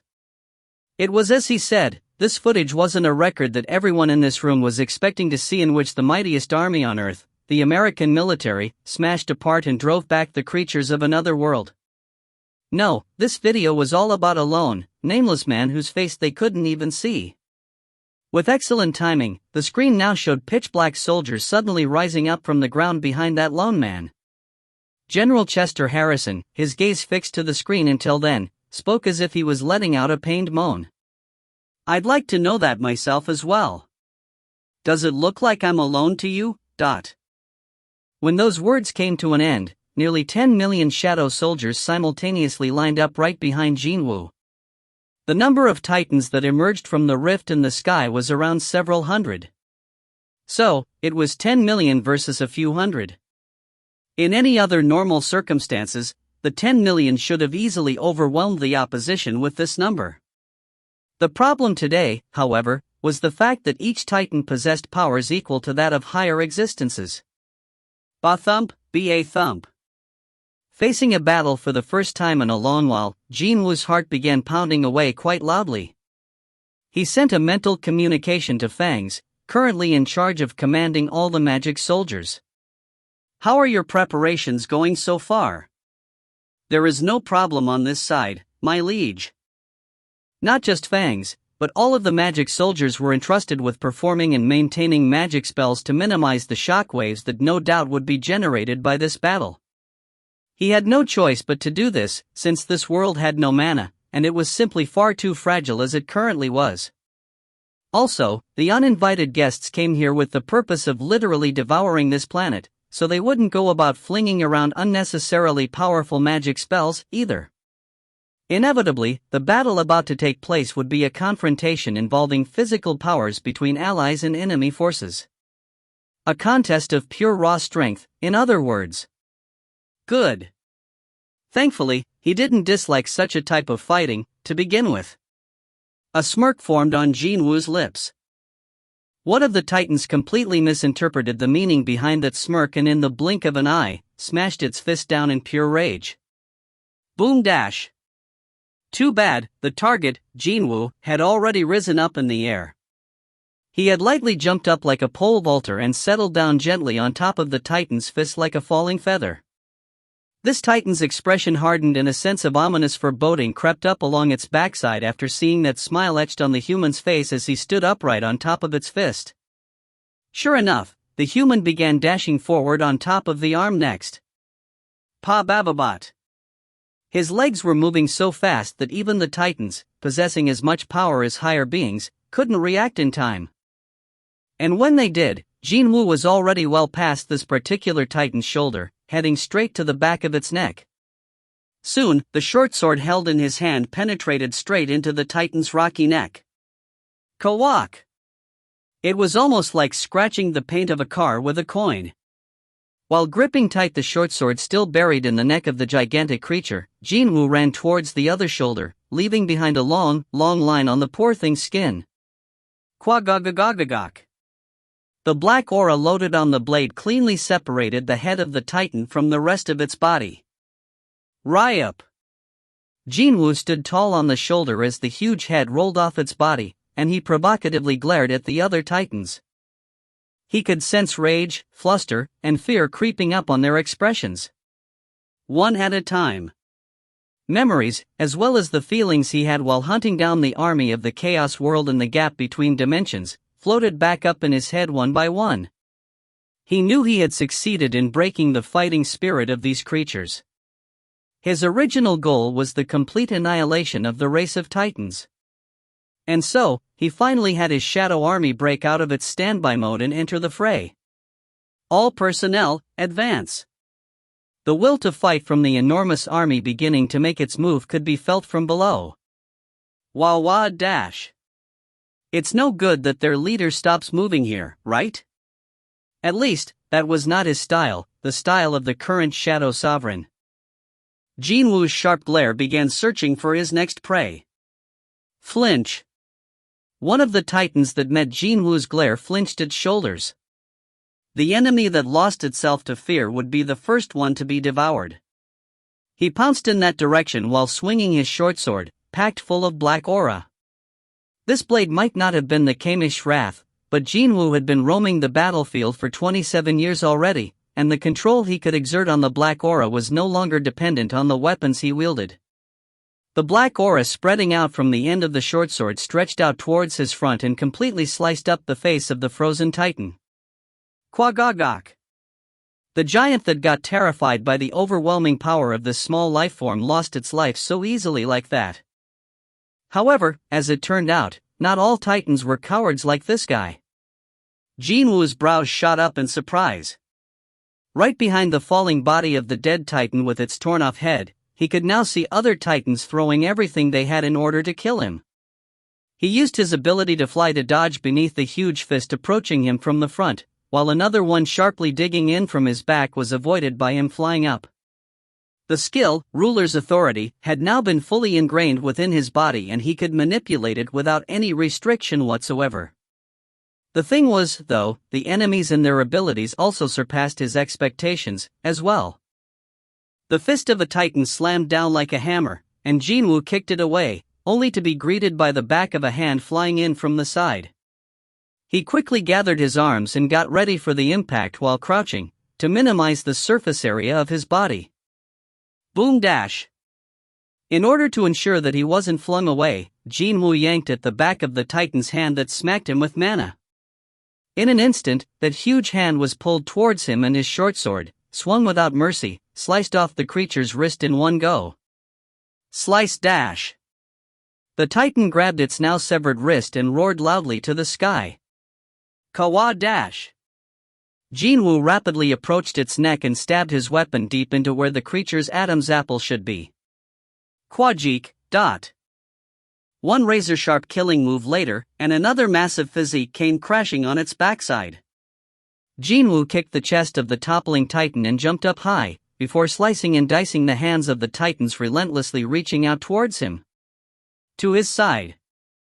He dodged the edge of the Titan's hand, swung with all of the creature's might, by flying up, which in turn helped him to find enough leeway to take stock of the current situation. In that briefest of moments, Titans keeping close to his position crashed into him with their shoulders from both sides. Boom dash! Trapped between the two humongous shoulders, Jin-Woo extended his hands to stop himself from being squashed and then shoved both of the Titans away with his raw physical strength. Like an unbelievable lie, those two huge figures were pushed away from him. Ko-Hume! How could he, with such a small body of his? While there were Titans freaking out over the fact that they lost out in the contest of strength, there was also another Titan who was smashing down with its arm as if it was waiting for this precise moment. While the palm swung downwards viciously as if to crush a bug to death. You dash! Jin-Woo spat out mana with a terrifying roar to deflect it away. The Titan got flustered by the invisible hand suddenly shoving its arm away, only to belatedly realize something. It realized that there was a massive black fist flying straight in its face. KWA boom, dot. The black aura concentrated on Jin-Woo's right hand morphed into the arm of a giant before cleanly blowing away the head of the Titan. Soon, he transformed into a giant himself by enveloping his body with the black aura and proceeded to mercilessly destroy the Titans around him. Like a group of starving wild beasts, the giant shadow and the Titans made out of rocks went on a crazed melee of pure chaos and confusion. The end result came out pretty quickly. Right in the midst of the Titans kneeling and collapsing to the ground, the black shadow giant standing tall was busy crushing an arm made out of rock with his pure physical strength after ripping it off from one of its victims. Woo-doo-dook, dot. Maybe they finally had enough of Jin-Woo's fighting spirit. The Titans surrounding him began backing away one step at a time. Jin-Woo scanned his enemies with puzzled eyes, but then, a Titan even bigger and sturdier looking than all the rest confidently strode out from among them. Strangely enough, though. Ho-oh! The one to actually speak was a rather small lifeform standing on the shoulder of this particular Titan, instead. I now see that even a small planet on the outskirts of the universe can contain a pretty useful talent. It was a humanoid made out of rocks that looked like a miniaturized version of the Titans. It threw a rather insidious grin in Jin-Woo's direction. However, the mere fact that you need to increase the size of your body in order to enhance your power is a sure sign of how primitive your species is. On the contrary, we, the Titans, decrease in size when we need to fight with everything we have. The talkative creature had both its hands reach out before pointing back at itself as a wide grin formed on its face. Foo hut. Of course, such a thing is only possible for the greatest warriors of the Titan race. It was then. Jin-Woo was forming an expression of ridicule as he listened to the fool talk, but then, his head quickly snapped to the side. Flash! With excellent timing, a streak of crimson light flew in from behind Jin-Woo and utterly erased the so-called greatest warrior of the Titans from existence. It was fired by an ancient great dragon, which was currently being ridden on by Belian. The Grand Marshal asked his boss in a bit of fluster. My liege, were you perchance conversing with that creature? Jin-Woo shook his hand to show that it was all good and shifted his gaze towards Belian. You know, these guys seem to be way too arrogant for their own good, so it looks like you'll have to pay them extra special attention later on. Please leave it to me, my liege. The trusty Grand Marshal bowed his waist politely before flying away to somewhere else, and Jin-Woo took a sweeping look at the remaining Titans. Most of the invading rock giants' higher-leveled combatants had been destroyed by Jin-Woo, and as for the remaining ones, they were being overwhelmed by the black tidal waves created by his shadow soldiers. Kawak dash! Kawak! Loud screams spat out by the giants made out of rocks completely filled up this nameless stretch of the desert. Utter silence. Could there be any other words that could better describe the current atmosphere pervading within the conference room? As if someone doused the entire room in icy cold water, it was eerily quiet in there. The POTUS had become completely speechless after watching the footage. However, he did eventually regain his voice, albeit with great difficulty. That man. Have you uncovered his identity yet, Dot? The general shook his head in silence. The true monster capable of toying with those scary-looking monsters ended up saving the United States of America without anyone even realizing it. No, maybe the entire world. Unfortunately, if you flip the notion of a power capable of saving the world on its head, it also implied that the same power could destroy this world, as well. The president realized that uncovering the identity of that mystery man, at the very least, should be their top priority and asked the big shots present within the conference room. Is there any way to uncover and confirm the identity of that man from the footage? Anyone? They began offering up their opinions here and there, but they all agreed that it was realistically impossible to do so. But then, indeed, it may realistically be impossible. When we are talking about realistic means, that is, sir. The director of America's Central Intelligence Agency, David Brennan, raised his voice. The president quickly looked at him. Is there something you'd like to tell us, Director?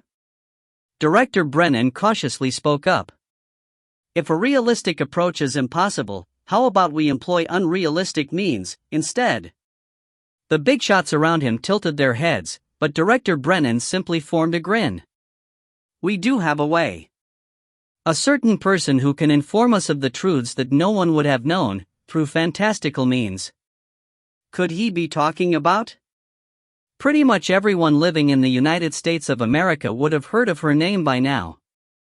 It was an open secret within the world of politics that she had been maintaining a special relationship with the CIA. The president recalled her name and his brows shot up. What you're saying is? The director replied confidently.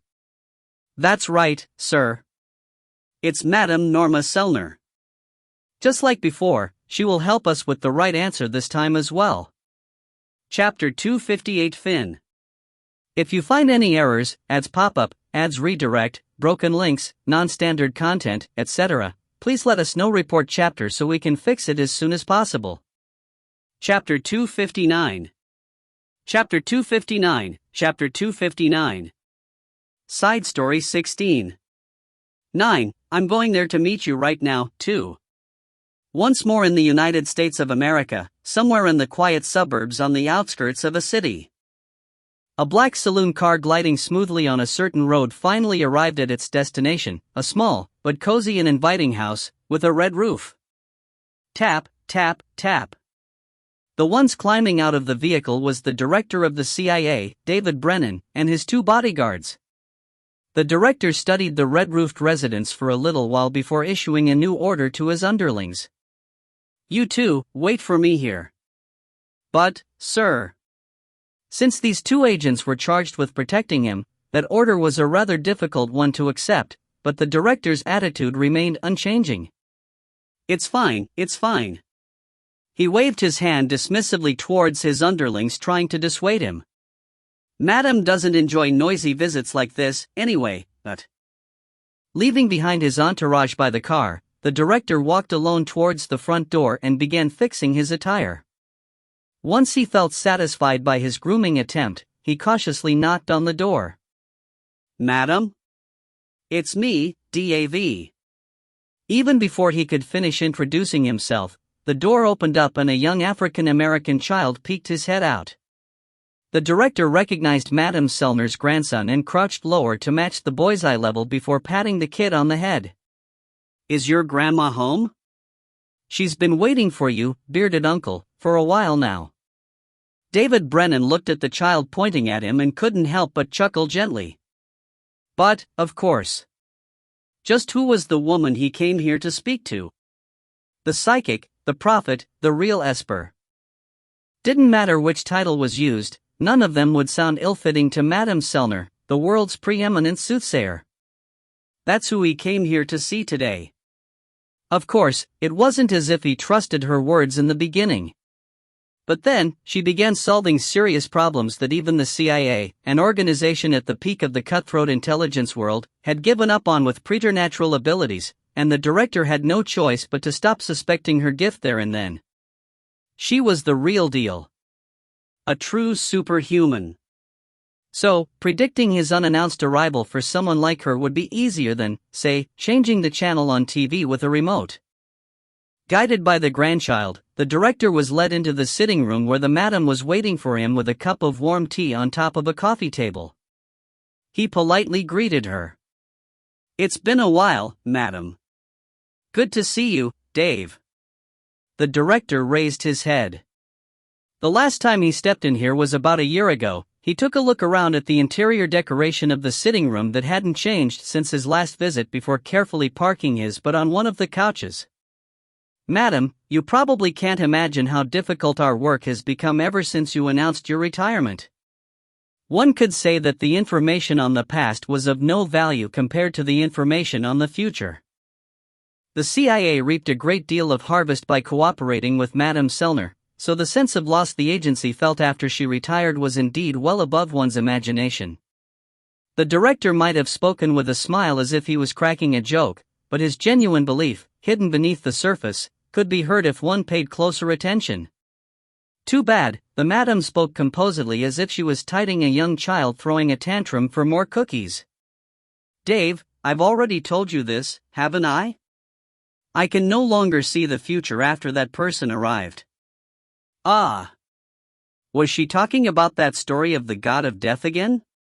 The director could only smack his lips wryly at the exact same answer she gave every time he asked her. It was the story about how her powers became useless after an existence powerful enough to twist destiny as he saw fit had descended to this world. The director forgot what he wanted to say next after remembering her reason for retiring, one that defied one's attempt to understand through logic. And so, silence weighed down between these two people. David Brennan wondered how he should go about breaking this awkward atmosphere before his nose picked up on the enticing aroma of food. "Madam, were you in the middle of a meal?" She slowly shook her head. "Actually, I have been entertaining another guest." "Ah. I see." She didn't enjoy meeting with people, yet she was with another visitor. The director tilted his head slightly, but soon enough, made up his mind to stop beating around the bush. The smile on his face vanished next. "In that case, I shall get right to the point and get out of your hair as soon as possible." When he said that, though, the madam replied as if she was waiting for him. "The answer to the first question is a yes, and for the second one, a no. Hang on." The director could only form a flustered expression when his questions were answered even before he had a chance to say them out loud. She grinned refreshingly. "You wish to ask me how I knew about your questions if I can't see the future anymore, am I wrong?" "Well, no. Dave. The answers you seek from me are actually the matters of the past. I simply took a glimpse at a portion of the past and provided you with a suitable answer." Oh. The director nodded his head, a soft moan leaving his lips. She carefully continued on. "Well, then. Shall I provide you with proper answers to your questions?" David Brennan pulled out a handkerchief and dabbed the sweat on his forehead. "Of course. Please go ahead, madam." She then began with her explanations. "That's right, Dave. I know just who it is that you wish to find out about." Her answer to the first question was yes. However, her answer to the follow-up question was no. "Unfortunately, I will not divulge any information on that person to anyone." "But, madam." The director's voice suddenly grew louder. He wasn't trying to threaten her or anything like that. It was just that his agitation got the better of him and he ended up shouting out. "If it's you, madam, then you should already know what he has done. We can't just let someone like that run around without a respo." It was at that moment that the madam herself shouted out as if she couldn't hold it in anymore. "I'm choosing not to say anything precisely because I know." This must have been the very first time seeing her like this. The director didn't know what kind of expression he should form now after being confronted by the madam's angry expression for the first time ever. Too bad for him, though, her angry voice didn't stop there. "Director, are your eyes just for decorations?" "Madam." Didn't you see the footage contained in that USB drive, then? Indeed, he did see it. He saw the sight of a single human being not even taking a step back while standing up to those frightening giant monsters. The power that man possessed was scary and incredible, but it did rescue humanity back then. Would you believe me if I told you that event wasn't the first time? The madam formed a serious, nay, a grave expression, and the director's own expression froze up instantly. There was another incident like that in the past? The moment the director thought of humanity facing extinction-level threats multiple times in the past without him knowing about them, his entire body began shuddering uncontrollably. But when he pondered it some more, he realized that such a case wasn't so surprising anymore. Even this event had been classified as a top secret by the US government and, besides an extremely small number of people related to the matter, no one else knew just what happened or who did what on that particular day. If that was the case, could he really come out and say with full confidence that no similar things happened in other countries as well? Perhaps, just like what Madame has said, that man really. The director rested his chin on his hand and began pondering something else before raising his head. No, I trust you, madam. He only knew her for around 3 years, but for some reason, he'd sometimes get this feeling that he'd known her for a far longer time than that. That was perhaps the reason why he felt this sense of trust in her. One based on absolutely nothing but his gut feeling, really. The madam nodded her head in reply. The director cautiously asked her another question. That man from the footage. Can you assure me that he's not a dangerous individual? She answered him without a moment of hesitation. Yes, I can. He nodded his head again, alone this time, and as if he finally came to a conclusion, raised his head. In that case, I understand. I shall pretend that I never heard you talking about that man. The director rose up from his spot while forming a rueful but relieved face. Well, then. He bade her a short goodbye and turned around to leave, but her warm voice stopped his feet from taking another step. Dave, I baked some cookies. Would you like some? Oh.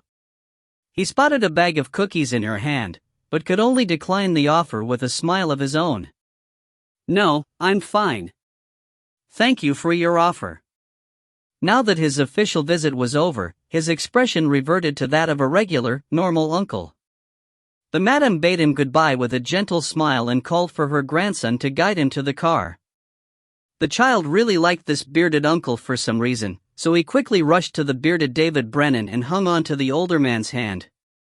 I shall come again sometime later, madam. Be careful on your way, Dave. The director, his hand still being held tightly by her grandchild, finally left the residence, prompting the other guest hiding on the other side of the sitting room to emerge into the open. Ha! I don't like that old man. Hey, Grandma, should I go teach him a lesson for you? He was a giant of a man with slicked back blonde hair. He took a handful of cookies out from the bag in Madam's hand and shoved them inside his mouth. Thomas, I thought your competition license will be revoked if you caused another incident outside the ring? Thomas grinned sheepishly and chewed on the cookies that filled up his mouth. Crunch, crunch. Well, that is. This man was none other than Thomas Andre. Not many people knew that the current heavyweight champion of the UFC was one of her very few friends that she chose to keep. If the reporters learned of this fact, they would jump up and down in sheer madness while clicking the shutters of their cameras non-stop. He emptied out the bag of cookies in the blink, but that didn't seem to fill him up at all, so he took the bag itself and tossed the cookie crumbs down his gullet next. When he was finally done, he opened his mouth to speak.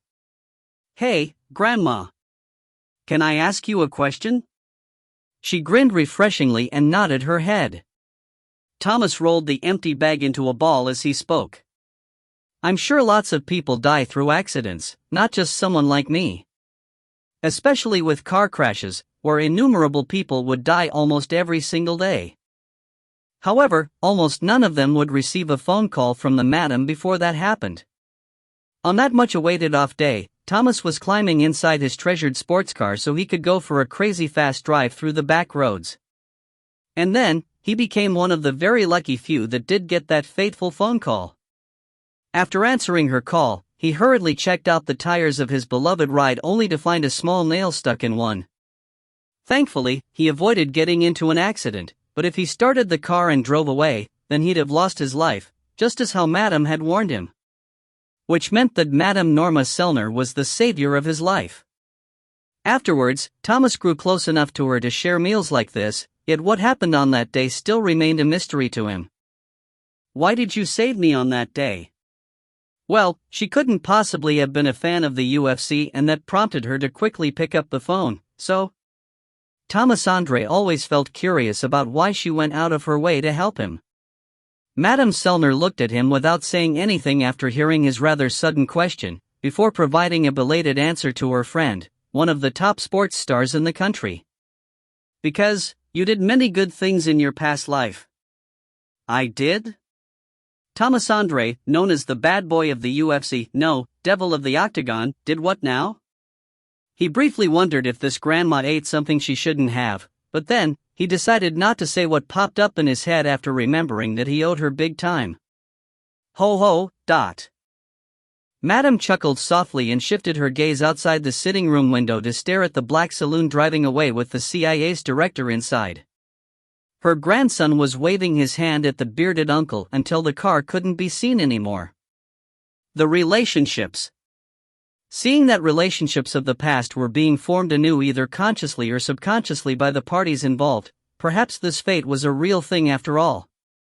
That's how she felt right now. After confirming that the director was gone for sure, Thomas plopped down on the very spot on the couch where the leader of the CIA once Saturday. "All right, then. Just what did the man in the video do that an uncle like him came to see you, dot?"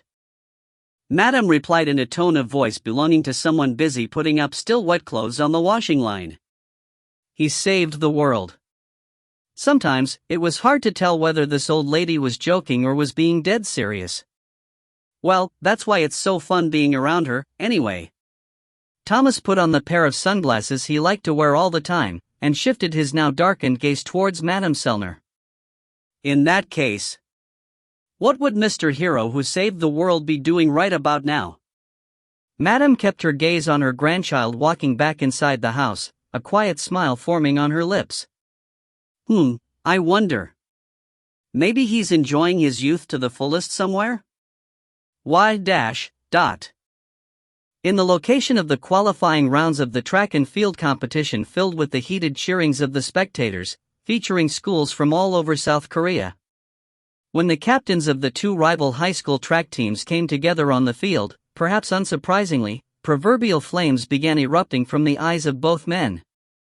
"Oh, Choi Tae-won. Looks like you've lost your way, doesn't it? You even let a freshman enter every type of competition, didn't you?" Jin-Woo's school track team was now facing off against the pointed ridicule belonging to the captain of their longtime rival from Hwaseong Tech High, Jo Jae-suk. "I heard that your former ace, Woo Sung-in, got injured and took a break for a few months. Did that result in your prowess falling so much that you don't have a choice but to make a freshman your new ace?" Jo Jae-suk continued on with his provocation, but Choi Tae-won simply smirked brightly and grasped Jin-Woo's shoulder. "Soon enough, you lot won't be able to close your mouths at the talents of this first year. Rather than you guys breaking more records, you got better at cracking jokes, instead." Figurative sparks flew in all directions after these two's war of nerves grew to an intense level. Meanwhile, Jin-Woo was scratching the side of his head with his index finger. "With things like this, it's going to be difficult to stick to my plan of holding back so that I won't get noticed, While Jin-Woo stood there showing just a tiny hint of how troubled he was, Jo Jae-suk scanned him from top to bottom and received a great boost of confidence from his expression. The corners of the Hwaseong Tech High captain's lips curled upwards. "Here's the thing, though. What a funny coincidence this is, you know?" Jo Jae-suk turned around and gestured towards his team members. When he did, a big dude standing behind them strode forward with an expression filled pure, unbridled confidence. "You see, we also got ourselves a freaky freshman, too." It was at that point that Jin-Woo ended up blurting out a surprised cry after seeing the face of this so-called freaky freshman. Looks like your own freshman can sense it already, no? Jo Ji-suk increased the volume of his voice while placing his hand on the shoulder of the newbie team member who possessed a physique that far surpassed the level of a regular high schooler. This kid here, he's Hwasong Tech High's secret weapon, Kim Cheol from the first year. Chapter 259 Fin. If you find any errors, ads pop up, ads redirect, broken links, non-standard content, etc., please let us know. Report chapter so we can fix it as soon as possible. Chapter 260. Chapter 260. Side Story 17. 9. I'm going there to meet you right now. 3. The impulse. An overwhelming impulse, that's what Kim Cheol felt. This powerful impulse, strong enough to nearly blow his reasoning away, almost completely swallowed him up. But how come Why did he want to kneel down in front of a kid that he'd never seen before, a student from the same year, but from another school? In that brief moment, if he didn't force his ankles and calves to be still with all his might, then he would have shown a pretty disgraceful sight to everyone. Way too close for comfort, indeed. Kim Cheol couldn't describe this situation in any other way. Still, he managed to overcome it somehow and wiped the cold sweat pooling on his forehead with the back of his hand. It was at that moment that a really plausible theory popped up in his head. Could it be that I'm scared by a dude from the same year as me? If it was not that, then how else could he explain away this current situation where his breathing quickened up suddenly and he wanted to avert his gaze while all strength drained out of his legs, as soon he met his opponent's eyes? Too bad, Kim Cheol simply couldn't accept reality as it was. Don't make me laugh. By relying on his superior physique surpassing that of high schoolers, as well as physical strength that matched his size, Kim Cheol enjoyed incredible prominence during his middle school days. Yet here he was, getting scared by another kid in the same age bracket? Such a thing was not possible. No, more than that, such a thing could not be allowed to happen. Hey, Cheola? What's wrong? You feeling okay, my man? The seniors began showing concern for his well-being, and as his reply, veins bulged in Kim Cheol's throat as he roared out. Nothing's wrong, seniors. That's right, there's nothing wrong with me. Kim Cheol convinced himself of this fact and powerfully nodded his head. Right, I was suffering from a simple dizzy spell because I didn't have a fulfilling breakfast. That must be it. In order to prove right the theory that he just cooked up on the spot, Kim Cheol slowly raised his head and stared straight at the freshman of the opposing school. Although possessing a pretty well-trained physique, the first-year high school kid standing there was like a stalk of straw compared to himself. Finally regaining some sort of leeway now, a grin floated up on Kim Cheol's lips. Smirk. I knew it. Getting scared by a kid that might get knocked out in one punch from him? What an absurd thing that was. Kim Cheol straightened his slightly hunched figure as the unbridled confidence from earlier on returned to his face. The members of the Hwasong Tech High's track team were feeling worried from the sudden changes Kim Cheol was going through, but they regained their smiles after confirming that their ace had returned to how he was. Damn, you surprised me there. I'm telling you, our ace freshman really knows how to command attention. The seniors patted his shoulder to encourage him, and Kim Cheol replied with a confident smile before fixing his gaze back on Jin-Woo. What a disgrace, why did a dizzy spell have to happen at the same time as looking into that guy's eyes? Kim Cheol began thinking that he needed to return this ill-timed disgrace he suffered back to his opponent tenfold somehow. The best method to overturn an embarrassing situation was to suppress the other's spirit. Only now did he notice that, even though he was glaring at the kid, this fellow first year was being insolent by standing upright and shooting a glare right back. Not once did Kim Cheol let a moron like that walk away in one piece until now. Hey, you. He lowered his voice and pointed to the rear of the athletic field with his chin. I've got something to say to you, so follow me to over there for a sec. While the members of the Weizong Tech High's track team whistled in excitement at their junior's spirited display, Jin-Woo's seniors were hurriedly blocking him from disinterestedly following after Kim Cheol. Jin-Woo. Listen to me, you mustn't commit murder. You ain't thinking of spilling someone's blood on the day of the competition, right? You gotta hold it in. That's right, let's just think of it as saving a poor soul today and let that kid be. Jin-Woo chuckled and gently shook off the hands of his seniors. Don't worry, seniors. I'm sure nothing will happen over there. The seniors tried to confirm the safety of his opponent once more. Really? There really won't be anything bad happening to that kid, right? We're choosing to believe you. That friend over there, he's definitely walking back here on his own 2 feet, right? Jin-Woo smiled brightly in order to put the worries of his seniors to rest and quickly walked over in the direction Kim Cheol had disappeared to. The captain of Weizong's track team, Jo Jae-suk, watched all of this unfold from the side and formed a disbelieving expression before walking up closer to his rivals. You guys? You all being serious right now? Choi Tae-won sneaked a glimpse at Jo Jae-suk's face before shifting his gaze back in the direction where Jin-Woo had gone off to and spoke up in a worried tone of voice. Don't talk to me, man. I'm feeling really conflicted right now, Choi Tae-won had been watching Jin-Woo's monster-like motor reflexes from a close vantage point, so all he could do now was to fervently pray for that fella named Kim Cheol to not try anything funny for his sake. While walking after Kim Cheol, Jin-Woo's anticipation grew just a tiny bit. Could it be that this kid also regained the memories of the past, too? If that was the case, how would human Kim Cheol, and not the Shadow Soldier Iron, react to the memories of those days? Unfortunately, it didn't look like Kim Cheol had called him over here to discuss their past, judging from the light in the kid's eyes as he turned around. Hey, you! The high school kid's murderous eyes were now looking down on Jin-Woo. What, just because I'm wearing a school uniform while standing on the same field as you think I'm a pushover?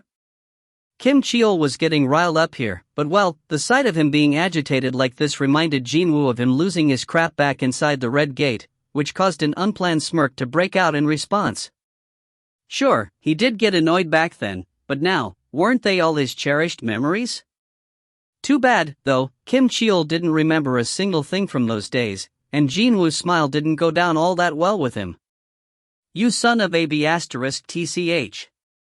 Kim Cheol's rough hands reached out and grabbed Jin-Woo's collars in an instant. When that happened, there was a chorus of "Wah dash!" breaking out from his shadow, made by the shadow soldiers cheering out loudly. Yes, Iron is returning to us. Welcome back, Iron. My liege, entrust this lost sheep to me. I, Bellion, swear to re-educate him properly and ensure an event like this will never happen again. It seemed that there was a real need to teach his shadow soldiers about the ways of the modern world. Jin-Woo inwardly tooted and stared deeply into Kim Cheol's eyes. Without a doubt, someone was challenging him right now, but maybe because the fond memories of the days when this kid was a loyal shadow soldier, Jin-Woo just couldn't bring himself to despise him. No, rather than that, he grew real curious about whether Kim Cheol would regain all the lost memories if they came in physical contact here. The burly high school kid sensed something strange from Jin-Woo's eyes and inadvertently swallowed dry saliva. What's going on? If this was in the past, he'd not give a d***mn about being disqualified from the track competition and have thrown a punch by now, since the other guy was seemingly making fun of him. But, rather than emotions of anger or even the desire to settle the score, a different kind of feeling, thicker and purer than anything else, began to wiggle violently from the deepest part of his chest. And as Kim Cheol stood there conflicted on what to do next, Jin-Woo slowly and cautiously grasped the boy's wrist right then. The ends of his fingers touched Kim Cheol's skin. When that happened, tears began flooding out from the boy's eyes. He didn't know why he was crying all of a sudden, yet the tears didn't want to stop falling down. Soon, all strength abandoned his legs and he plopped down to the ground. But, why? Kim Cheol looked up at Jin-Woo. He was searching for an answer, but all he got in return was a rueful smile from the mysterious boy, instead. If the sovereign's memories weren't shared in the past, then the memories won't come back even if we make physical contact, huh? Unless, he restored the memories forcibly, that was. Jin-Woo recalled the faces of people he shared his memories with, in the now-erased past. Association President Woo Jin-Cheol, and Madame Norma Selner. He thought about the distinct possibility that she might have also regained the memories from the erased timeline, and while wondering about that, he turned around to leave. He no longer had any business with Iron, no, Kim Cheol. Because, the kid was living as a human, and not as a shadow soldier, now. But then, the boy on his knees called out to Jin-Woo and stopped him in his tracks. Hang on. Wait. Kim Cheol wiped his eyes with his hands and hurriedly stood back up.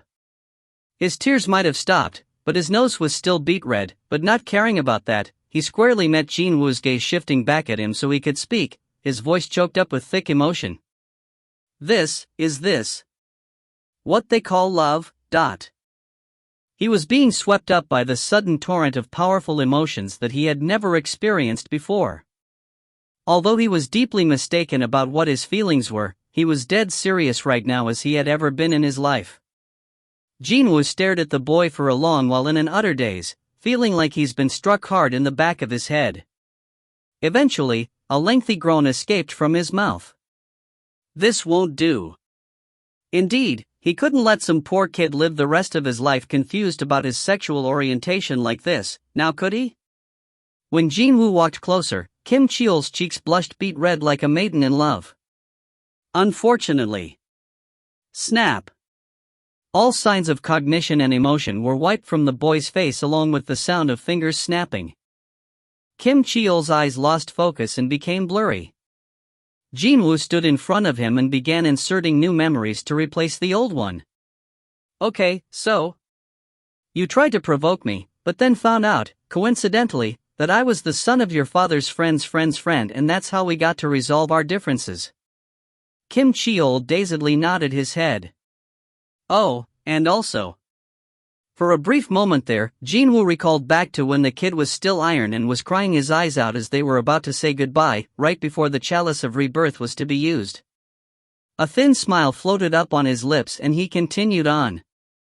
From here onwards, you gotta stop behaving like a bad person, alright? You were one of the guys who fought to protect this world, so be proud of yourself, man. Yes, sir. After hearing a hushed, soft reply leaking out of Kim Cheol's lips, Jin-Woo finally undid the hypnosis and let the boy be. Snap. Kim Cheol regained his consciousness and stayed rooted in his spot for a little while, utterly confused, only to belatedly discover Jin-Woo's distancing back over yonder. As if he was separating again from a friend he met after a long time, Jin-Woo waved his hand in a genial manner. Hey, see you again next time. Oh, okay. Feeling bewildered by this situation, Kim Cheol waved his hand and smiled along awkwardly as well. Nice. Jin-Woo turned away from the kid's direction, a happy grin forming on his face now. The unexpected encounter with an old comrade had come to a successful conclusion, but it was now time to search for that girl in earnest. With excellent timing, he heard the announcement reverberating throughout the athletics field. The preliminaries for the middle school participants will begin shortly. All athletes, please report to the competitors' area. Somewhere at the far back of the athletics field, which was quiet and sparsely populated, a young girl managed to get to the shade of a tree with some difficulty and plopped down on her, but there. Her shaking hands reached down to take off one of her shoes and her sock. Her swollen ankle testified as to what her current situation was. She lightly bit her lower lips and glared at her ankle, before squeezing her eyes shut and leaning against the tree's sturdy trunk. What a blunder it was! Her shoulder was shoved away by another runner right next to her, and that caused her to stumble ungainly during the race. She somehow managed to pass the first round of preliminaries even with this fairly heavy injury, but now, it was clearly asking for too much to compete again with her leg being like this. I'm furious. Indeed, she was. This might be the last time she competed as a middle schooler, and so, she didn't want to end the day with an injury. That was why. That's why. I should just carry on, but. This was a line of thought that could only be cooked up by the head of an immature middle schooler, who still hadn't shed the mindset of a child yet. And it was the role of the adults to stop such a child from going down the wrong path since the dawn of time itself. You want to hide your injury? The girl flinched grandly after hearing the voice of a male student, walking out from behind the tree, that she failed to detect earlier. This mysterious male student didn't look at her, but instead, stared into the distance. Even though a certain someone competed in that condition, hurt her ankle even more and had to spend over a year to recuperate, but still ended up as a third-rate athlete and could only regret the decision she made today. The male student shifted his gaze back to the girl with her wide-open eyes and formed a refreshing grin. I was talking about a person that I know, actually. Here was a strange guy telling her a strange tale. But the girl, Cha Hae-in, didn't immediately run away from here and instead, chose to observe the boy for a bit longer. Isn't he an athlete? A high schooler, right? She could detect a hint of this nice scent coming from the male student for some reason. As for the identity of that scent, the smell of the purest manna leaking out of Jin-Woo, as well as her possessing a unique constitution that allowed her to sniff out manna, she'd get to learn about them much, much later on. As Hae-in grew more flustered by the second, Jin-Woo crouched near her and carefully placed his hand on her swollen ankle. Ah! She flinched again for a moment there but didn't resist him all that much either. And when his hand left her skin, her ankle was completely healed. She raised up her shocked eyes and stared at Jin-Woo. Run without any regrets. You only have one shot, right? She shone so brightly as a rank S hunter fighting against monster threats, but today, her sweating figure under the bright sunlight would shine just as wonderfully. Jin-Woo smiled and tried to stand back up, only for his wrist to be grasped in a hurry by Hae-in. Wait a minute. Could it be that a change occurred with the contact they made just now? Now facing off against Jin-Woo's curiosity-laden gaze, Hae-in's face flushed just a little. Excuse me, have we met somewhere before? She had to work up so much of her courage just to ask that simple enough question that even her neck had turned beet red by the time she was done asking it. Let's run. Hae-in visibly grew confused, but Jin-Woo maintained his grin. If you run against me and never win, then I'll tell you everything. I saw you compete, Appa. I saw you coming in at first place in every preliminary race you entered. Jin-Woo smirked and stood back up. I'll take that answer as you giving up. But then. If that's the case, Cha Hae-in worked up her courage once more and made a suggestion. The record for the preliminaries about to take place in a bit. How about you telling me the truth when I break that? Even if it's not right now? Jin-Woo's head lowered and did his best to suppress his chuckles. Whether she's younger or older, she's still so pure. While briefly entertaining the idea of breaking the world record for the under-18 track event today, he nodded his head, a warm smile filling up his face. All right, deal. Having successfully changed the condition of the bet, Hae-in formed a sunny smile as well. Well, you ain't going to be smiling later, though. Jin-Woo turned around and left her side for the athletics field while continuing to suppress his chuckles from breaking out. On that day, under the bright spring sunlight, the world record for high school male athletes was shattered in what was supposed to be yet another ordinary preliminary race meet. And the track team Jin-Woo was a part of defeated their rival Wazong Tech High on their way to achieving their goal of an overall first-place finish. Chapter 260 Fin. If you find any errors, ads pop up, ads redirect, broken links, non-standard content, etc., please let us know. Report chapter so we can fix it as soon as possible. Chapter 261. Chapter 261. Chapter 261. Side Story 18. Since he didn't share his memories with them, Jin-Woo had not thought of the possibility of it happening, but the truth was, there were a few other people who were still connected to the higher beings on Earth. And, out of them all, one person was quite lucky enough to have physical contact with Jin-Woo, who was a higher being himself. A certain early morning. "Son? What's the matter?" His son, emerging from the room having just woken up, looked like he was about to break down and cry, so Seong Jin-Woo reached out and gently grasped the boy's shoulders, only to be greeted by the spectacle of a different past playing right before his eyes. It happened in the briefest of the brief moments that didn't even last a blink, but that was more than enough to tell the tale spanning several years that felt as long as eternity itself. "I wanted to see you. Always. I wouldn't have minded talking to you for a little bit longer, but I'm sorry for not being a good father to you." Tumble. His final moments that caused his heart to tumble to the pit of his stomach flashed past his eyes. Then, the time wound back and the memories of how the present came to be played out in a panorama being played backwards. The one and only tool of God that could cause a phenomenon like this, the chalice of rebirth. Seong Jin-Woo knew of the artifact's existence through the memories of the rulers, and after looking at the boy's current facial expression, he instantly realized that his son must have had reached some kind of a deal with the higher beings. Indeed, Jin-Woo had decided to carry the weight, the cost, of the deal all by himself, regardless of how heavy it was. Seong Jin-Woo had to bite down on his lower lip in order to suppress his emotions and prevent them from bursting forth right then. His efforts must have not been in vain, because Jin-Woo wiped away the tears threatening to break out and formed a smile. "I must have had a nightmare." At that moment, Seong Jin-Woo saw the powerful determination flicker for a blink of an eye on his son's face. But even then, no, even when Jin-Woo left behind a single note and disappeared from this world, he couldn't even guess just what kind of promise his son had made with the rulers.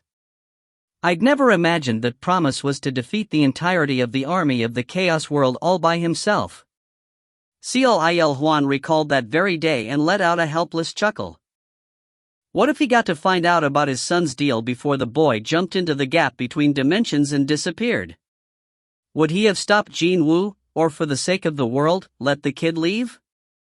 Still, hasn't he beautifully taken care of it? The envoy of the rulers sitting on the opposite side of him smiled refreshingly. Seong Jin-Woo had his lips firmly shut now, but he nodded his head regardless. Thanks to Jin-Woo's sacrifice, this world was spared from the horrifying war that was supposed to tear through this planet. But, when he thought about the terrible suffering his son must have gone through during those years, Seong Jin-Woo just couldn't bring himself to smile anymore. It had been almost 1 year since Jin-Woo returned from the gap between dimensions. "My son, ... His hesitating voice was drowned out by the gently flowing background music of the cafe they were in. The ruler's envoy sipped the half-remaining coffee with his straw as he unhurriedly waited for Seong Jin-Woo to continue on. "What was my son's decision?" "The Shadow Sovereign has..." The envoy discovered the traces of nervousness flit past Seong Jin-Woo's face and formed a thin smile. "Chosen to stay in this world. He said that every minute and every second spent in this world is precious to him." Seong Jin-Woo inwardly spat out a lengthy sigh of relief. The envoy emptied out his cup and silently placed it back on the table. He had to remain in this world until Jin-Woo made up his mind, but that role came to an end yesterday. Which meant that it was time to leave. Seong Jin-Woo would be the very last guest he'd entertain before leaving this world for good. Maybe that was the reason? Although he wasn't really the talkative type, he wanted to converse for just a bit longer today. "Are you planning to continue deceiving Shadow Sovereign Nim?" "No, your son? That's what he wants, no one remembering the past." "So, yes. If what Jin-Woo wanted was the normal, regular family life, then as his father, Seong Jin-Woo was fully committed to continuing the charade until the end of time itself." "I see. Like father, like son." The envoy smirked and nodded his head before raising his gaze a little higher. "Once I leave, the rulers will no longer interfere with this world." "I know. Which means, this really is the end. With this world, ... The envoy scanned the interior of the cafe and spoke with an emotional voice. It has been fun. Truly. To be honest, right up until the Shadow Sovereign Nim made his triumphant return, I had been waiting with bated breath on what destiny had in store for us. The envoy held back slightly and didn't mention that even the rulers didn't expect to see Jin-Woo succeed in his quest. Well, there was no reason to pour a bucket of cold water on this emotional farewell, was there? Just before he bade his farewell and stood up to leave, the envoy addressed his guest once more. The rulers expressed their unreserved gratitude towards not just Shadow Sovereign, but to you as well, Seong Jin-Woo. It was unknown whether a result like this would have been achieved without his help. He fought for the sake of the rulers, and he even suggested that the higher beings cooperate with the Shadow Sovereign, too. Indeed, his role had been great. The rulers had decided as thus, and they prepared a small gift for him in return. By any chance, is there something we can help you with? When considering that the rulers possessed incredible powers as well as various tools of God, this was akin to them saying, "We will grant any wish you have." However, Seong Jin-Woo shook his head almost immediately. "I have none." But that made sense. The envoy could understand where he was coming from. There was an existence on the level of a god living his family right next to him, so what was the point of voicing his wishes here? Well, then. The envoy bowed his head slightly and got ready to stand up, but then, Seong Jin-Woo belatedly said something else. Hang on. The envoy stopped and settled back down on the chair again. Is there something else? Seong Jin-Woo pondered for a bit and spoke up with some difficulty. My memories. Is it possible for you to erase my memories of the previous timeline? Yes, it's possible, but why would you choose to do so? Well, it's unimaginably hard to keep pretending in front of a son with an amazing perception, you see. Seong Jin-Woo smirked once he was done. Again, like father, like son, his grinning face was almost a dead ringer for Jin-Woo's. And, also, Seong Jin-Woo lowered his gaze and fell into thought for a bit again, before continuing on with his words slowly. I also wish to become a regular dad who worries about his son's welfare. He wanted to return to being just a simple father who felt anxious about his son possibly coming back home injured in some way, and a father who sighed in disappointment at his son's exam results, a man who worried about his regular son, in other words. To me, Jin-Woo isn't the Shadow Sovereign, but a precious son, you see. That was Seong Jin-Woo's small wish. I understand. If that was his reasoning, then it'd be no problem. The envoy smiled gently and granted Seong Jin-Woo's wish. Once you exit from this cafe, all memories of the previous timeline will completely be erased from your mind. As the envoy began performing the magic spell on Seong Jin-Woo, he whispered a goodbye so small that no one could hear it properly. You won't remember this, but still. I pray that you get to live a fulfilling life. Star. Time continued to tick by. On a certain cold winter morning, the alarm set for 6 a.m. went off without a hitch and Seong Jin-Woo shot up from his sleep. His wife woke up at the same time, too, and stared straight at him. What about Jin-Woo? Yes, what happened to him? The couple quickly checked the time and breathed a collective sigh of relief after realizing that it was still only 6 a.m.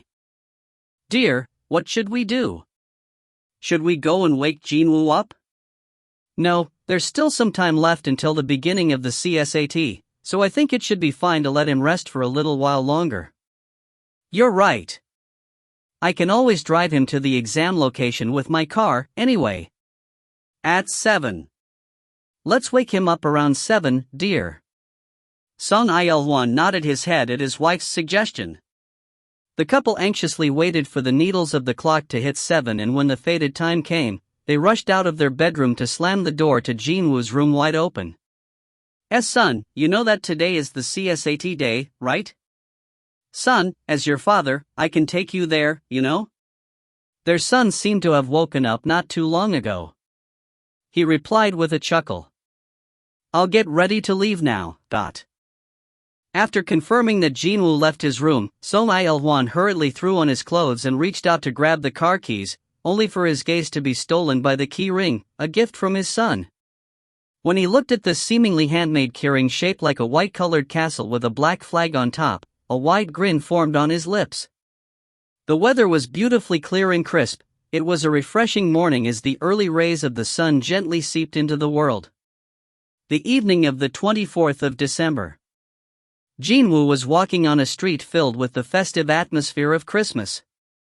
He could easily spot the smiling faces of movie stars or top athletes proudly on display on the electronic advertising boards hung here and there. The streets have changed a lot. Whenever Jin-Woo recalled the time when the streets used to be dominated by the faces of top-ranked hunters, he still felt a bit awkward and disjointed. But then, he spotted an advertising poster for a certain sports drink and broke out into a gentle chuckle. A rather familiar face was on it, that was why. Just how many people lost their hair to stress while trying to take that one photo of her making a natural-looking expression? The idol of the athletic world, is it? Indeed, Cha Hae-in's smile on the poster was good enough to be called on the level of an idol. She drew attention with her stunning achievements on the track, and eventually, the mass media caught on to her shining star as well. In a bid to boost the popularity of the track sports, the athletics organization pleaded with her, and this was the end result. She never stepped in front of a camera even when she was a rank S hunter, but now, she must perform the role of one of the most popular sportswomen in the country. This future wouldn't have come about if he hadn't healed her ankle back then. A satisfied grin formed on Jin-Woo's face. She might be having a bit of a hard time trying to get used to the cameras, but it'd only get better with time. Still smiling, Jin-Woo resumed his walk towards the meeting area. He took a look around himself without thinking too much about it and discovered many young couples and their colorful clothing filling up the streets. Yup, I definitely am an examinee who recently finished his CSAT. Look how plainly dressed I am. Jin-Woo lightly tooted at his rather plain-looking clothes and sought out the nearest clothing store. With the time being what it was, the shops were all closed, but from the get-go, he wasn't planning to buy something, anyway. Jin-Woo stopped walking in front of a mannequin kid out in the coolest outfit inside the shop window. Shaak. The pitch-black smoke enveloped Jin-Woo's figure for a brief moment and his outfit had changed to the exact same thing as that mannequin's. He examined his new look through the reflection on the shop's window before asking his shadow soldiers. What do you think, Dot? Fangs, having developed an intense interest in all things fashion-related from some time ago, hurriedly replied first, maybe fearing that someone else might steal his limelight. You look amazing, my liege. All right. Jin-Woo's steps became a touch cheerier than before and they helped him arrive at the place of his appointment in the proverbial blink of an eye. Surrounding a massive Christmas tree installed in the middle of a plaza were many people searching and waiting for their companions to arrive. Even though many of them were nervously glancing at their watches, the looks of happiness still could be gleaned from their expressions regardless, perhaps because today was Christmas Eve. Unlike them, though, Jin-Woo was staring into the heavens above since he had more than enough leeway compared to them. There were all sorts of ambient noises made by people walking on the streets, but Jin-Woo still could accurately distinguish the footsteps that mattered to him. 3, 2, 1.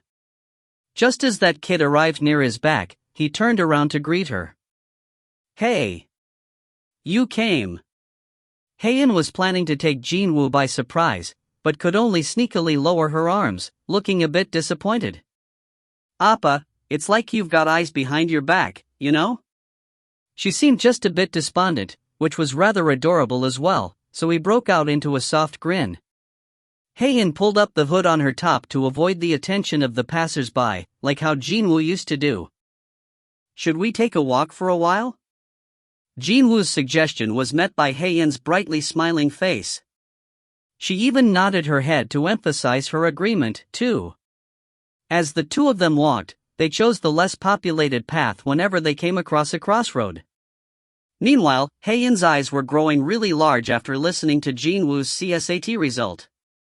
You got such a great score, yet you want to go to that university? But, why? Well, the fees are completely paid for by the scholarship, plus they are adding on the opportunity for me to study abroad, as well. Besides, there is this person I just have to meet in that place, you see? It was at that point that her ears perked up. Wait, that person isn't a woman, is it? Her eyes narrowed to a slit, but Jin-Woo found her expression really adorable, so he decided to string her along for a bit. Who knows? Her cheeks immediately puffed up. To Jin-Woo, seeing her express her emotions so freely like this, something she didn't do back when both of them were adults, proved to be a different but still wonderfully joyous occasion to behold. Around then. Tap. Something fell gently from the sky and landed on the tip of his nose, followed soon after by wet coldness melting on his skin. It was a snowflake. He raised his head up to look, and white specks began falling gently from the blackened sky. A white Christmas was coming, it seemed. He silently stared at the falling snow, only to recall the sight of settling gray ash after he defeated the Dragon Emperor. Ash as white as snow, no, snowflakes as light as ash silently descended on the land. Appa? What are you thinking about? Jin-Woo smiled softly and tried to gloss over it. Nothing much. Well, it wasn't as if he could tell her that. While he was looking at the snow falling from the evening sky a day before Christmas, he was busy recalling probably the most dangerous enemy he had to fight in his entire life. Now could he? Haein formed a broad grin after listening to Jin-Woo's reply, then she brought up something out of the blue. Appa, do you remember our promise? What promise? The one about you promising to answer everything when I win in a race, Yeah, I do. Haein promptly pointed towards one of the trees lining up along the street. Well, why don't we make a bet, then? Let's see who will arrive there first. Jin-Woo couldn't help but chuckle after hearing her sudden challenge and asked her a question. What is it that you'd like to ask me? Everything. Everything? What you're thinking about sometimes, whether it's a girl or a guy you want to meet in that university, and also, about the time we met before that athletic preliminaries took place. All right. Jin-Woo readily agreed to it and took his hands out from his pockets. The end result wouldn't be affected just because he kept his hands there, but still, he wanted to show her that he was taking this challenge quite seriously. But then, Haein had been staying a step away from his position until then, but suddenly walked in very close to wrap her scarf around his neck before asking him for a small favor in a whisper. Appa, if you like me, don't move from this spot. Wah? While he was getting flustered by this development, Haein began walking slowly towards the tree in question while looking straight at him. As for Jin-Woo himself, he couldn't hold back his laughter after realizing that his defeat had been set in stone from the get-go. Ha! In the end, Haein succeeded in touching the tree first, and she lightly jumped in the air to announce her victory.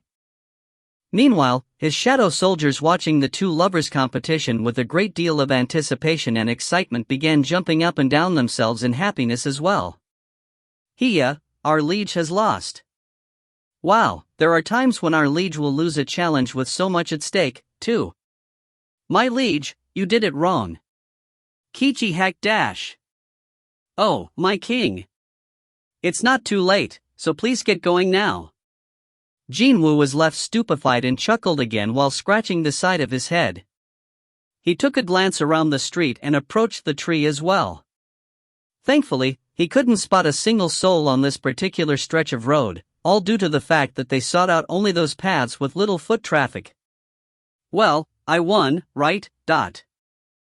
Haein was waiting for his reply with an excited expression clearly etched on her face. Jin-Woo stopped before her smile and issued a dignified order to his shadow soldiers. Shadows? Every one of you, close your eyes. While the soldiers were rightly feeling frustrated, Jin-Woo slowly brought his lips closer and gently locked them with Haein's. The white snowflakes continued to fall silently from the sky. Chapter 261 Fin. If you find any errors, ads pop up, ads redirect, broken links, non-standard content, etc., Please let us know report chapter so we can fix it as soon as possible. Chapter 262. Chapter 262. Side Story 19. The last side story, 12 years later, 1. Within the ranks of the Central Region Precinct's Violent Crimes Unit, there was this one detective nicknamed the Phantom. The newbie detective joining the squad this year after passing the promotion exam, Lee Se-hwan, often heard this rumor while he was walking the beat as a patrolman. The arrest rate of 200%. The rumor went that, in front of this Phantom capable of solving not just the cases in his own docket, but even the cold cases of the past, every single violent criminal or bloodthirsty thug would become a very well-behaved sheep in an instant. To the officers patrolling these streets, this detective remained an object of pure respect, a real bona fide legendary figure. Seriously now, the rumor even went on to say that, although he was eligible for a promotion, he wished to devote himself fully to fieldwork and refused to move up the career ladder. How hardcore was that?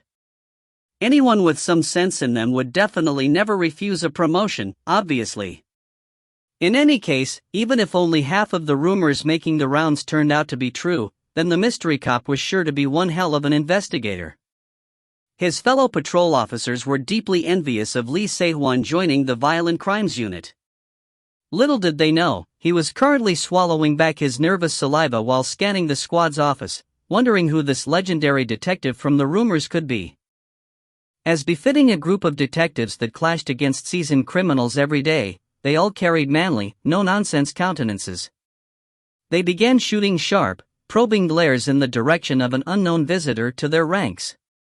It'd not be all that awkward to call any one of these fine officers Phantom, indeed. The light in their eyes or so. Lee Se-hwan gradually shrunk back from the powerful glares of the veterans and began inwardly worrying about whether he'd survive for long in this place or not. Are you that newbie joining us from today onwards? A voice came from behind without any prior warning whatsoever, and Lee Se-hwan jumped up in fright. He hurriedly turned around and performed an excellent salute. Loyalty. No need to be that tense. We're all one family now, right? The voice belonged to a middle-aged man carrying 2 paper cups filled with coffee standing right behind Lee Se-hwan. He kindly offered one of the cups to the still nervous rookie. Here, it's on me. Thank you very much. Lee Se-hwan bowed deeply and received the coffee. Instantly, he was greeted by the reassuring warmth that was kind of like a phone call from his family he dearly wished to see again after living alone for a long time.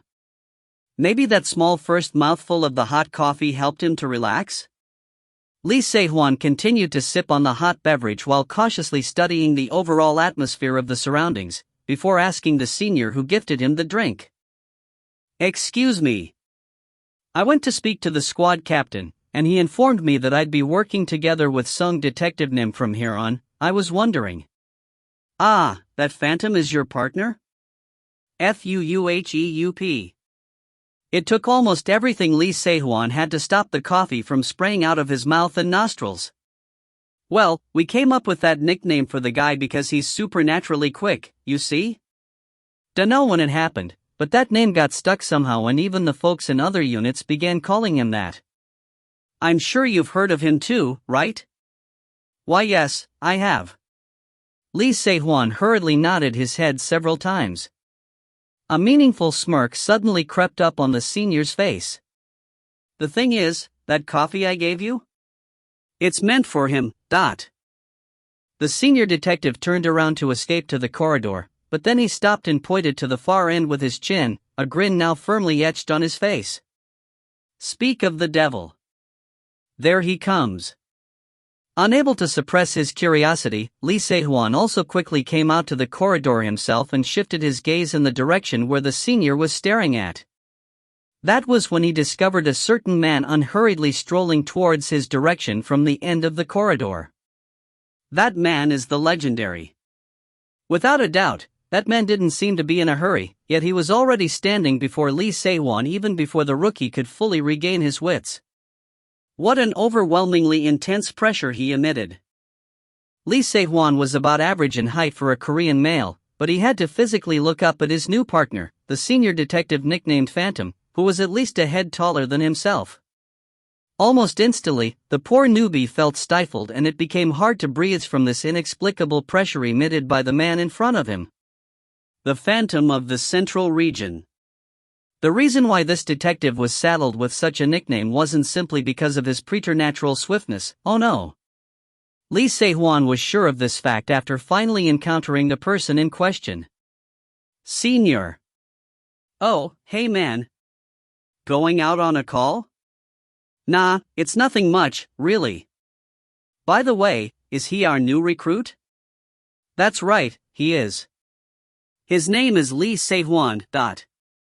Jin-Woo bowed his head slightly to greet the senior detective standing next to Lee Se-hwan. He then spun the newbie around to face the other direction and placed his hand on the completely frozen junior's shoulder. Then, I shall go ahead and train the rookie. The senior detective with the face of a good-natured uncle continued to grin as if he found something quite amusing. He nodded his head to say yes. Sure. Go ahead. Have a good day.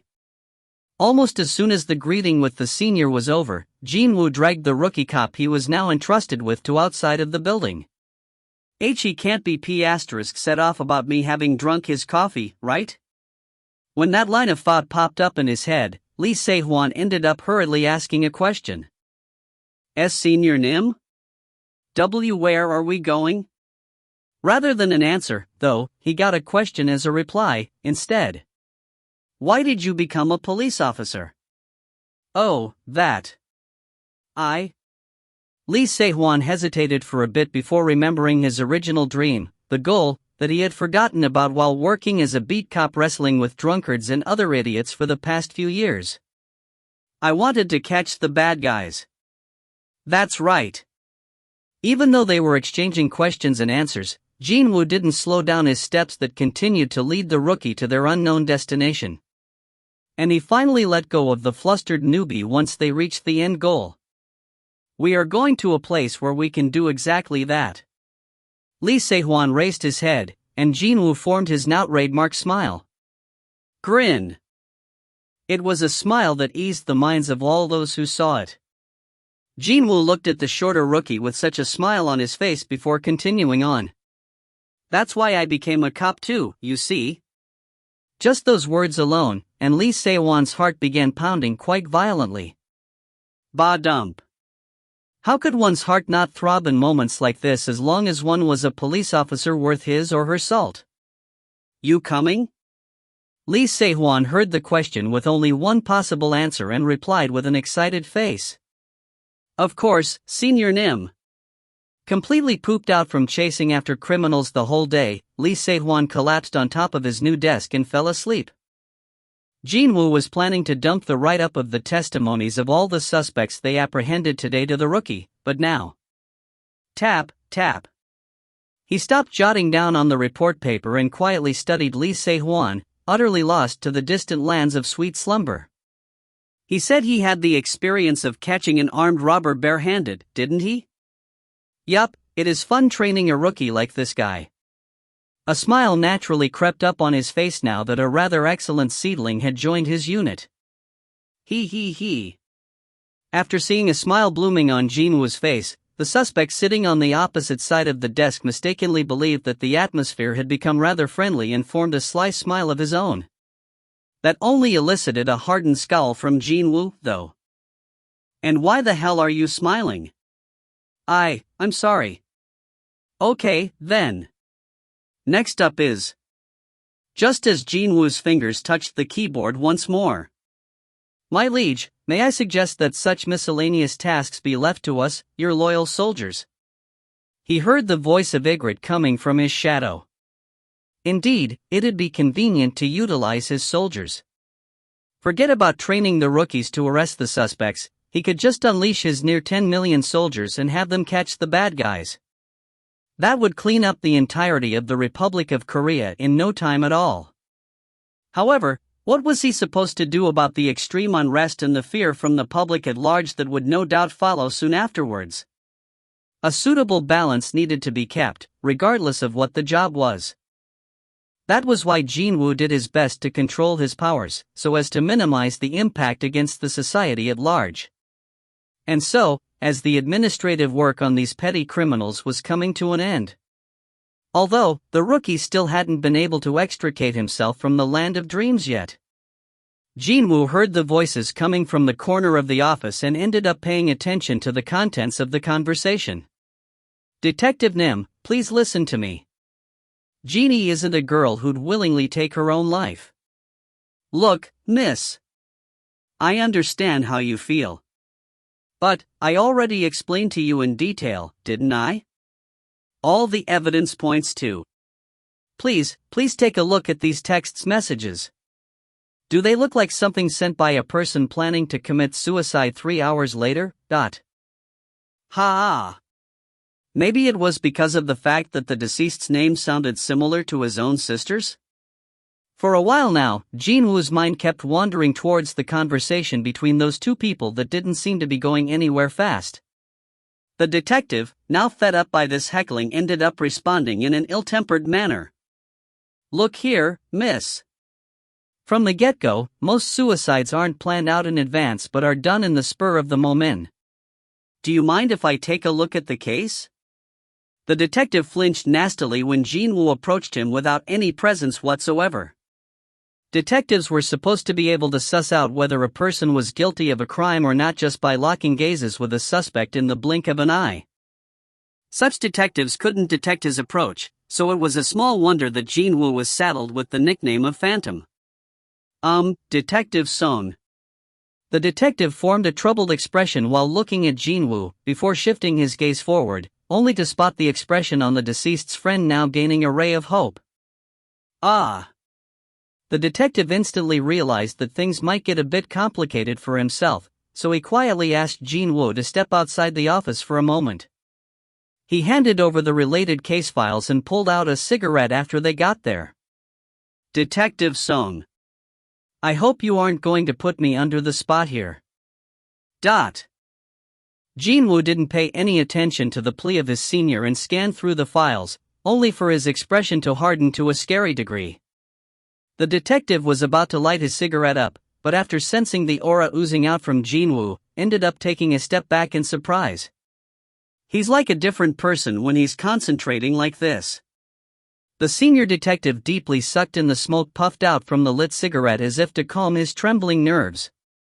The female victim was found inside her bathtub, having died of massive blood loss from a large cut wound on her wrist. The knife used to cut her wrist was recovered inside the bathroom, and perhaps unsurprisingly, only her fingerprints were found on the weapon, no one else's. The file also said that, even though the deceased displayed a bright personality outwardly, she actually suffered from depression. Not many other investigators would come up with a different hypothesis after looking at all the facts available in this case. Jin-Woo returned the case file back to the detective assigned to the case. "I don't see anything amiss." "All right. You think so, too?" The detective received the files back with a somewhat happy-looking expression. However. With a hardened face, the senior asked back while thinking, could he be? "I shall confirm it myself, just in case." Ah. The Phantom had sniffed a trail, it seemed. While looking at Jin-Woo's back as he walked over to the friend of the deceased waiting anxiously over there, the senior detective roughly scratched the back of his head and complained in his head. "Doesn't that guy ever get tired or something?" The friend of the deceased, her gaze currently fixed to the ground, quickly raised her head after hearing Jin-Woo's voice. "I'm Detective Seong Jin-Woo. Can we talk for a moment?" The friend nodded her head, her current grim expression seemingly a blend of newfound hope and sorrow. "Yes." Inside a quiet, empty and ownerless home, a black shadow suddenly rose up. It was Jin-Woo. He found himself in an apartment which was slightly too large for a woman to live alone. Her warmth from the time she was still alive could be felt from several corners of this apartment unit. The current time was late at night. The surroundings were pitch black, but there was no need to turn on the lights because this was the same as broad daylight to Jin-Woo's eyes. He entered the bathroom, the place where she met her final moments. The thick smell of blood yet to be cleaned stung his nose. Jin-Woo stood before the bathtub and silently studied the very spot where the deceased prepared herself to die. Seeing all the spilt blood, it was as if he could sense the pain of the woman. However, he could only imagine what that pain was like, not actually feel the pain itself. What the deceased was feeling when she chose death, how painful it was as she lay here dying. Those left behind would never know them. Generally speaking, that was. Jin-Woo crouched slightly and studied the blood splatters before recalling the last text message she sent to her friend. It was filled with her anticipation about the upcoming meeting with her friend. Just like what the friend had said, that message didn't seem to be sent by someone getting ready to take her own life. Most likely, the friend wanted to believe that she'd not choose to die without saying a single goodbye to her closest friend. For sure, the ones left behind would never know what the dead wanted to say to them. Ordinarily, that would be true. Ordinarily. However, Jin-Woo possessed a way to hear the voice of the dead. I needed the actual remains in the past, but now, Jin-Woo issued his command, and the blackened, coagulated blood reverted back to a crimson liquid and began trickling again. The blood splatter that remained is nothing more than grisly reminders gathered together to form a deep pit of boiling blood. As if it was alive, the mass of blood continued to seethe and tumble as it grew larger and larger. The Shadow Sovereign, the King of the Dead, then issued the absolute order that couldn't be refused at the remains of the deceased. Rise up. Chapter 262 Fin. If you find any errors, ads pop up, ads redirect, broken links, non-standard content, etc., please let us know. Report chapter so we can fix it as soon as possible. Chapter 263. Chapter 263, Chapter 263. Side Story 20. The last side story, 12 years later, 2. A shadow of a woman, yet to shed the hints of her teen years, vigorously rose up from the thickly coagulated clump of blood on the floor. Shwaak! Droplets of blood dripped from the ends of her hair as she took a look around her, her expression one of sheer confusion regarding her current situation. Eventually, though, she spat out pained moans. Ah! Ah! Indeed, it'd be quite painful for her since she retained the memories of her dying moments. Jin-Woo used the authority of the Shadow Sovereign and calmed the shadow for the time being. Don't be frightened. The you of now has become an existence untethered from the boundaries of life and pain. The king's calming, warm voice helped the woman to compose herself gradually. Jin-Woo then created a new set to clothing for her sake and wrapped them around her figure since she appeared how she died, nude. Ah! She cautiously pulled the clothing on her shoulders tighter. Her name used to be Seong Jin-Woo. He named the newly revived Shadow Woman the same as back when she was still alive, and began asking his questions. Did you willingly take your own life? The Shadow Woman, no, Seong Jin-Woo, nodded her head. Jin-Woo placed one of his knees lower to the ground so he could match her eye level. He studied her expression and quietly asked her. Your reason? And when he did, her lips, frozen shut like a block of ice, cautiously parted ways. Ding dong. The doorbell resounded out rather late at night. A middle-aged man put a photo frame containing a picture of his daughter down on its original spot and looked away. Who could it be at this late hour? He tilted his head this way and that while standing up from his seat, and walked over to the intercom. The monitor on the device showing the scene outside the front door now displayed a man kitted out in a smart business suit standing there. The middle-aged man didn't think too much about it and pressed the speak button. Beep. The man outside the door pulled out his ID badge and showed it to the camera. I'm Detective Seong Jin-Woo from Central Region's Violent Crimes Unit. I have questions to ask you regarding your daughter's death, so can we speak for a little while, please? The photo and the ID badge matched the face on the monitor. The middle-aged man forgot that it was far too late in the day for a guest to show up like this when he heard the word detective and hurriedly flung the door open. Did the investigation's result come out? How did my little girl die? Jin-Woo quietly studied the face of Seo Jinhee's father, Seo Gyunam, before shaking his head. Nothing is certain yet, sir. However, I do have several follow-up questions I'd like to ask you regarding your daughter. The father of the deceased formed a somewhat disappointed expression when he heard there was nothing to report yet. Jin-Woo made a quiet demand towards the man. Can you come with me? Seo Gyunam seemed to be in a dilemma, but soon enough, formed a grimly determined expression. Of course. If I can help in any shape or form in uncovering the truth of my daughter's death, then I shall cooperate fully. He came outside and locked the door before turning around to face Jin-Woo. Let's get going, detective.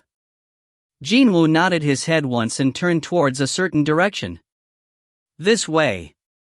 Seo Gyunam initially thought that they would go to the police station, but instead, they ended up in a cafe near his place. He asked the detective why they had to come here and only got a vague answer in the form of "we need a place to chat quietly" instead. And so, Jin-Woo and Seo Gyunam sat on the opposite side of the table. The former then began his questioning as the latter formed a heavy expression. What kind of a student was Miss Seo Jinhee usually? Excuse me? By any chance, was there anyone who might have been resentful towards? Seo Gyunam belatedly realized the implication behind the question and hurriedly shook his hand around. No. Never. She was definitely not a child who'd go around doing things to make others hate her. She was really kind and pure and... Seo Gyunam replied up to there before his head faltered and sounds of sobbing escaped from him. How long did it go by like this? The sobbing man's shoulders stopped trembling eventually and he raised his head slowly. I'm sorry, detective. I still can't believe that my little girl left me in that manner, You must have cherished your daughter a lot. Of course. I'm sure you know this already, but Jinhee wasn't my biological child. That was why I cherished and loved her as much as I would have with my real child, no, maybe even more than that. His gaze lowered as he struggled to swallow back his sadness. He continued on. If only she told me when she was hurting, when it was getting too much for her. Although Seo Gyunam was displaying an intense emotional state, Jin-Woo was quite different in his attitude and kept an icy cold gleam in his eyes from the beginning right until the end. He then pulled out his own smartphone from his inner pocket. While we were sifting through your daughter's personal effects, we uncovered a certain sound file. Pardon. Well, let's listen to it first. Jin-Woo tapped on the play icon and let the voice of the shadow play out. It was the testimony straight from her mouth about the tale of the horrifying abuse she suffered at the hands of her adoptive father, ever since she was a young child. And as the testimony continued on, Seo Gyunam finally stopped acting like a sorrowful father who lost his daughter, his eyes constantly shaking from shock. The girl deliberately chose to go to a university far away from home, believing that she was finally freed from the torment of her adoptive father, but then, when the B***star got in contact with her again some time ago, starting with the text message saying, "I want to see you again," she chose to end her life, instead.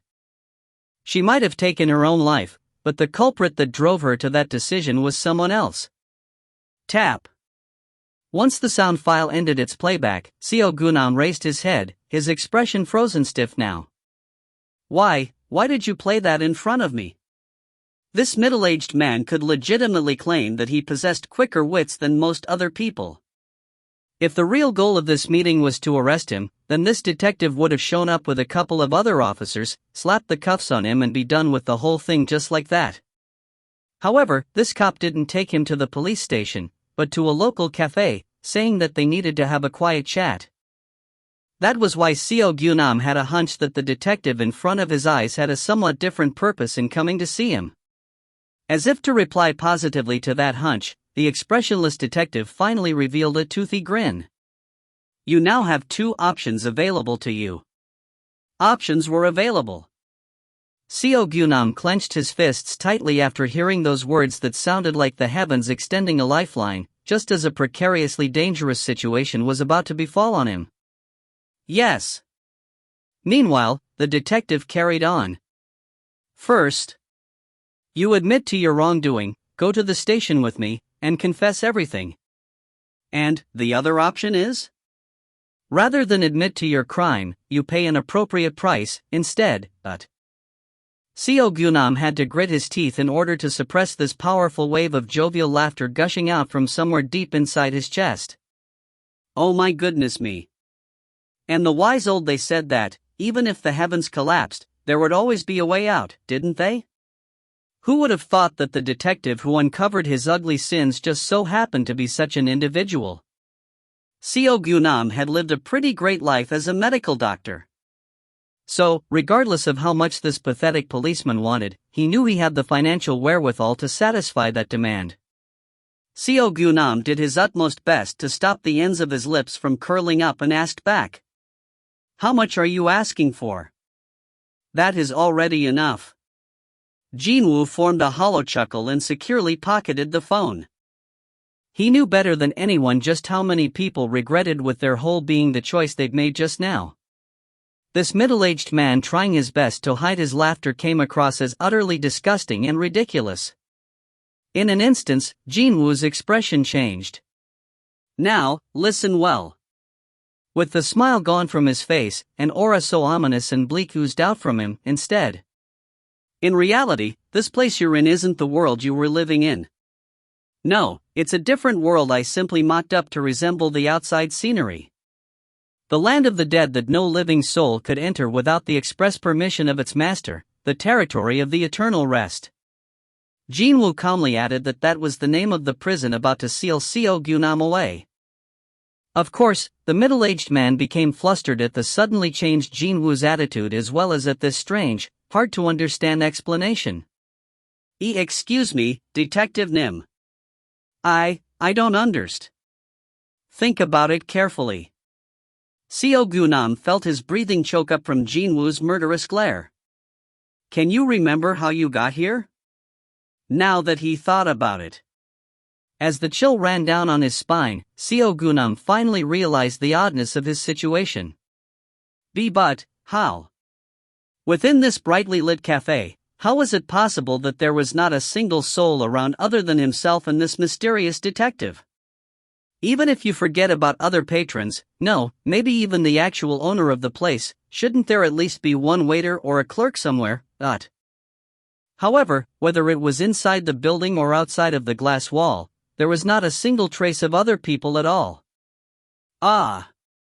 Just as he finally recognized that something unexplainable had happened to him, everything vanished, just like that, leaving only the darkness. The only items left within this inky black darkness were the table, plus the 2 chairs. And of course, himself and the detective sitting on those chairs. You walk? Seo Gyunam shot up from the chair and hurriedly stepped back as his complexion paled instantly. Who the hell are you? Is this a dream? It's a nightmare, isn't it? The middle-aged man pointed at Jin-Woo in a confused mixture of anger and desperation. Unfortunately for him, his retreating steps couldn't go too far. Thud. Because he ran into something as hard as a wall, that was why. An inexplicable chill swept him up and his head slowly shifted towards his back. That's when the wall began moving. No, it wasn't an actual wall, just a giant ant standing stiffly like one, and it was moving now. This ant creature shoved its head closer to Seo Gyunam's face and quietly placed its unfurled index finger against its lips. Shoo! In that moment. Yoof! Yoof! Dozens upon dozens of ant arms reached out from the darkness and grabbed onto him, before dragging him deeper into the unknown. He would now be subjected to horrifying torture from here onwards, where he'd eventually beg for death, but too bad, he'd not be able to die that easily. See, the thing was, the shadow now tasked with his punishment was one of the greatest soldiers in the ranks, and at the same time, the greatest healer there ever was, too. Kiek.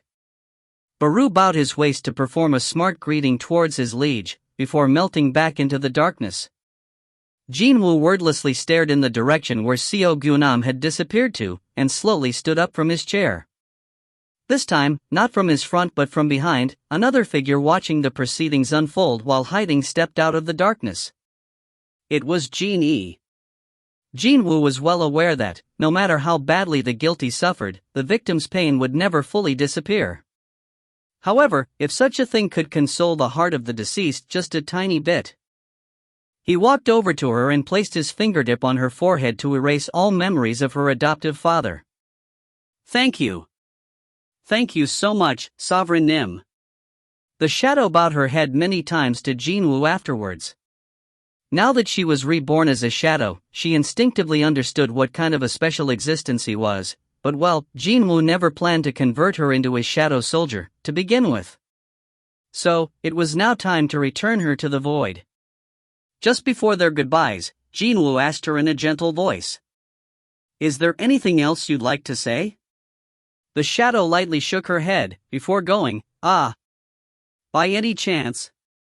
If it's not too much trouble, can I ask you for a small favor?" Next day, Jeannie's friend came to the station in the early morning to find out about any new development in the case. Jin-Woo found her first and took her to the corridor outside the office. By all appearances, the chances of the case being treated as murder is extremely low at this point. The investigation itself will close soon, as well. The friend looked at Jin-Woo with a disbelieving expression, before speaking up with the voice of a person clutching at a straw. Truly? There isn't even 1% of any other possibilities?" Rather than a verbal reply, Jin-Woo quietly nodded his head up and down. The friend's head dropped towards the ground next. She seemed to have a million things to say in her mind, but couldn't say any one of them out aloud. Her expression sorrowful but unwilling, she hesitantly spoke. "That means, Jeannie, she." Jin-Woo studied her for a moment or two, before presenting her with a small gift box covered in a cute wrapper. "This is? The name written on the gift card is yours, isn't it?" "It is." It was none other than a gift the deceased carefully hand-picked and prepared for the friend's birthday. The gift that would have never entered its intended owner's hands finally found its way to its rightful home. Jeannie prepared this. That's correct. I thought that Miss Jeannie would have wanted this gift to find its intended owner. Thank you. The friend thanked Jin-Woo wholeheartedly, her eyes tearing up uncontrollably. If only the adoptive father's insidious text message didn't arrive at the victim's phone 1 hour before she cut her own wrist, wouldn't these two friends get to enjoy the birthday party as planned? Jin-Woo felt complicated in his heart as several thoughts intersected within his mind and his gaze drifted away to the distance, only for him to feel the familiar vibration coming from within his pocket. "Excuse me for a moment." He asked for an understanding from the sobbing friend of the victim, turned around, and answered his phone. "Hyun Naim." A voice he felt relieved to hear came out of the phone speaker. "It's me, Eugene Ho." Chapter 263 Fin. If you find any errors, ads pop up, ads redirect, broken links, non-standard content, etc., please let us know. Report chapter so we can fix it as soon as possible. Chapter 264. Chapter 264. Chapter 264. Side Story 21. The last side story, 12 years later, Fin. Later that evening, Jin-Woo headed to the local diner that he frequented with Eugene Ho when they were much younger. Still did, as a matter of fact. "Hyun Nim. I have something important I must discuss with you." He felt the hints of determination, different from the kid's usual self, emanating from Eugene Ho's voice on the phone. When Jin-Woo stepped into the diner, Eugene Ho, sitting anxiously by the table, easily visible from the entrance, quickly raised his hand up high. "Hyun Nim. After graduating from the university, Eugene Ho continued to train in the art of running a business empire under Chairman Yu Myung-won, which transformed his body and spirit into a proper man now. However, he still came across as a little kid brother to Jin-Woo, even now. "Hey, man." He greeted back with a chuckle and settled on the other side of Eugene Ho. His gaze then scanned the soju shot glass in Eugene Ho's hand, as well as the half-empty soju bottle for a brief moment. This guy, he knows he can't handle alcohol, so why?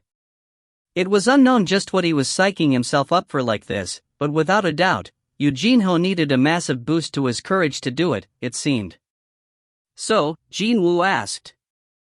"What's going on with you? You didn't even tell me anything yet, Yoo Jin-ho greatly hesitated with his reply, before pulling out a small box from his inner pocket and opened it up. A rather expensive-looking ring was stored in there. "Hyung Naeum.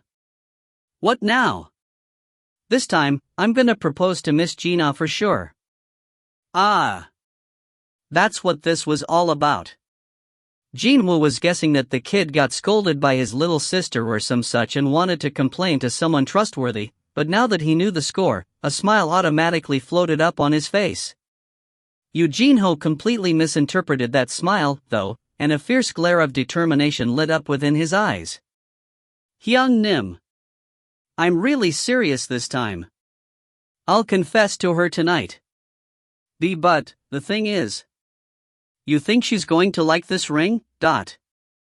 When Jin-Woo thought about how Gina always complained at home, wondering aloud just when the blockhead that was her boyfriend would come around to confess his feelings for her, he could picture her jumping up and down in happiness already, but well. Jin-Woo deliberately left his words vague so the after-confession swelling of emotions could be even tastier for the couple. "I wonder. I'm not very good with this sort of things, so." Ku-hyuk. As if he felt tormented, Yoo Jin-ho dropped his head lower in agony before raising it back up again. It's still fine, Hyung Nim. Actually, I don't know what she'd like to have anyway, so I prepared lots of presents in advance." And then, he began pulling out a large paper envelope out of the blue. What that contained was a blueprint of a building. "Actually, there's this new building about to be constructed in our company's premises, so as soon as Miss Gina is done with her medical degree, we could build a hospital." Hold up. Jin-Woo felt as if he had seen this blueprint lots of times from somewhere and quickly cut Yoo Jin-ho's word off. "By any chance, this building? The estimated pricing is around 30 billion won, isn't it? Around $25 million US. Yoo Jin-ho was taken by surprise and his eyes opened up wider. "What the? Hyung Nim, how can you know that?" Well, it was obvious how, because it was the exact same thing. The same as the blueprint of the building offered as the compensation for making Yoo Jin-ho the new guildmaster back in the erased timeline, that was. Jin-Woo worked hard to keep his laughter in check. Yoo Jin-ho saw that expression and his complexion reddened considerably as he tried to come up with a suitable excuse. "Hyung Nim, this is the best I can do for Miss Gina at the moment because I'm still learning about this trade from my father, but No, that's not it." To stop Yoo Jin-ho's misunderstanding from getting any deeper, Jin-Woo wiped the grin off his face and spoke in a far more earnest tone of voice. "Listen to me, Jin-ho. Yes, Hyung Nim. There's no need for you to give her lots of presents to prove yourself so hard like this. Because, you are a good man. All you have to do is be you. Just you." Jin-Woo's opinion rendered Yoo Jin-ho completely speechless, but he began tearing up greatly. "Hyung Nim."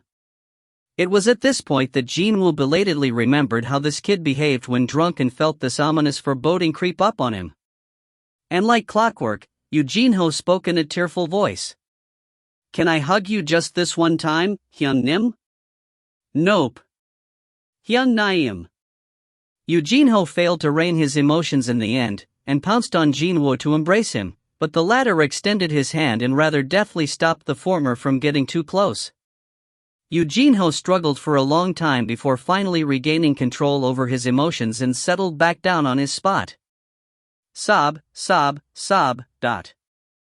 He continued to sob away, though, and Jin-Woo could only smirk at this sight. Sure, this kid did have a bit of a moronic streak in him, but Jin-Woo knew the truth very well from what the kid had shown him during the moments of great life-or-death peril. Back when they entered the Rank C dungeon along with a bunch of conmen and were forced into making a decision, or when he was being tortured for information by a Rankis hunter blinded by thoughts of revenge, Eugene-ho always chose loyalty over his safety. He was a good kid, indeed. That was Jin-Woo's honest impression of Eugene-ho after observing him from a close vantage point after all this time. Jin-Woo poured soju into his own empty shot glass. "Why don't we pray for your success with this toast?" Eugene-ho raised his head to find Jin-Woo pushing forward his shot glass. "If your proposal is successful, then we will really become family, you know. So, how about we share a toast while praying for your success? A real family with Hyung-nim." Eugene-ho's expression was soon overcome with a great swell of emotions once more, and he lifted his own cup up, only for his gaze to stop by at Jin-Woo's left hand. He knew very well what was hidden behind that black glove, of course. "Excuse me. Hyung-nim?" "Yeah? If I'm not overstepping here, can I ask you about something?" "Sure, go ahead." Eugene-ho sneaked a couple of glances at Jin-Woo's left hand before working up his courage once more. "The scars on that hand. What actually did happen to you, to get such serious scars, Those scars were so horrendous that just a casual glance would make people recall heart-wrenching pain in an instant. It must have been a rather serious accident for such a clear burn scar to be left behind like that." Although Eugene-ho found it pretty hard to ask this question up until now, he borrowed the powers of the booze to ask this rather difficult question. "Oh, you mean this?" Jin-Woo glanced at his left hand for a little while, before a smirk floated up on his lips. "I got it while saving the world." Jin-Woo's gaze had reverted back to Eugene-ho by then. His reply was spoken as if it was nothing much to worry about, so the latter chuckled back lightly, too. "Hyung-nim, you and your sense of humor." Jin-Woo also chuckled along as well. Eugene-ho belatedly realized that the shot glass had been stuck waiting for a while inside his Hyung-nim's hand and quickly raised his own higher. "For the successful proposal." Jin-Woo brought his cup closer and prayed for the kid's fortune as well. "Yeah, for your successful proposal." Clink. They clinked their shot glasses and emptied them in one go. Eugene-ho's face went into a scowl at the bitter taste of soju, but unlike him, Jin-Woo could only form a wry grin as he put the empty glass down. "I'd love to get just a little bit drunk on a day like today, though." It was then. I almost forgot. Eugene-ho must have recalled Jin-Woo's family life after hearing the word family, since he suddenly began discussing precisely that. "Is sister-in-law doing well, ? "Yeah, she's well." "What about Suho, though?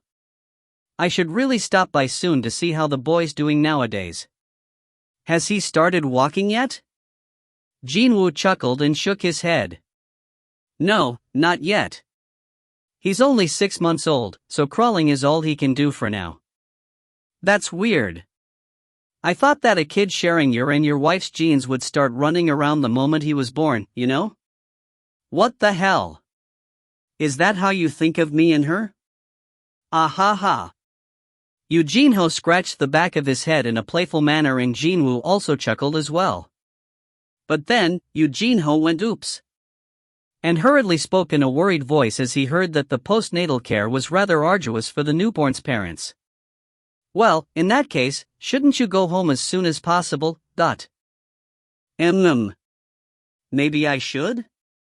With good timing, Jin-Woo was also beginning to miss Hae-in and his son Suho waiting for him back home after the word family had been mentioned earlier. A certain residence located in the outskirts of the city. Arriving back home safe and sound, Jin-Woo parked his car in the vicinity. Screech. Although the house was unimaginably huge for a detective to afford with his government salary, no one suspected a thing, since the person sharing the residence alongside him just so happened to be the idol of the sporting world that pretty much every South Korean had heard of before in the past. However, only he and Hae-in knew the secret of this house not being built by the hands of humans. When Jin-Woo stepped into the house, the first thing that greeted him was the sight of his two marshals in the middle of a war of nerves.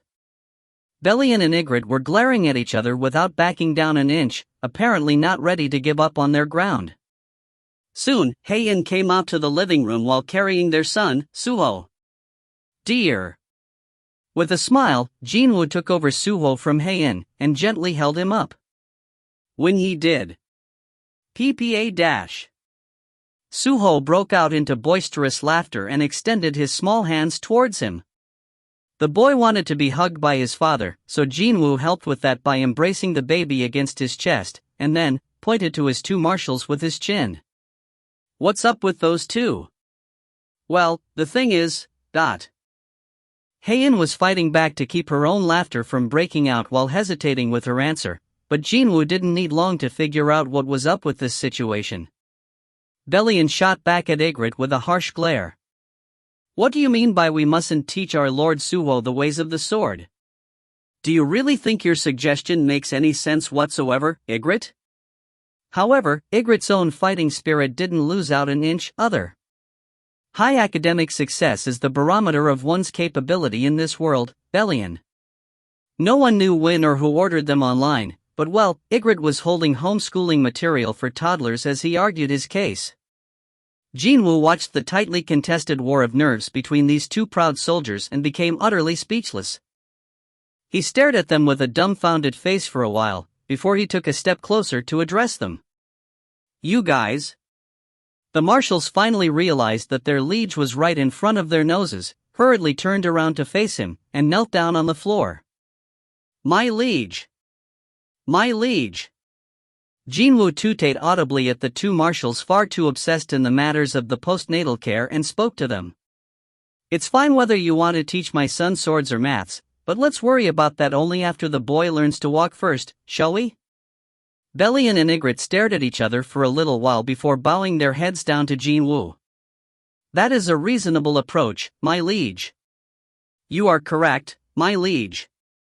"All right, Jin-Woo grinned brightly while holding his son in his arms, and just like that, Suho also grinned brightly in return, as well. Kaya. Nobody would doubt that they were a father and son. Hae-in watched the two smiles that seemed like a carbon copy of one another and chuckled softly herself. Around the time Lee Se-hwan, joining the unit as someone's potential successor, had gotten more or less used to the life as a detective, Jin-Woo was summoned by the station commander for a private chat. The senior detective leaving the commander's office before him carried a rather suspicious glint in his eyes, so it was unlikely that this chat would be about a pleasant topic, thought Jin-Woo. He entered the commander's office after the senior detective left and walked over to his superior's desk. "Did you call for me, sir?" The commander was looking out of his office window at the time. He didn't turn around and address Jin-Woo in a quiet voice. "I heard that you're still interfering in other detectives' investigations." As expected, the senior of earlier carried that look of "I told you so" as he was leaving, didn't he? Jin-Woo inwardly swallowed his fake cough. The commander turned around towards Jin-Woo and formed a refreshing grin. "Please, I beg you to not go overboard and make other detectives resent you, Son Hunter Nim." The commander's face was someone quite familiar to him. It belonged to none other than Woo Jin-cheol, the youngest station commander in Korean history. Of course, that feat was built upon the hidden fact that Jin-Woo played a key role in solving many of Woo Jin-cheol's cases. Jin-Woo smiled and corrected his current boss's words. "I'm not a hunter anymore, Commander. Even still, it's a lot more convenient for me to refer to you as a Hunter Nim." While saying those things, Woo Jin-cheol scanned the documents on top of his desk. "Did you know that the legal guardian of the suicide victim, her father, suddenly went missing a few days ago?" "Really?" Rather coincidentally, every CCTV camera around the missing man's residence stopped working at the same time. "Oh my goodness. How can such a thing even happen?" Jin-Woo's feigned innocence brought about a helpless chuckle from Woo Jin-cheol. He then threw the documents into the nearby trash can. "Whatever you decide to do, I shall continue to believe in you, Son Hunter Nim." Jin-Woo heard Woo Jin-cheol's declaration of unreserved faith in him and as a gesture of thanks, bowed his head just a little. Afterwards, "Actually, I didn't ask you to come and stop by because of that." Woo Jin-cheol pushed forward a piece of memo paper that had been hidden in the corner of the desk until then. A name of a hospital, as well as a patient's room number, was written on it. I thought that you'd like to know. What's this? Jin-Woo asked back, and Woo Jin-cheol replied as if he was waiting for that. The association president, no, Chairman Go Gun-hui, is apparently in critical condition. This would be Jin-Woo's second time coming to visit Go Gun-hui's hospital room. About 10 years ago, he saved the older man's life by using the divine water of life that he also used to save his mother's life in the erased timeline. And now, he was facing the gaunt Go Gun-hui once more as the latter found himself at the death's doorstep. Since this was his second visit, the dying man didn't get surprised by Jin-Woo's unexpected appearance. No, he simply nodded his head in the direction of the unfamiliar young man with a hood pulled up. He then tapped on the oxygen mask blocking his mouth. Jin-Woo reached out and cautiously removed the apparatus, allowing Go Gun-hui to speak even though he wheezed heavily and laboriously in between each word. Young man, you came back again. Actually, I've been searching for you, all this time. Jin-Woo looked on at this sight with sorrowful eyes before raising his voice. If Chairman wants this illness to be cured, then... Even before he could finish saying that he could cure the illness one more time, Go Gun-hui shook his head first. I've lived for a long time now. I did what I had to do during the 10 years you gave me. That is enough for me. Back in the erased timeline, Go Gun-hui sold off his company and became the first president of the Korean Hunters Association. But in this timeline, he had been acting as the role model to all the other corporate leaders by taking the lead in various charity work. And he no longer wished for his life to be extended anymore. What he really wanted, though, was not what everyone would have expected. Actually, I have a favor to ask you. Jin-Woo nodded his head. And that's when he was met with Go Gun-hui's pleading eyes. You told me that there was a world where we fought side by side, didn't you? Jin-Woo nodded his head again without saying anything. Can you tell me more about that world? I'd like to know more. What I look like, what you looked like back then. Those might not be the memories you'd like to recall, sir. It'll be all right. I only wish to regain the memories now lost, that is all that. Jin-Woo confirmed the earnest desperation on Chairman Go Gun-hui's expression and gently grasped the dying man's hand. When he did, the memories of the time now erased rushed into Go Gun-hui's mind like a tidal wave. Tears began flooding out from the older man's eyes. Meanwhile, Jin-Woo slowly pulled the hood back and revealed his face to the association president Go Gun-hui. He tightly grasped the younger man's hands and confirmed the face now looking back as even thicker tears fell from his eyes. Hunter Nim, you have. Again. Jin-Woo gently held the association president's hand as the latter's breathing became harsher and noticeably more laborious. Go Gun-hui's gaze shifted back towards the ceiling. I really. Along with young heroes like you, His voice now contained traces of his satisfaction. Go Gun-hui was overcome with the genuine happiness gushing out from the deepest part of his heart, and as his tears continued to flow, he quietly breathed his last. Jin-Woo also stood there with tears in his eyes, before reaching down to gently close the older man's eyes. Soon after, the life support machines informed everyone involved of the passing of their patient. Beep dash. By the time shocked doctors rushed into the room, the suspicious, uninvited guest had already left without a trace.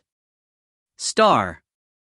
As Jin-Woo wordlessly walked the streets, electronic advertising boards installed here and there continued to display the breaking news of Chairman Go Gun-hui's passing.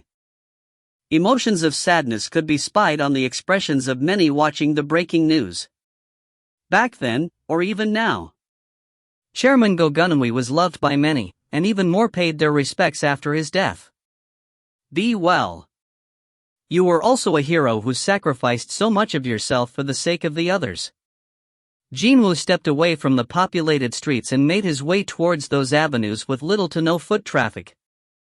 Every time the wind blew, leaves that lost their colors from the influence of the encroaching autumn fell in droves from the trees lining up the streets. Soon, winter would arrive. And then, spring will come again, too. Jin-Woo fell into a deep train of thoughts while looking at the scattering leaves, before belatedly realizing that his phone was ringing off the hook inside his pocket. The call was from Hae-in. "Dear?" As soon as he answered the phone, he was greeted by her incredibly urgent voice. Dear. Suho, he. Our son is. Could something have happened in their home, even though 2 marshals were guarding it? Jin-Woo's own voice rose up higher at what seemed to be an unbelievable situation currently unfolding there. What's the matter with Suho? When he did, Hae-in cried out as if she too couldn't believe that it was happening, either. He's flying. Eh? Our son is flying around the house, right now.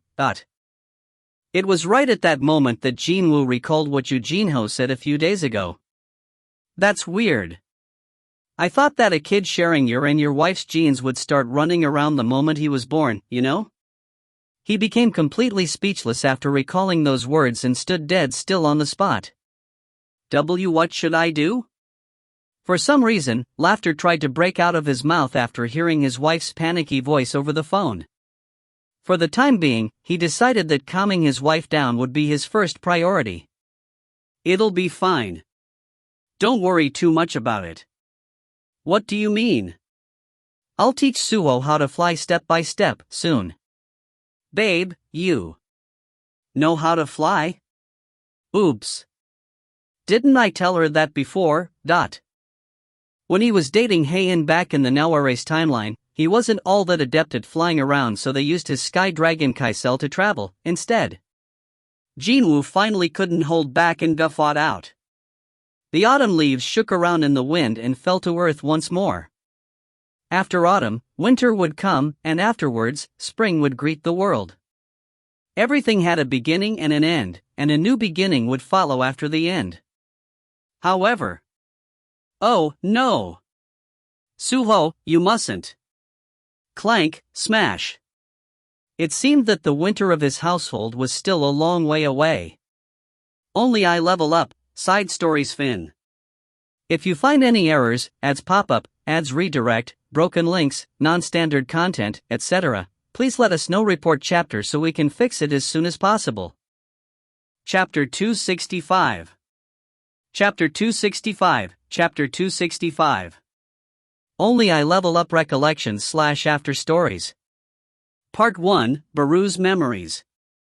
Inside a certain egg. Before he was ready to hatch, Baru heard the voice of the queen through the thick shell of his egg. For the sake of the kingdom. For the sake of the kingdom. Make all the enemies blocking our path shiver in terror. Make all the enemies blocking our path shiver in terror. He needed to become strong. He simply had to be strong. That was the very first duty bestowed upon Baru, still sleeping in an embryonic state. And then, the obsession of the Ant Queen wishing to build a prosperous kingdom resulted in the birth of a horrifying monster.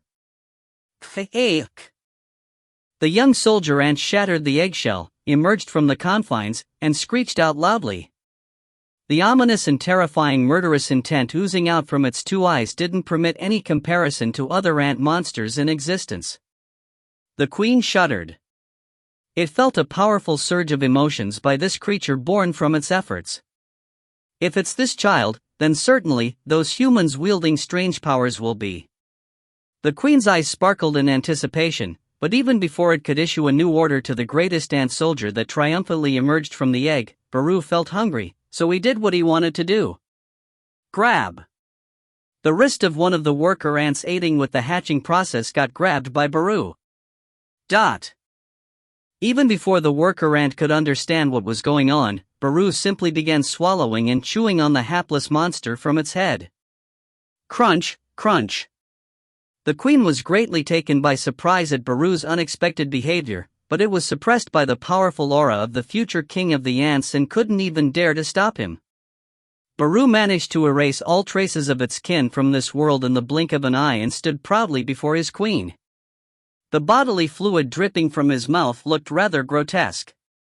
The terror of our enemies. The thing was, the subject of powerful fear would also have the same effect on his own allies, as well. The queen belatedly realized this fact and took a look around itself. The brave soldiers of the Ant Kingdom were shivering in fear. The emotions they felt were transmitted in full to their queen, the only one capable of exercising absolute control over them. The newborn soldier definitely passed the test.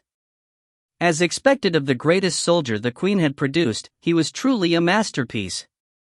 Become even stronger. The queen issued the next order to Baru, with an eye towards a full-scale invasion of the humans' lands. Stronger, until none can stand in your way. Baru proceeded to devour everything on the island. When there was a shortage of food, he didn't even hesitate to devour his own kin.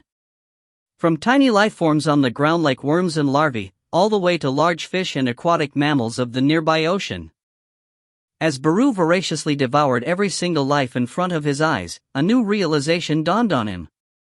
Whether it be lifeforms possessing fatal poison or creatures with huge bodies, they all quaked in fear upon running into him.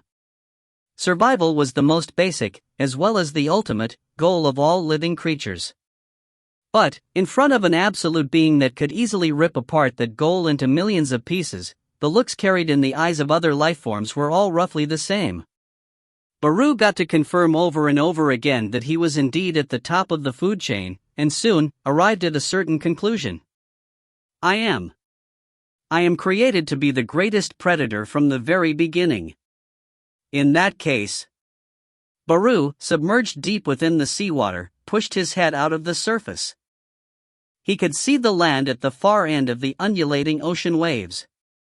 A world different from the sea was waiting for him there. Just how powerful will those humans be, those that Mother is greatly wary of? He grew quite curious about if there really were powerful beings that necessitated even a top predator like him to keep a low profile, curious about if his powers would work against them. He shifted his gaze towards the mainland several times, but it is still too early. The queen was capable of monitoring Baru's thoughts, and its resolute voice would always stop him from acting out on his curiosity without fail. Left with no choice, he vacantly stared at the distant land before slipping beneath the surface of the ocean again. Indeed, he'd get to know when the time was right. Baru heeded the queen's orders and waited for the right time to come with bated breath. And eventually, they stepped onto his land. For the first time ever, Baru was given a chance to test out his true capabilities. And it... What the hell are you? You walk. Wasn't even a fight. No, it was nothing more than one-sided hunting. What a familiar sight it was to him. Baru discovered fear in the eyes of the dying hunters and couldn't hide his utter disappointment. To fight against these weaklings, I had to wait for such a long time. There was this smell of fear oozing out from the entire bodies of the prey. Baru got to reconfirm through these human hunters that he still occupied the top rung in the food chain. It was a letdown. And so, as the life form standing at the apex of the ecosystem was about to define what he thought of the human race as a whole in his head. For the first time ever, a human that didn't fear him even when standing face to face appeared out of the blue. Baru's heart began viciously pounding away after encountering a situation he had never experienced before. This human. He's not scared of me? He felt it'd be somewhat of a loss to kill this human right away, so Baru tried to start a conversation. Are you the king of humans? When he did, the human replied back. Huh, an insect that knows how to speak. Well, I'll be. Maybe this would be the first time since then that a living creature looked at Baru with eyes that were filled with something other than fear. Sparkle. Sparkle. Baru began shedding cold sweat drops as the young Lord Suo, the son of his sovereign, stared at him with rather hotly burning eyes. So, he tried to escape from this uncomfortable atmosphere, but then... Auntie. He couldn't endure it and flew up in the air, but then... Auntie. The young lord would already be right behind him when Baru took a look behind to make sure. Of course, as long as Baru wanted to, escaping from a toddler would not be an issue, but... Well, the problem here was that the toddler in question was his king's child. What if he tried too hard to escape and that ended up harming the young lord somehow? How could Baru even take care of the aftermath, then? Auntie. In the end, the responsibilities of looking after young Suho alongside the child's mother, Heian, fell on Baru's shoulders, not the other marshals. After making sure that Suho was asleep, Baru quietly returned to the territory of eternal rest. He slid silently into the shadow, and the world of infinite darkness spread out right before his eyes. Some people might call this place scary, but for Baru, this world under his liege's authority was a rather comfortable place to be. While he made his way over to where the ant army resided, Baru fell into a deep pool of thoughts. Why does our young lord continuously seek me out? He just couldn't figure this one out. He had always been the object of fear, and he felt that that fact hadn't changed even now. This question suddenly invading his head proved quite difficult to resolve, so Baru changed his destination. What could be more helpful in understanding the mindset of a human than a human's opinion on the matter? His liege didn't like using humans as shadow soldiers, so there were almost no soldiers who started off as humans, but rather fortunately, there was one soldier Baru knew that started his life as a human. It was none other than Marshal Ygritte. There is no way that our young lord will hate you. Ygritte nodded his head and rapidly added further explanations. Here is an ant walking around that's much bigger than a person. It can fly and it can even talk, too. Just which child wouldn't like that? Well, that was a fresh take on the matter, which he didn't consider before. Baru headed back to the area occupied by the ant army while carefully digesting what Ygritte had told him. The young lord likes me because I'm bigger than a person, I can fly, and I can even speak.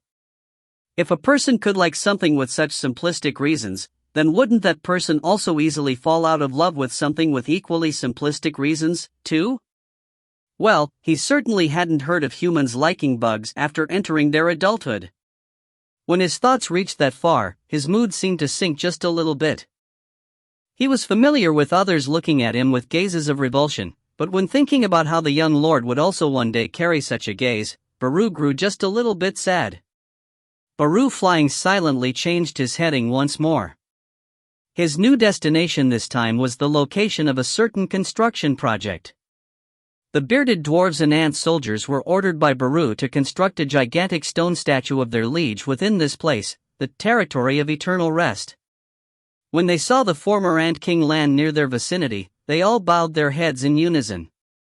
The dwarven elder in charge of directing the project hurriedly ran over to welcome Baru. Marshal Nim, welcome back. Nod, nod. Baru observed the progress on the construction for a bit before asking the elder. I wish to change the plan just a little bit. 8?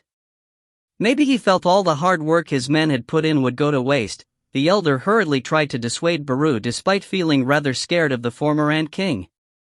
But, Marshal Nim, you plan to commemorate Sovereign Nim's upcoming 32nd birthday with this divine liege statue, so from a few months ago. No. I'm not saying I want to cancel the plan itself. I just want to change this part like so. The elder quietly listened to Baru's explanation before nodding his head right away. Of course that is feasible. I think we will get a far grander result with this new plan, Marshal Nim. Kikak, very good. The atmosphere that seemed to be frozen for a bit had warmed up considerably now. Well, in that case, I should. Just as the excited elder tried to continue on, Baru raised his index finger and placed it against his lips. I shall return after taking care of business first. Hyung Nim, are we really doing this? You fool. What is it? You scared now that we came this far? And no, that's not it, Hyung Nim. A thug glared angrily at his underling sitting on the front passenger seat of the car, and shifted his gaze back to a certain residence over yonder. It was a two-story private home standing all by itself in a rather deserted suburb, as if the owners wanted to avoid crowded areas. That place belonged to Detective Seong Jin-Woo. The thug had it confirmed it multiple times before coming here, so he was sure of it. Because of that son of a B*tch Seong Jin-Woo, our organization got obliterated into thin air. We got hurt real bad by the B** starred, so isn't it only fair that we leave an everlasting mark on him to balance the books? You're right, Hyung Nim. The three underlings replied in a unanimous voice. Very good. Listen well. We are a quartet of common house robbers now. As for the wife and the son of that detective, they got killed by the robbers breaking into their home in the middle of the day.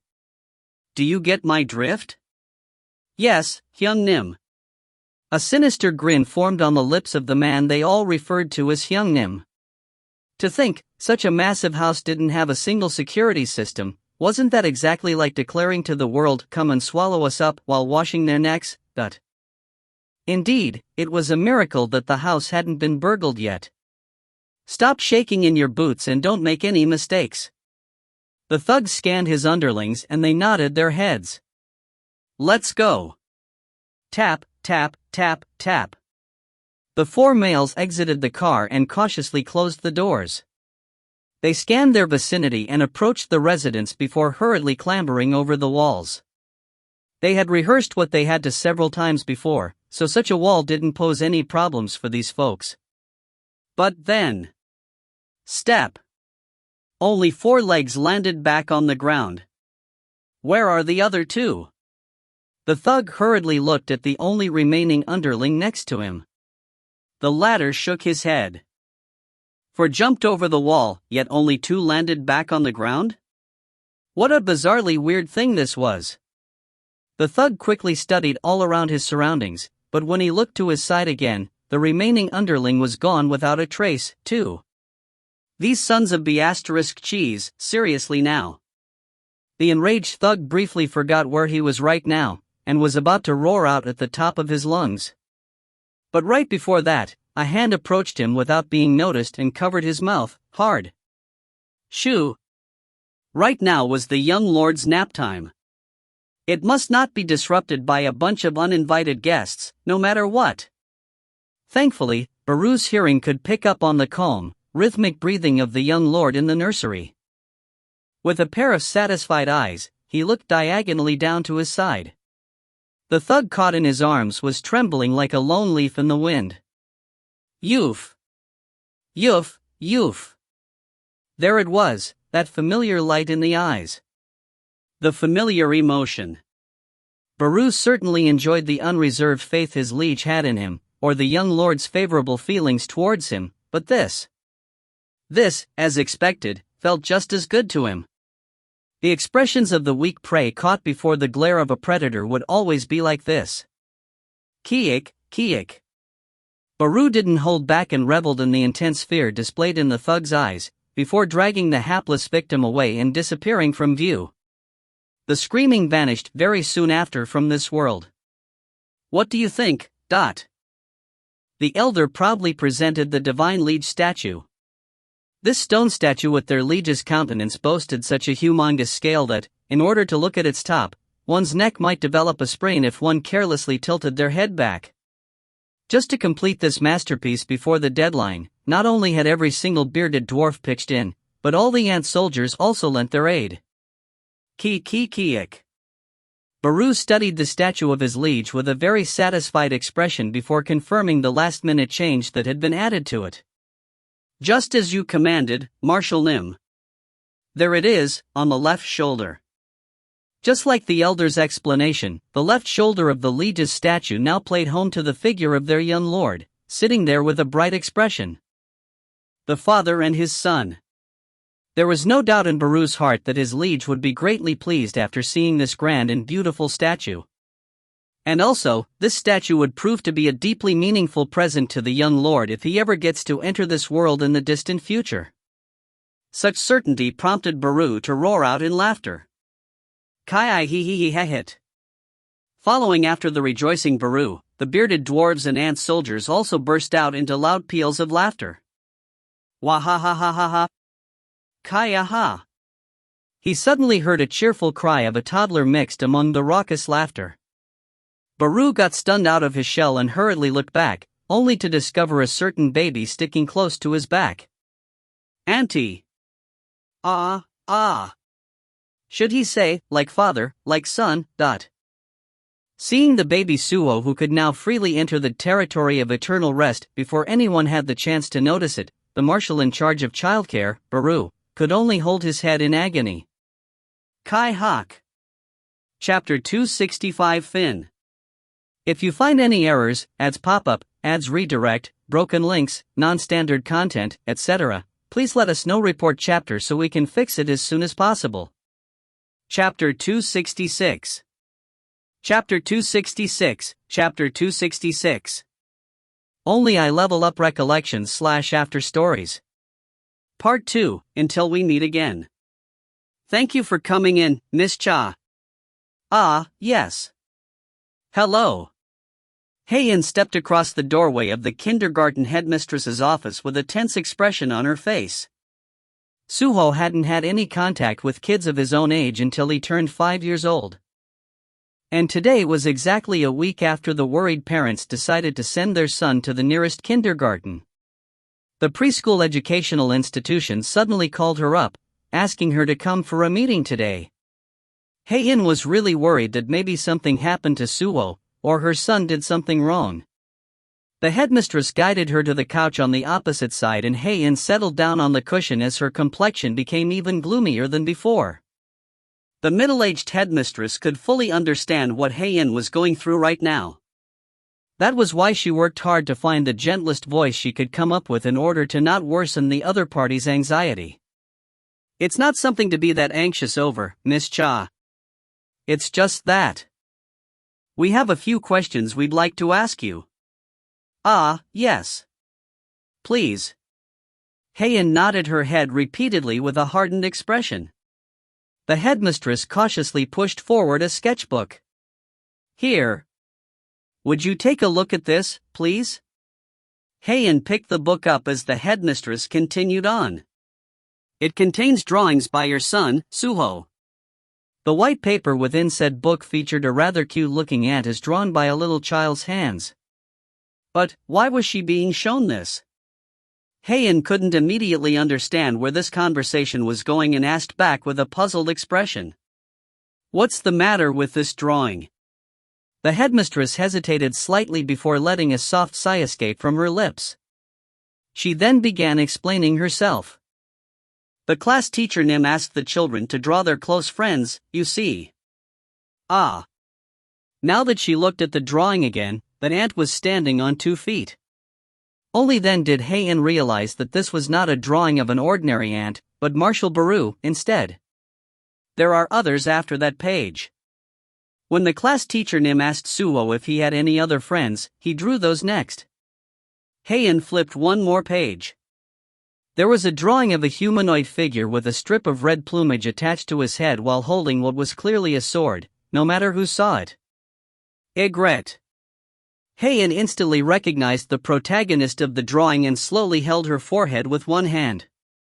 He might look like a trustworthy knight to those who knew him, but how would this situation look like in the eyes of strangers? Her head began aching just from thinking about that.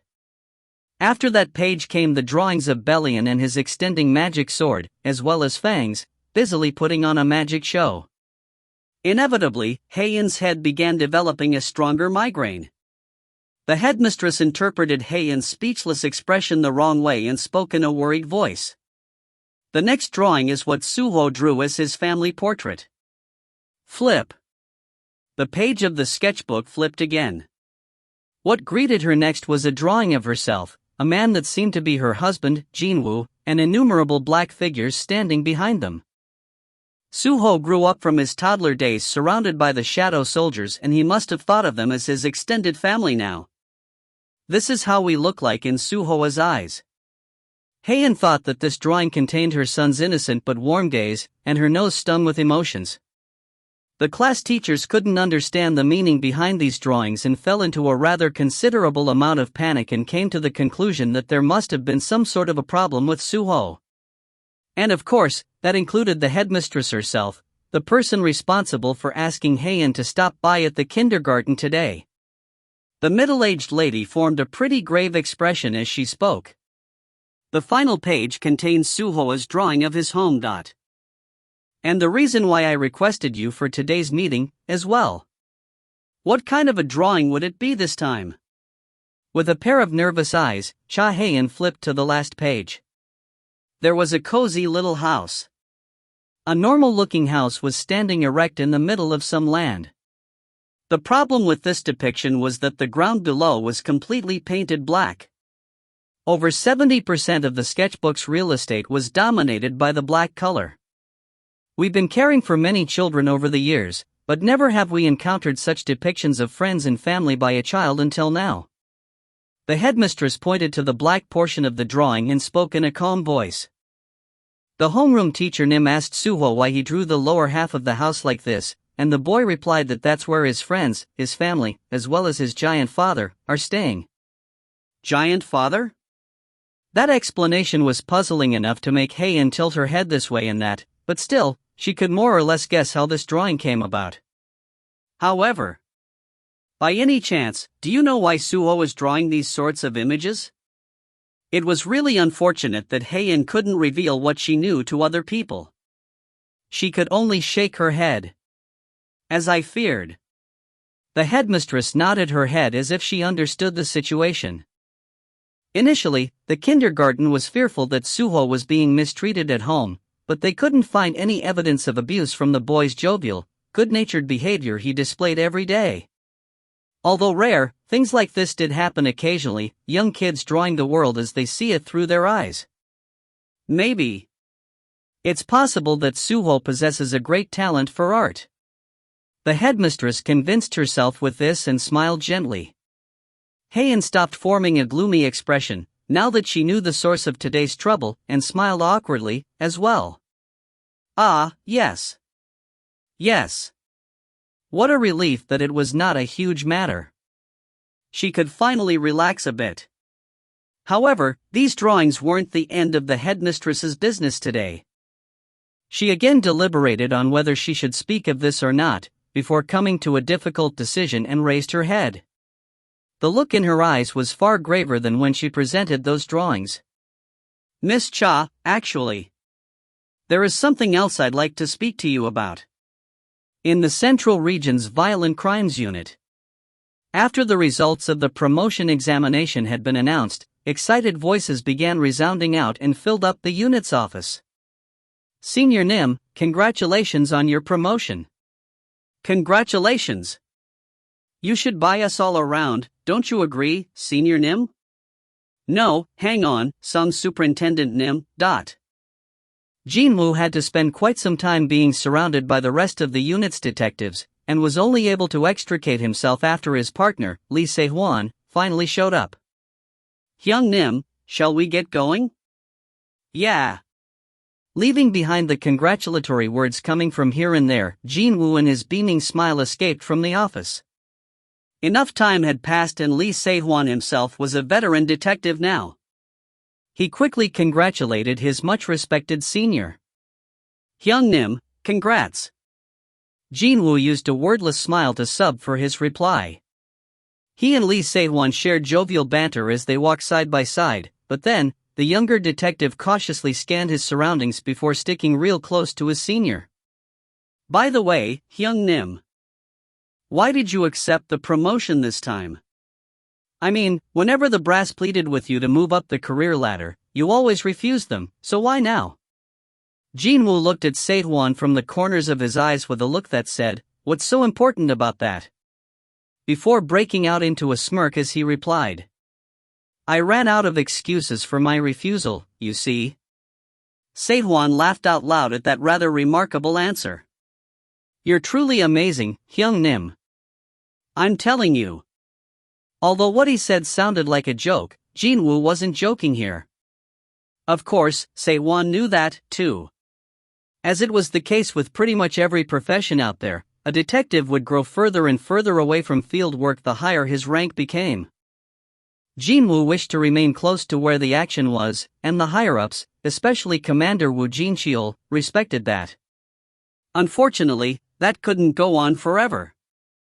Now that all excuses that could stop a detective with a stunning arrest record from advancing in his career had been exhausted, even Jin-Woo was left with no choice but to accept the examination result. "Hyung-nim, don't you have any goals or wants?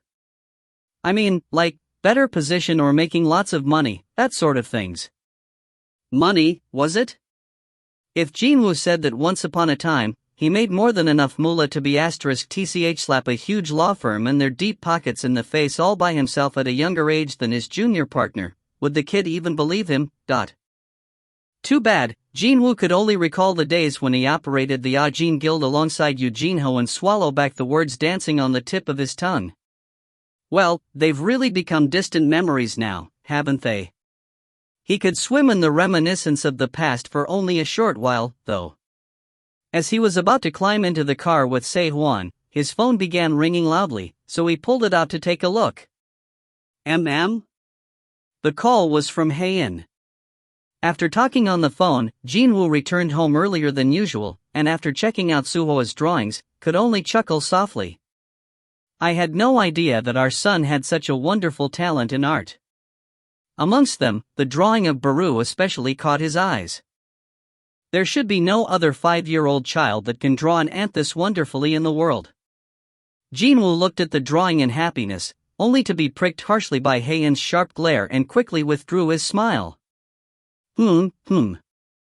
After seeing her husband changing his attitude really quickly like that, Hae-in just couldn't hold back her smirk from breaking out anymore.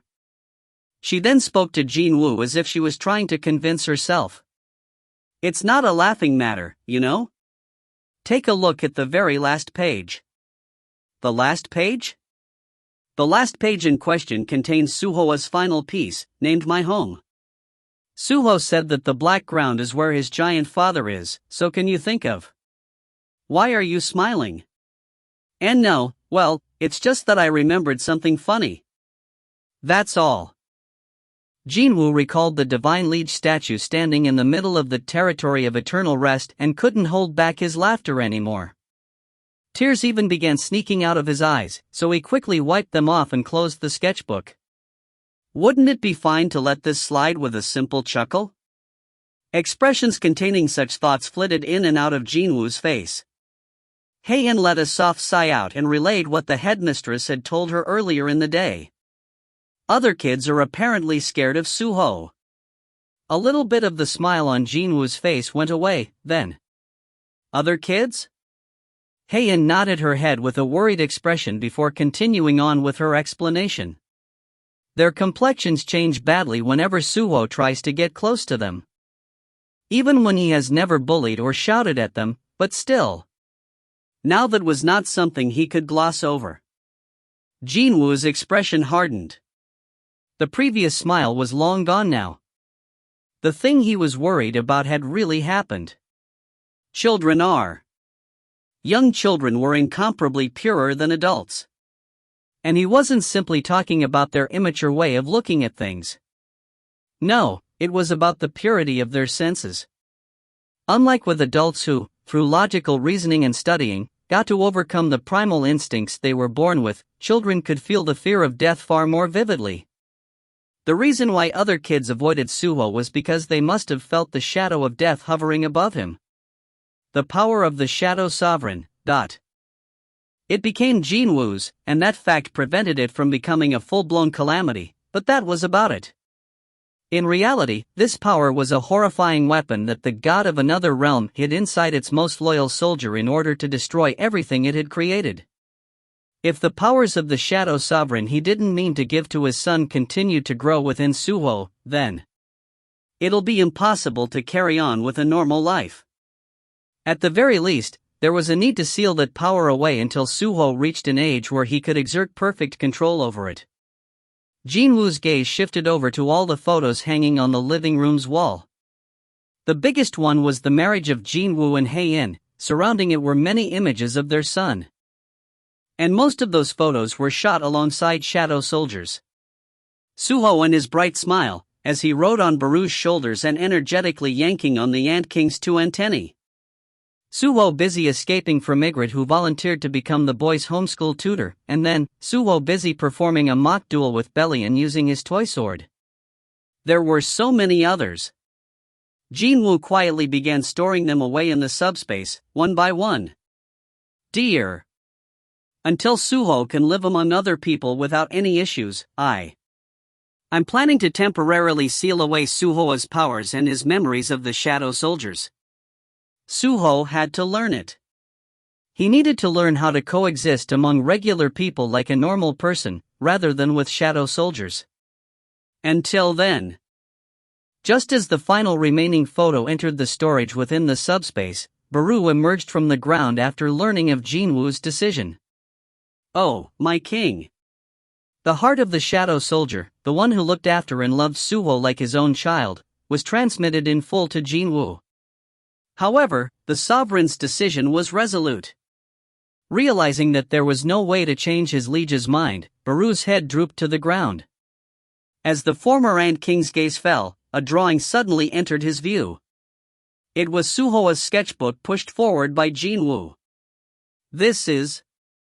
It's you, drawn by Suho. Easily the best depiction of Baru he'd ever seen was drawn upon this white page. Thick teardrops formed on Baru's large eyes almost right away. My liege. May I be permitted to say goodbye to the young lord?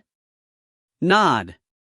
After receiving Jin-Woo's permission, Baru cautiously entered Suho's room. Creak. The soft, rhythmic breathing of the deeply asleep Suho was like the sweetest and most soothing music to the former Ant King's ears. He knelt down cautiously next to the bed, so as to not rouse the sleeping child from his nap. My lord. On behalf of all the Shadow Soldiers, I shall bid you farewell. His voice gently reverberated as if it was spoken within the dreams. In his sleep, Suho shifted his body towards the location of the voice and mumbled softly. Boss Ant. Boss Ant. With an expression showing how proud he was of Suho now being able to pronounce Ant more concisely compared to when the child was still chasing after him a couple of years ago, Baru bade his goodbye. It has been my honor to serve you, my lord. Until we meet again next time, I pray for your good health. Baru lightly kissed the back of Suho's hand perched at the end of the bed and stood back up.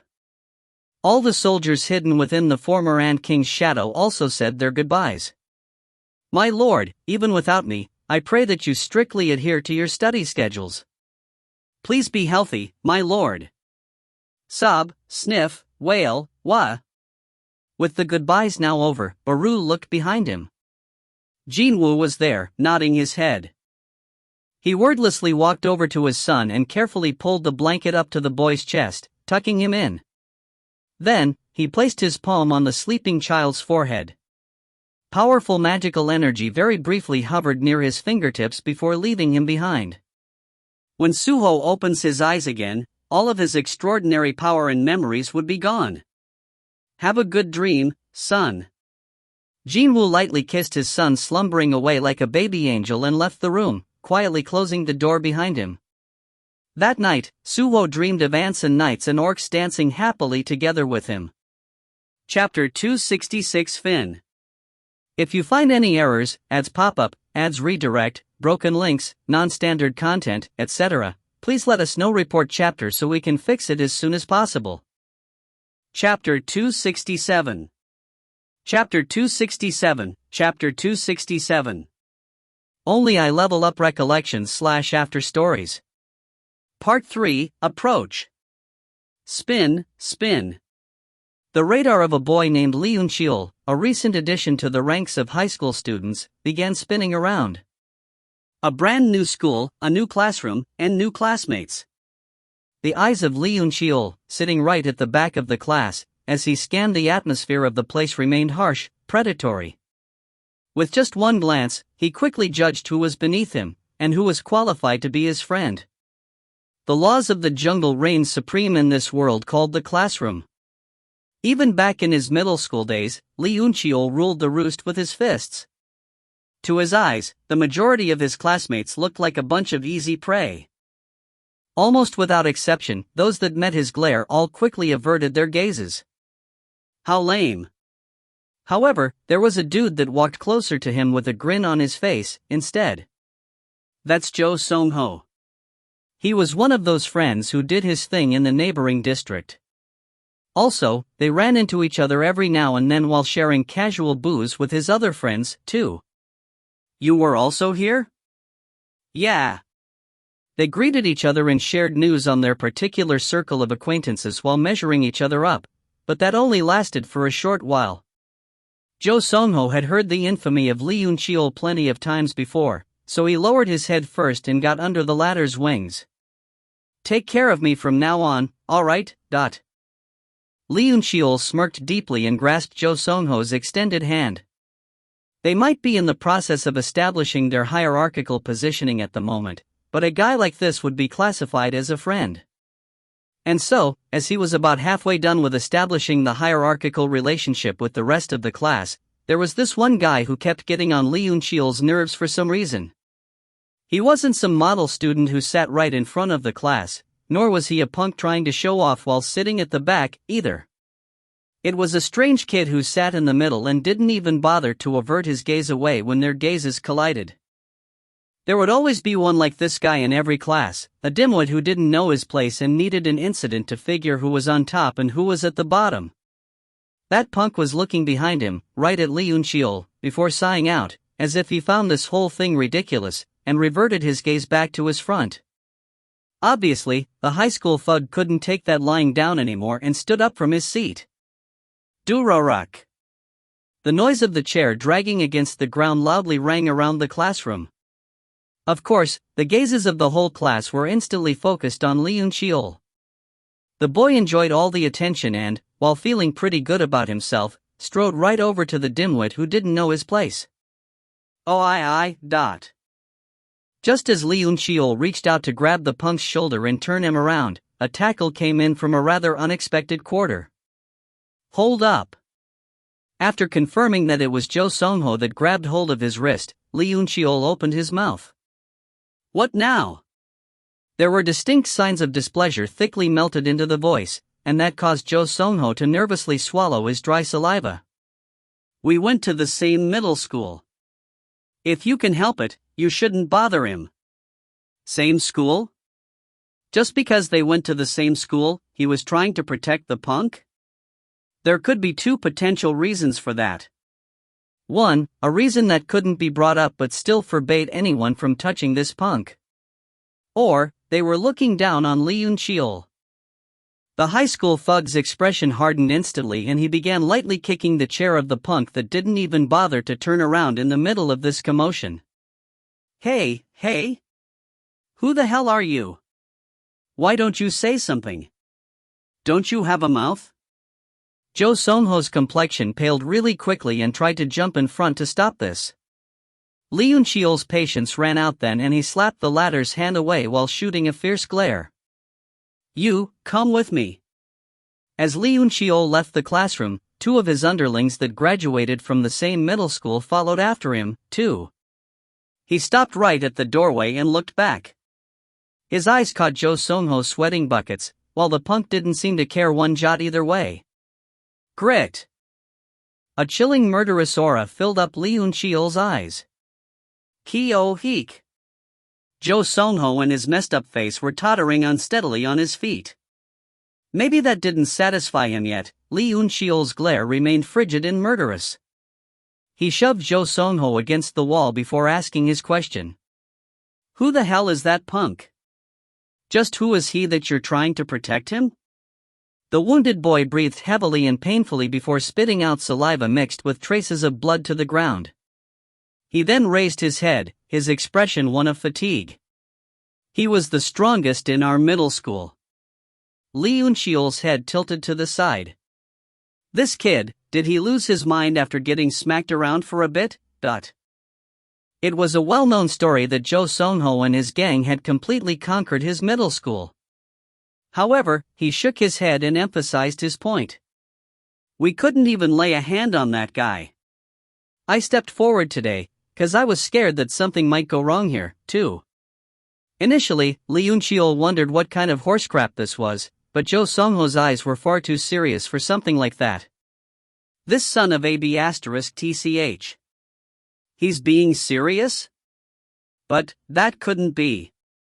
If there was a scary B***starred like that, then there was just no way that a rumor wouldn't have gotten around. The name of the punk in question was Song Soo-ho. Lee Yun-cheol lived in this neck of the woods since his elementary school days, but he had never heard of that name before. Besides, what could a nerd like that do to him, anyway? Lee Yun-cheol's rage shot up right to the top of his head after realizing that Jo Sung-ho dared to make him look bad in front of others just because of a punk like that. Smackok! Lee Yun-cheol's full-blooded swing caused Jo Sung-ho's head to spin to the side. The smacked cheek swelled up in red color. The high school thug had apparently learned boxing since from a young age, and perhaps because of that, his arm strength couldn't be treated as a joke. However, what Jo Sung-ho truly feared was something else. It was around the time when he was silently enduring against the barrage of violent attacks from Lee Yun-cheol. He discovered that. The thug stopped throwing punches only after spotting that Jo Sung-ho's eyes had grown super large from surprise. He turned around to look behind him. From the distance, that nerd was leisurely strolling towards here.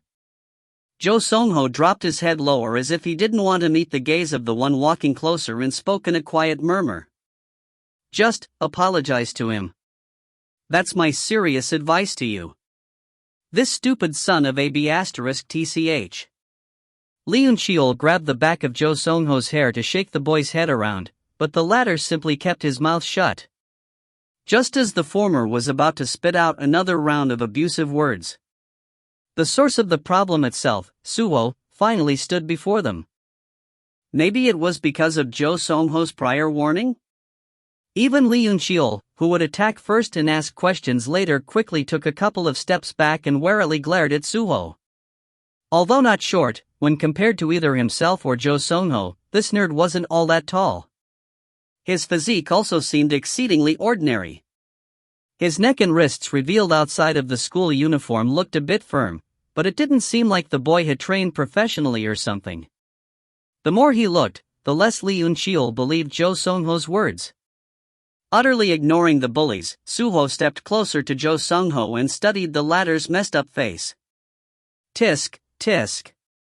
The sounds of tutaying automatically leaked out from his mouth as if he felt rather rueful about this matter. Suho then addressed the boy. Hey, Sung-ho. Yeah. Let's pretend that you also did this. I mean, this much is already enough for self-defense, right? Jo Sung-ho unhesitatingly nodded his head. Okay, let's do that. What were they trying to pretend here? Lee Yun-cheol listened to this exchange with a puzzled expression etched on his face, but that soon morphed into an angry scowl. Oh I. As he reached out to grab Suho's shoulder to turn the nerd around, a sudden flash of light blinked right in front of Lee Yun-cheol's eyes. Thud. The unconscious Lee Yun-cheol fell hard to the ground. Almost at the same time, the two underlings guarding the leader's back also blacked out, as well. Thud, thud. What a scary B***starred. Jo Sung-ho could only watch on in utter disbelief. If it weren't for his excellent dynamic vision honed through exercises and training, then he'd not have seen those stunning movements. One hit in the face of Lee Yun-cheol, and one hit each in the vitals of the two underlings. Those attacks were machine-like in their accuracy, yet savage in their nature, like a wild predator. Back when he mistakenly tried to get Song Soo-ho riled up, he ended up wondering whether such power could actually belong to a human being or not. But after that, his middle school life became quite stress-free, contrary to his initial expectations. While looking at the collapsed and unmoving Lee Yun-cheol and his gang, Jo Sung-ho scratched the back of his head. The high school thug's nose was broken, while the two underlings had their bones broken. The rumors should spread around quickly, the rumors of the one and only XX Middle School's Lee Yun-cheol getting beaten up by YY Middle School's Jo Sung-ho, that was. Even the thug himself would keep his mouth shut over this matter, since that rumor would be far more preferable than to let the world know that he got taken out by some no-name regular student. Well, then. Once more, another notch had been added to his records of victories. Since this was a win someone handed over to him, Jo Seong-ho felt rather embarrassed about this whole thing. As he remained swimming in several complicated thoughts, Soo-ho walked up closer and extended his hand out. Now that things have come to this. Well, I'll be in your care in this place too, alright? Jo Seong-ho sheepishly scratched his cheek before wordlessly shaking the offered hand. Well, it wasn't such a bad trade, this. Wow, Jo Seong-ho took on those three? I thought his aura was really something else when I first saw him, so it's no surprise. I heard that he learned judo since young and was pretty famous in his neighborhood. Thanks to the news of Lee Eun-cheol and his goons getting shipped off to a hospital, the atmosphere of the entire classroom had become rather heated real fast. More than that, Jo Seong-ho was now being treated as a hero even after it emerged that he was trying to protect another kid who graduated from the same middle school as him. Although it was the start of a new school year and the kids all felt a bit awkward and unsure of each other, this topic worked wonders and broke the ice nicely. Even then, Soo-ho was dazedly staring out at the sky outside all by himself. The end of the school day wasn't that far away, and the blue heavens above were gradually dying in the hues of rich amber. For some reason, yawns kept threatening to break out, so he was having a hard time suppressing them. I'm bored. Indeed, he felt bored, restless. Recently, he often yawned for no discernible reason and felt bored more frequently than ever before. And there was this vague, distant feeling that he used to know things that made his heart race and surprised him at every turn. Whenever he was beset with such feelings, it became harder to endure against this sense of boredom. Durorak. The door to the classroom slid open. The gazes of the kids all shifted over to the rear door. Jo Seong-ho didn't display much of a reaction and returned to his assigned seat. Oh dash. Kids were looking at his wound-filled face with gazes of envy and respect. Without a doubt, the top dog of this classroom had changed from Lee Eun-cheol to Jo Seong-ho. Hey. Soo-ho remained disinterested as he continued to stare outside the window, only for his attention to be brought back to reality by someone poking him on his back. He looked behind him to find a female student with a neat appearance there trying to talk to him. The friend saving you came back looking like that. So aren't you going to go and say hello, at the least? I already did. Oh. Okay. The girl heard his curt reply and, as if she got embarrassed by this exchange, hurriedly opened her textbook to hide her face. Meanwhile, he reverted his gaze back to the skies outside. So bored. The sun was creeping closer to the horizon. The school day was finally over. While everyone was hurriedly trying to escape from this institution of learning, only Soo-ho remained standing by the window to look at the athletics field outside. Other students were filing out of the school's front gate. He didn't like the melee of confusion like that. His mom always laughed and said that he was exactly like his father in that regard. He read the book he borrowed from the library before raising his head back up, thinking that maybe he should start heading back home now. There was no one else besides him in the classroom. Soo-ho leisurely packed his bag and slung it over his shoulder. It was fine to be relaxed and laid back, but if he were to waste any more time than this, he'd definitely arrive home late for dinner, and that would mean he'd have to face the wrath of his mother. It'd be a relief if the story ended there. If the news of his mom getting angry reached his father's ears. Yuk, d***mn. I imagined what would happen to me. Soo-ho was overcome with a nasty case of goosebumps and hurriedly shook his head. Just how old would his father have to be before he wasn't so scary anymore, but... Seriously now, he got this sneaking suspicion that, even if his father ended up becoming an old man, Soo-ho would still never win against him. He shuddered once more and quickly headed to the rear door of the classroom. But, when he tried to open it, the door doesn't want to open? If it was locked, then there was no way this thing wouldn't budge like this, since it was none other than himself tugging at it. The door showed no signs of moving, as if it was a wall, to begin with. What's going on? Suho's eyes grew rounder, and this time, he ran to the front door and grabbed its handle. But it was the same story here, too. Now thoroughly shocked, he quickly ran to the window and took a look outside. That was when a truly unbelievable spectacle manifested itself before his eyes. Every single student leaving through the school gates, students exercising on the field, cars passing on the road, pedestrians walking on the pavement, and even the kicked ball flying in the air. Everything had come to a dead stop. But, how can something like this be? Suho clenched both of his fists real tight and slammed at the window with all of his might. Boom! Too bad, the window not only didn't shatter from the impact, but his fists also bounced away from it as if he was hitting a rubber wall. It happened then. Suho retreated from the windows, and while taking hurried steps backwards, he tried very hard to figure out what was going on in his head. And that's when it appeared. Suho's head snapped towards the black circular hole that appeared out of nowhere at the back of the classroom. It was no bigger than the size of a volleyball, but it rapidly grew larger and larger until it was big enough for a single person to walk through. It was basically a doorway of darkness, so dark that it felt like he was being sucked in. Regular kids might have been scared out of their wits by this development, but rather than crying out or screaming, Suho placed his hand on his chest instead. Ba-thump, ba-thump, ba-thump. His agitated heart was pounding away in exhilaration.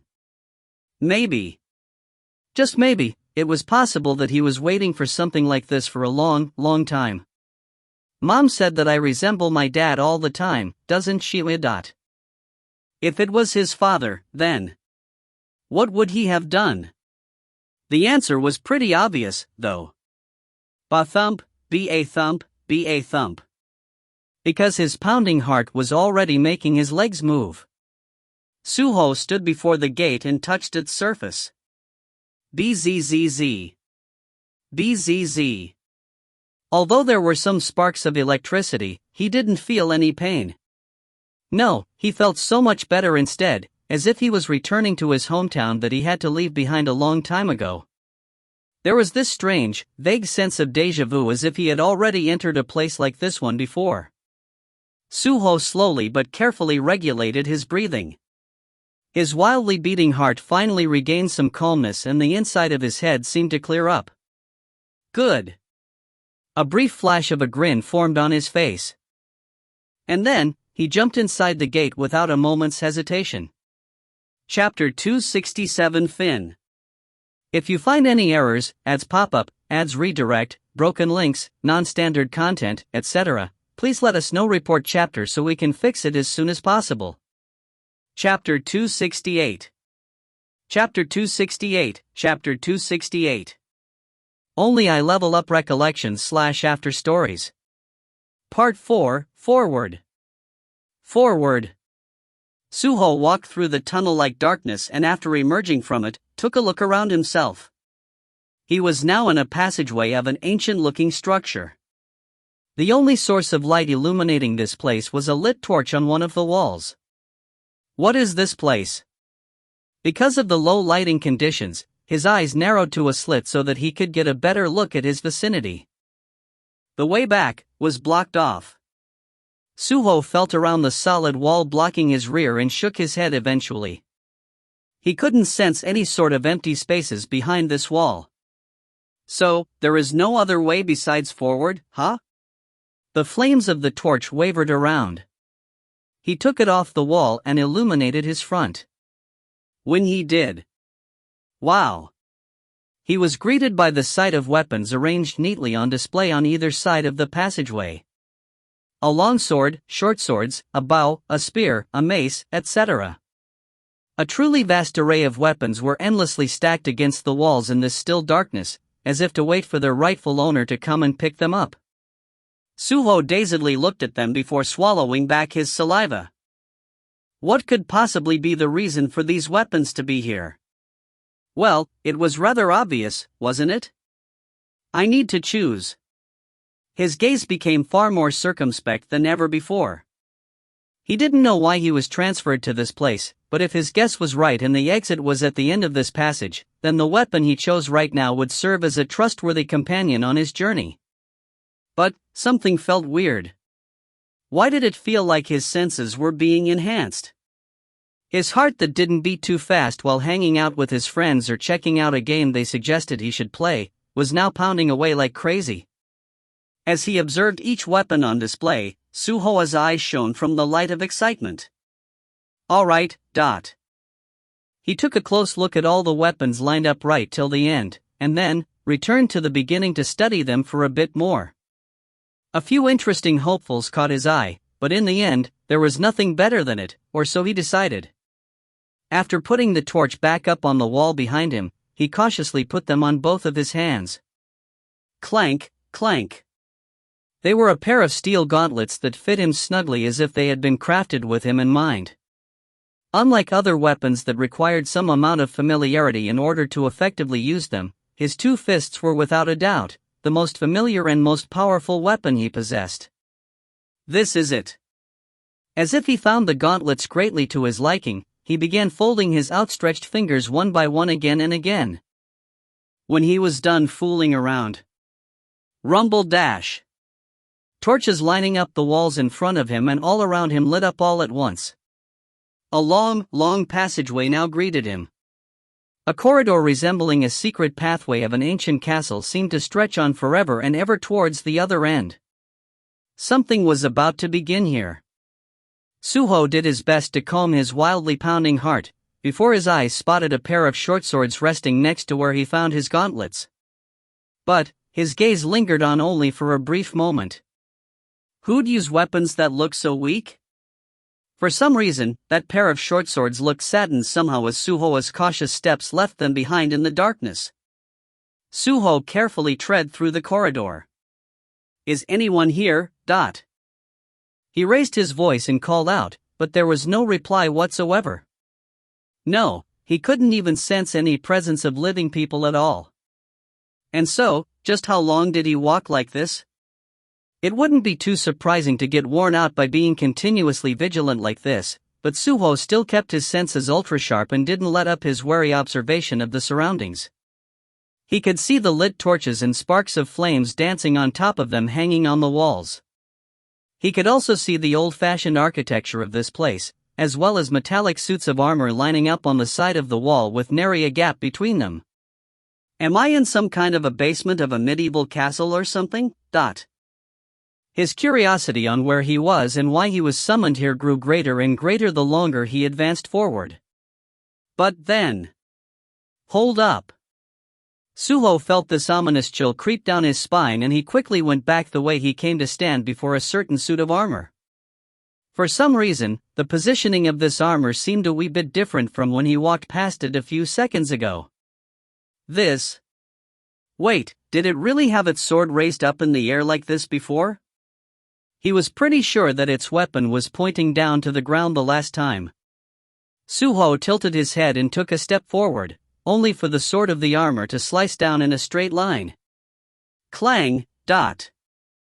If he hadn't raised the gauntlet and urgently blocked the blade in the nick of time, his head might have been split in half just now. What the hell? The suit of armor didn't even give Suho any chance to feel stunned by this development. It dropped its sword and pounced forward to strangle him with its bare hands. Boom! Bang! Quan! His gauntlet soon issued several urgent, thunderous booms, and not too long afterwards, the suit of armor with its helmet destroyed stopped moving altogether. Pant, pant, pant. While pushing away the collapsed suit of armor with his foot, Suho breathed roughly and quickly. Thankfully, he didn't suffer any damage from this encounter, but his heart was pounding away so hard that it felt as if it had exploded any time. Hold up. What if this wasn't the only suit of armor that could move? And what if every single one of them wanted to harm him? All those inanimate armors he walked past earlier without thinking too much brushed past his mind. That wasn't the end of his troubles, though. There were already so many of them in front of him, and there were even lining up along the length of this corridor, too. And sure enough. Clank, clink. Accompanied by the chorus of metallic joints creaking and groaning, the suits of armor began descending from the platforms one by one. The various weapons held in their hands seemed to glow in chilling gray under the light. Ah! Maybe I should have selected that mace? Suho swallowed back the small waves of regret rushing in and clenched his fists tightly. It was around that time that the suits of armor rushed his position. Boom! When he brought down the very last suit of armor, he got to hear that announcement again. Level up! Current level, 19. Fu. Suho bent down and exhaled a large gulping of air before raising his body up again. Every time he heard that message, all of his fatigue seemed to get washed away in full. That wasn't the only change, though. After regaining control over his breathing, he threw a straight jab in the empty air. Shuak dash!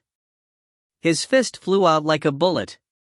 Not only that, his entire body was overflowing with this unexplainable power. I get it now. It was simpler than he thought. If he defeated these living suits of armor, then his level would go up, and the higher his level got, the stronger he'd get, too.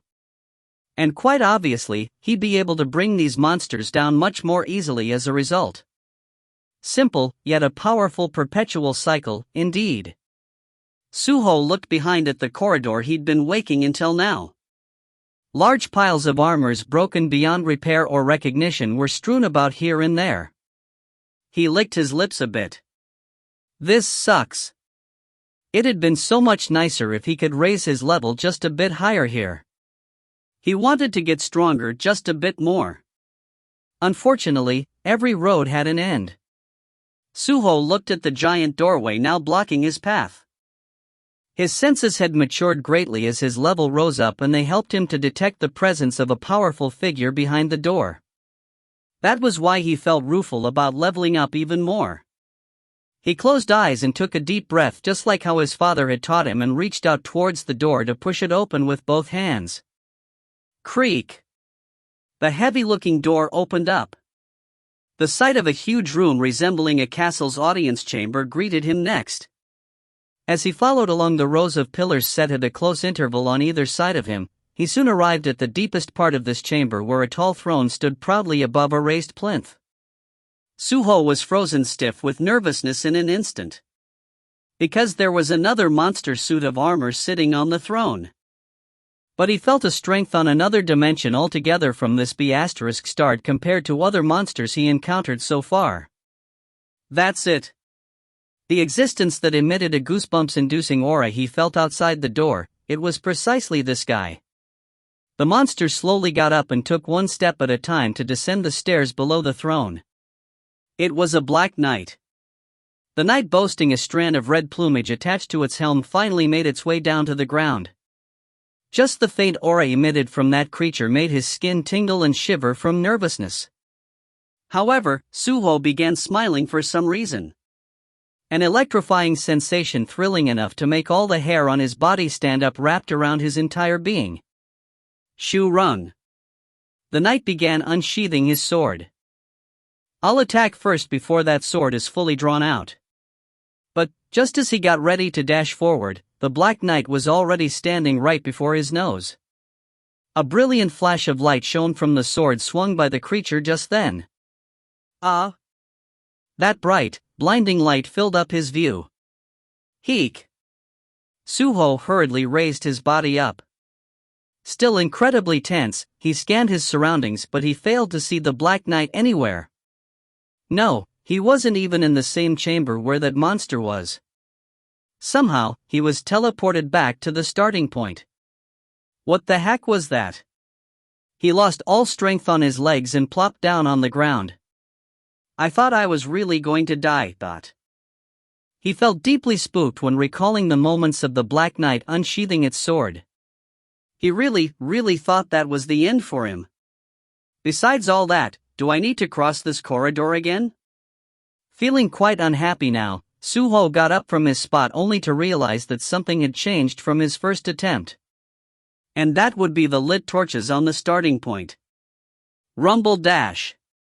Out of those, there were 3 with blue flames burning on them, but now he realized that one of them had gone out. Could that be a coincidence? No, it wasn't. Weapons by the starting point, his level that rose up after killing monsters, his body that grew stronger as his level rose up. Not one of them could be called a coincidence. Suho had a moment of epiphany just then.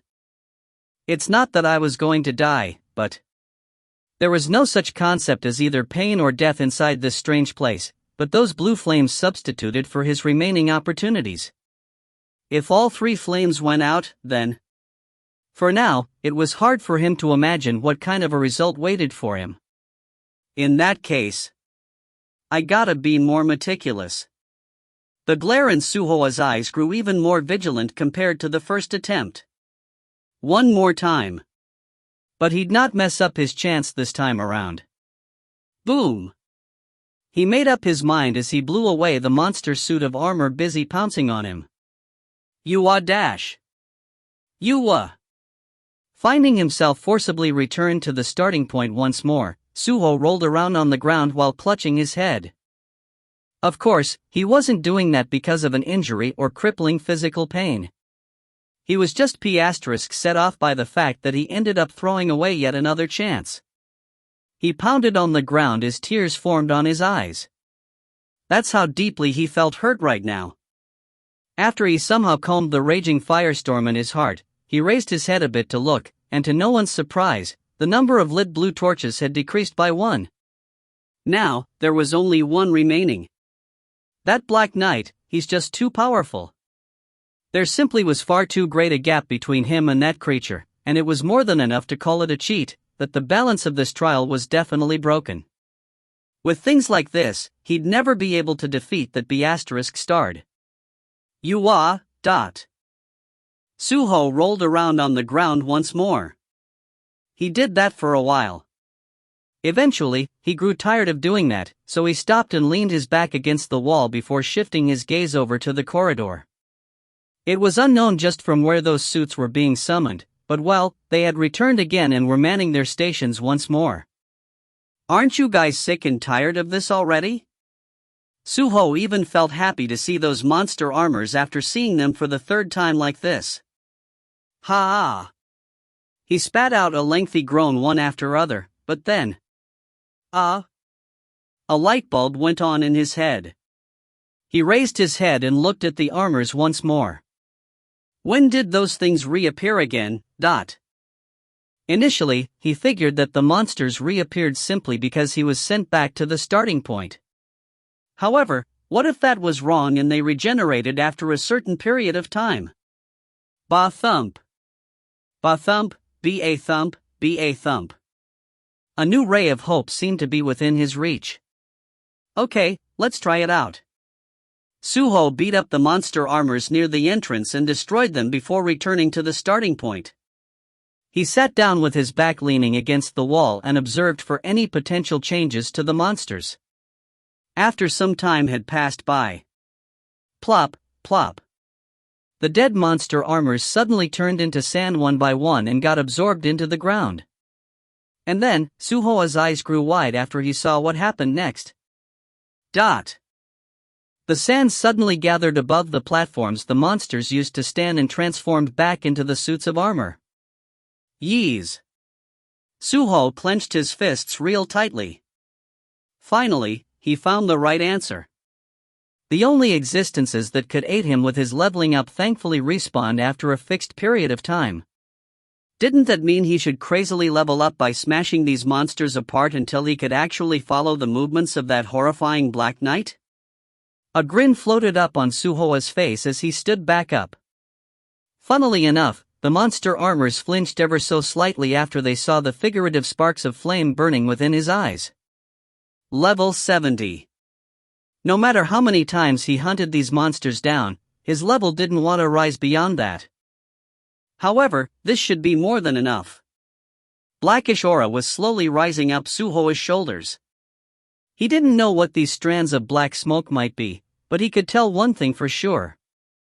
And that would be the fact that his body was currently overflowing with this incredible energy he found hard to fully control yet.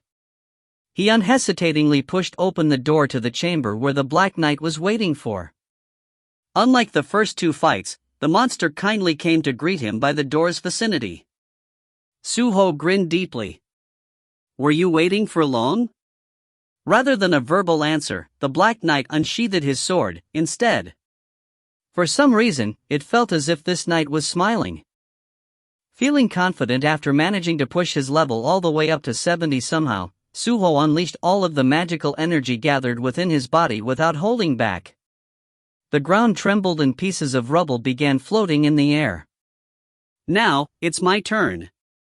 Chapter 268 Fin. If you find any errors, ads pop up, ads redirect, broken links, non-standard content, etc., please let us know. Report chapter so we can fix it as soon as possible. Chapter 269. Chapter 269, Chapter 269. Only I Level Up Recollections / After Stories. Part 5, Conclusion. TL, one more chapter to go. There were around 30 meters between him and the B** starred. Let's do this. Suho concentrated, and in an instant, the flow of time around him seemed to slow down to a crawl, allowing him to see and discover all those little things he hadn't noticed before. For instance, the sword swung by the Black Knight. And then, that blue-colored arc of lightning from the tip of that sword flying towards him in a straight line with a flash. So, that's what it was. Finally, he got to see what the powerful attack that ended the fight was, even before he could do anything the last two times.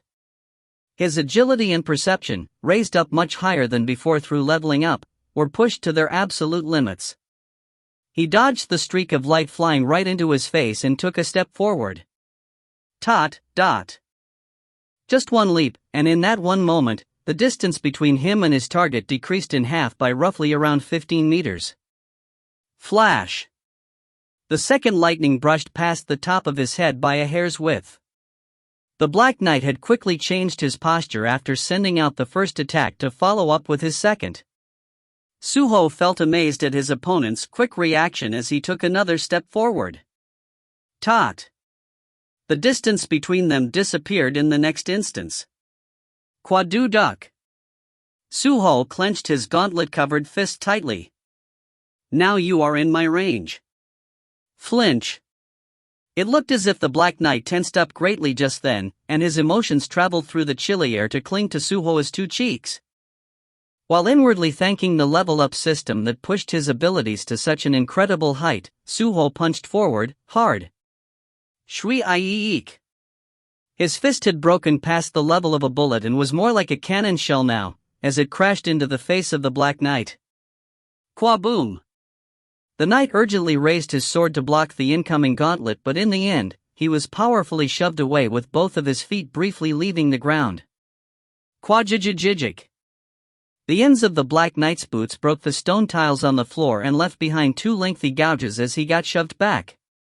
By the time he finally managed to stop his seemingly endless travel rearwards, he realized belatedly that there was a stone pillar behind him. D***M***it. The Black Knight became flustered and quickly shifted his gaze back to his front. But then, Suho was already there, blocking the view. Could he have? That attack was meant to force me into this very area? The Black Knight was left greatly stunned by his opponent's smart thinking, but still, reflexively moved his sword in the meantime. The aura oozing off the blade as reflected in Suho's eyes emitted a chilling blue light. The boy held his breath for a moment there and smacked the knight's blade slicing down diagonally with the back of his hand, currently safely protected by the metal gauntlet. He then took a powerful step forward. Suho managed to reduce the distance between him and his opponent to 0 before swinging his fist one more time. This attack landed squarely on the Black Knight's chest. Qua-boom! Now normally, the knight should have been flung away by the force, but he crashed into the pillar behind him instead, and the structure's surface cracked up grandly. What a shocking destructive power that was! However, what was even more shocking was the fact that an attack carrying such destructive power didn't end with just one hit. Soon after, Suho's barrage of fists rained down on his target. dash. The Black Knight, no, Ygritte continued to sigh in admiration inwardly as he blocked and deflected Suho's non-stop barrage of attacks, which kind of reminded him of his liege's skill. So, this is the power of the young lord, even if he's not 100% yet. His father, becoming one with a godly being, while his mother, a rank S hunter once upon a time in a now forgotten timeline. Born from these two people, the sleeping potential within Suho easily exceeded Ygritte's imagination. Quajik. The sturdy armor began breaking and falling off bit by bit under the barrage of merciless attacks. Ygritte pushed his speed to the limit, but it was still not enough to defend against every single attack raining down on him. And eventually, clang! The sword barely withstanding against Suho's blunt attacks finally broke while issuing a loud noise. That was the end. Ygritte watched the shattered remnants of steel fly away and instinctively sensed that this battle was now over. But then, this defeat also quickened his pulse to a great deal compared to before, just like back when he fought against Jin-Woo all those years ago in a place similar to this one. Meanwhile, Suho loaded his fist with his magical energy for that final shot. Woong dash. The surrounding mana in the air rippled like waves on the lake's surface and spread out visibly. And then, kaboom! The fist fired forward like a cannon shell left behind a large, empty hole where the Black Knight's abdomen was. The knight collided with the pillar again and slowly slid down. And then, he stopped moving altogether. Suho cautiously poked the slumped Black Knight before finally releasing his tightly held breath. Ha! He won. He fought and won against a powerful enemy that he thought he could never win against in the beginning. Joy began welling up from the deepest part of his chest like a tidal wave. However, rather different from his expectations, there wasn't all that much of a change. Maybe, this isn't the end? He slowly looked around his surroundings and belatedly discovered that, in the distance, a brand new gate had been generated by the foot of the stairs leading up to the tall throne. His eyes grew super large. It was the exit. He didn't know why he ended up in this place, but still, he couldn't help but smile brightly after realizing that this bizarre adventure was about to come to its conclusion. Suho hurriedly ran towards the black hole in happiness and threw himself inside. Just like back when he was entering this place, he passed through a long tunnel of darkness, and after opening his eyes, Ki-Kaik. Kaigajegak. He found human-sized and humanoid monsters busy screeching out here and there. Pant, what kind of ants are this crazy? Suho looked down in utter disbelief at the unmoving corpses of ant monsters he managed to defeat just now. For some reason, he liked ants from a young age, so he always cautiously avoided lines of worker ants if he happened to come across one so that he wouldn't step on them by mistake. But now, he felt rather remorseful of his past actions. That was how powerful and obstinate these ant monsters were. Those armor monsters couldn't even be compared to these guys at all. Still, if I were to look for the silver lining in all of this, then his level that seemed to have gotten stuck began climbing up quickly again after he hunted these ant monsters down. Shawshak. He could hear the shuffling footsteps of the ant monsters coming from somewhere. Suho was successful in regaining control over his heavy breathing by then. He tightly clenched his fists and got ready. Quadu duck. Ki-ek. Cock. Remembering the lessons learned during his battle against the Black Knight, Suho made sure to focus on raising his level higher by clearing out every single nook and cranny of this cavern. And so, screams of ant monsters continued to resound out from all corners of this complicated cavern system with a maze-like layout. How long did he roam around this cavern in this fashion? All right. When he reached the point where his level didn't want to rise up even after defeating the ant monsters, Suho headed towards the last chamber in this cavern and entered it. As it turned out, it was a giant, open chamber. An empty space, in other words.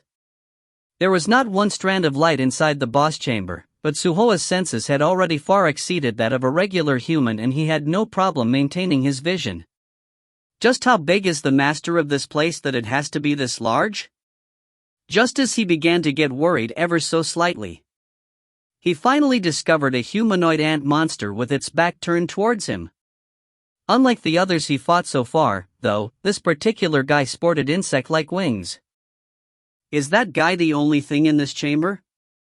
The overall atmosphere of this open space was rather similar to the one found in the chamber with the Black Knight. However, Suho couldn't sense any sorts of power from that ant creature, which was quite different from the night boss of before. Was it powerful, or a weakling? Suho tilted his head this way and that, and while being as sneaky as possible, he cautiously approached the creature. When he got close enough to think that he was in range now, the ant monster suddenly turned around to face Suho without any prior warning. Heek! Suho flinched and quickly took a step back. It wasn't because he got scared, though.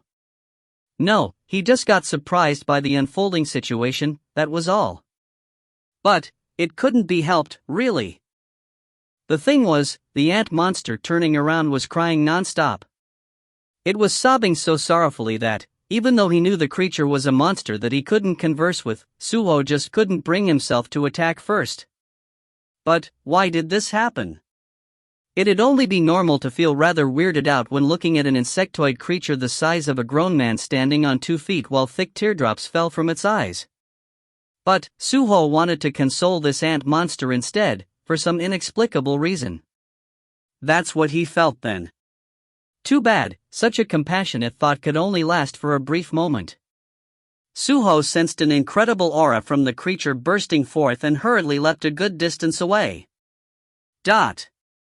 As if it was trying to get a hold of its emotions, the ant monster wiped the tears away with the backs of its hands. Oh my god.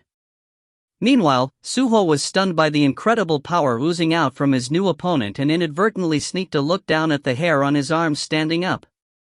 This ant, it was on another scale altogether compared to other ants or that Black Knight he fought so far. His entire body began shuddering.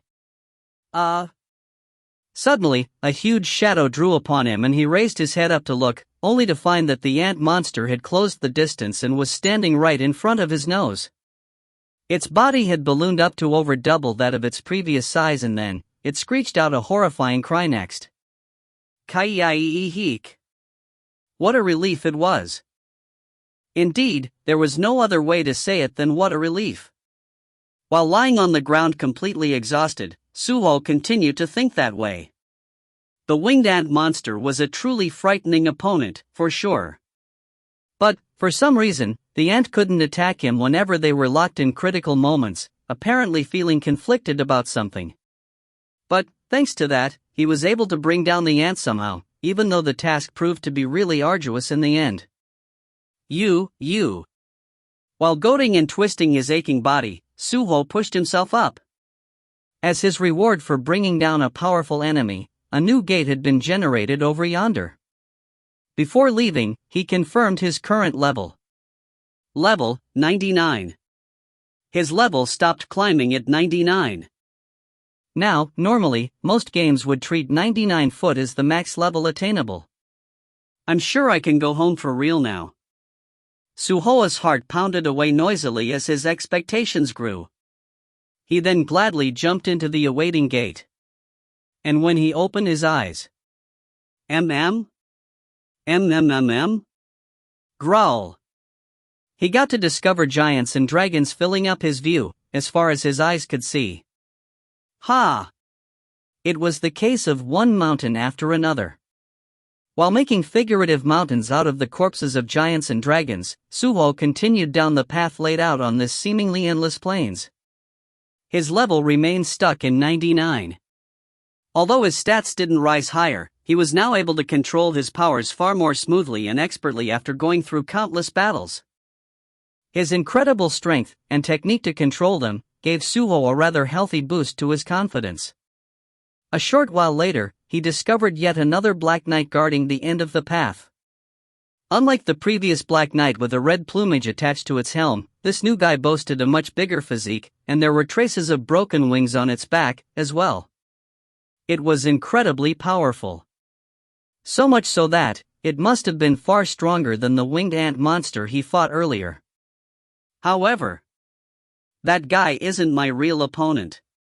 Suho was sure of this. Why?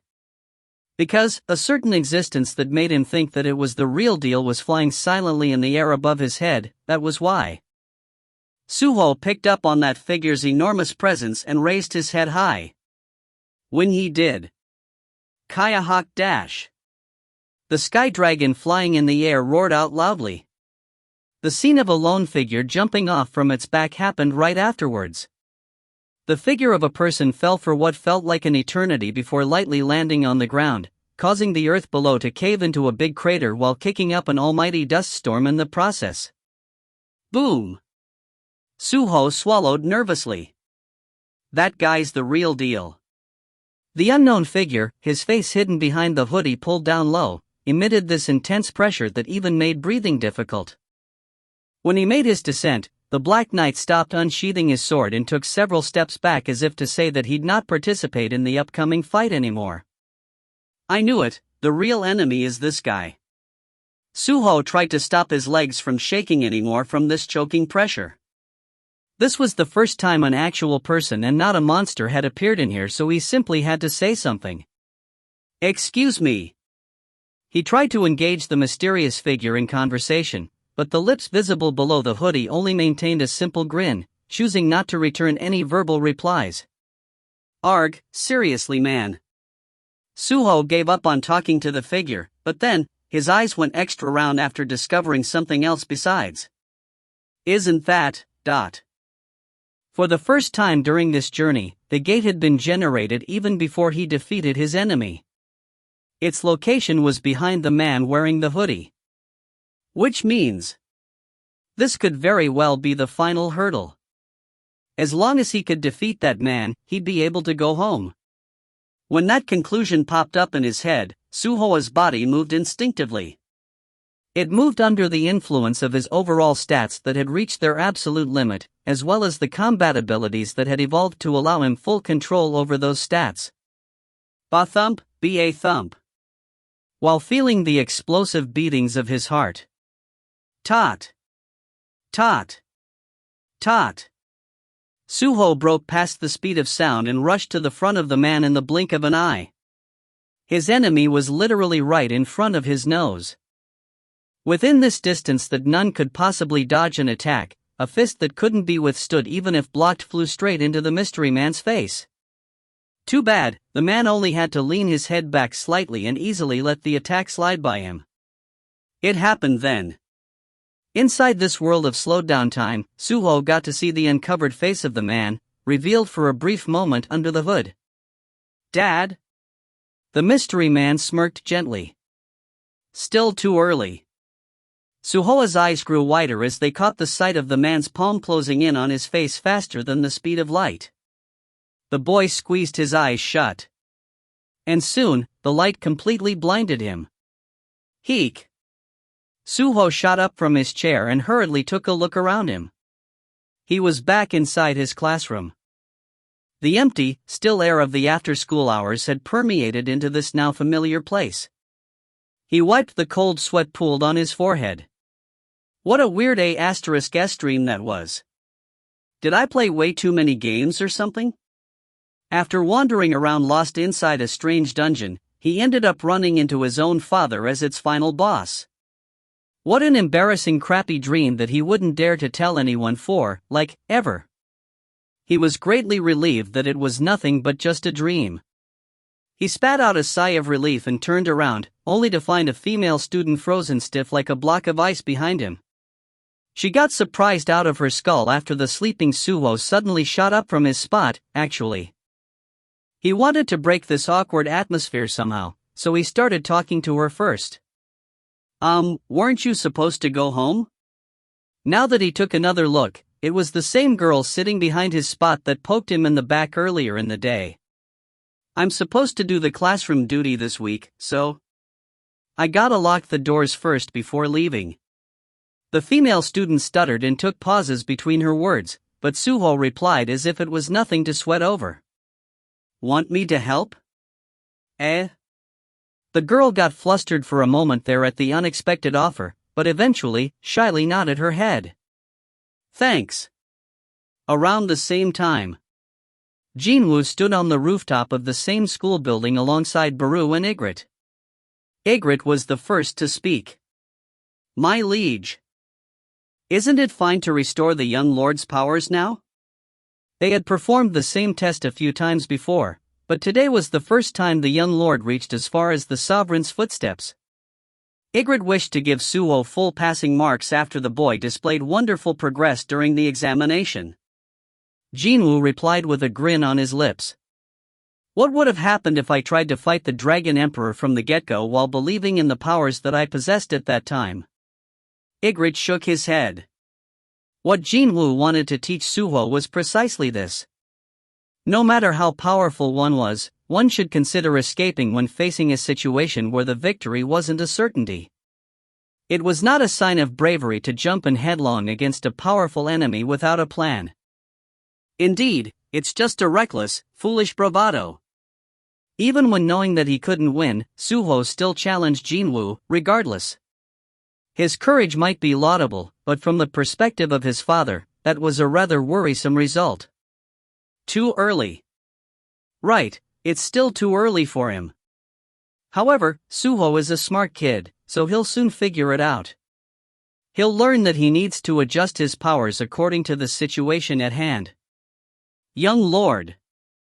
Baru looked at a sheet of an old paper with him drawn on it, the edges of his eyes reddening up with tears once more. "Drop, drop." Jin-Woo lightly patted the shoulders of despondent Baru before walking closer to the guardrail to take a look at the school grounds below. He could see the back of his son leaving the school gate along with a female student from his class. Jin-Woo rested his chin on his hands and watched Suho walk further away, before a grin floated up on his face. "It's been a while, so should I take my family out for dinner later today?"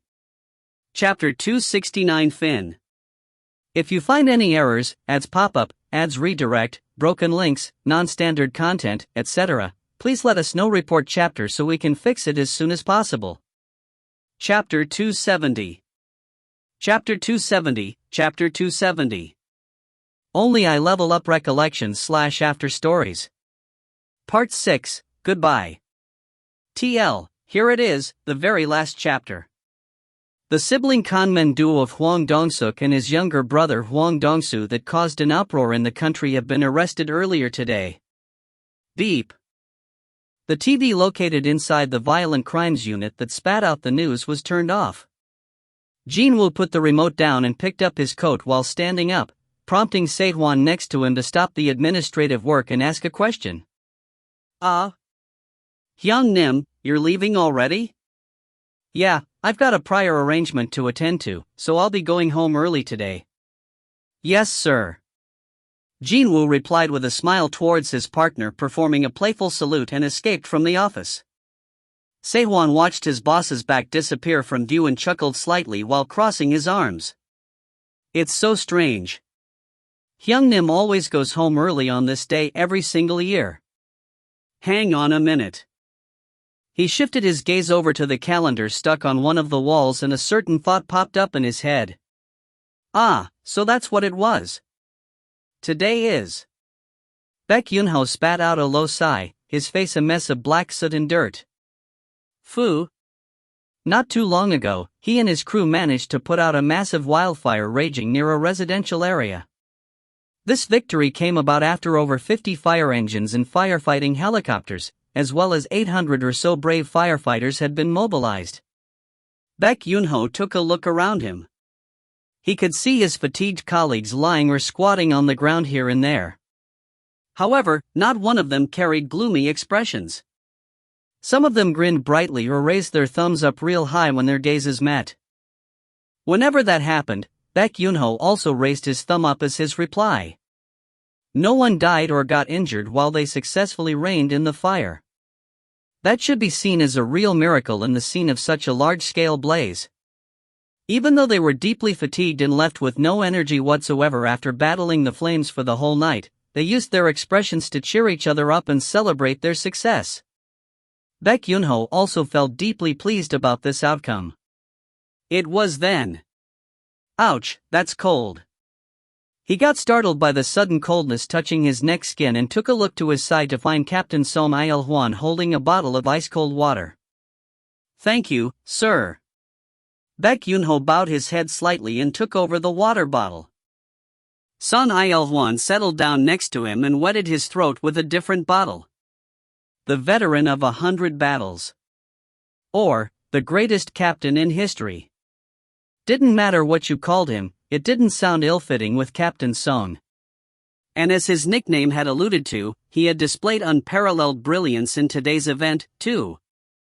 Baek Yun-ho was proud to be in the same crew as Som Il-hwan. Heck, all these bits of soot stuck on his face felt like medals of honor to him, even. One day, He sneaked a glance at his respected senior from the corners of his eyes, before pouring down the remaining cold water over his head. Poo-ha! Now he felt like a living person again. The stuffy heat clinging onto him felt as if it got washed away, starting from the top of his head. But then... A scene from the past suddenly entered Baek Yun-ho's brain. The side profile of a face he saw back then. Captain. Som Il-hwan's eyes opened wider as he turned to look at his junior. Yeah? Baek Yun-ho hurriedly carried on. You know, that the large-scale blaze in Daesung building 3 years ago. You still remember that, Captain? Our team got trapped in there and almost died, didn't we? Yeah, I remember. Back then, Som Il-hwan and his crew were steadily losing their consciousness after being trapped within the blaze, but a mysterious stranger appeared out of nowhere, like some kind of a fantasy, and helped them to survive the ordeal. This mystery man rescued the isolated firefighters before disappearing without a trace, leading some to question whether the folks that day saw a mass hallucination at the same time or not. Actually, I saw the side profile of that man for a brief moment before I passed out, you see? Oh, is that so? Yes. But that guy looked so much like... Unfortunately, Baek Yun-ho didn't get to finish what he wanted to say. Because Som Il-hwan had ripped open a packet of bread he brought along with the water bottle and pushed the resulting chow in Baek Yun-ho's mouth, that's why. Yoof. Baek Yun-ho chewed through the bread and tilted his head. Captain? Som Il-hwan didn't try to answer with verbal replies and grinned as he bit into his own bread. And, as if to cool down the heads of the firefighters fatigued by all that heat, a gentle breeze blew in from somewhere and brushed past their hair, ever so softly. Inside a conference chamber located on the top floor of a certain high-rise building. Chairman? Sir, are you all right? Jin-ho barely managed to suppress the corners of his lips trying to rise up to the heavens above. Yes, I'm fine. Well, then. Let's continue. Jin-ho fished through the documents placed in front of him before raising his head up to see the faces of his employees filling up the conference chamber.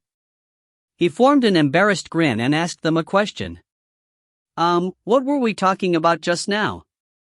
The expressions of these employees hardened for a short while after they all realized that their boss hadn't heard a thing they were talking about for the past 30 minutes of the meeting.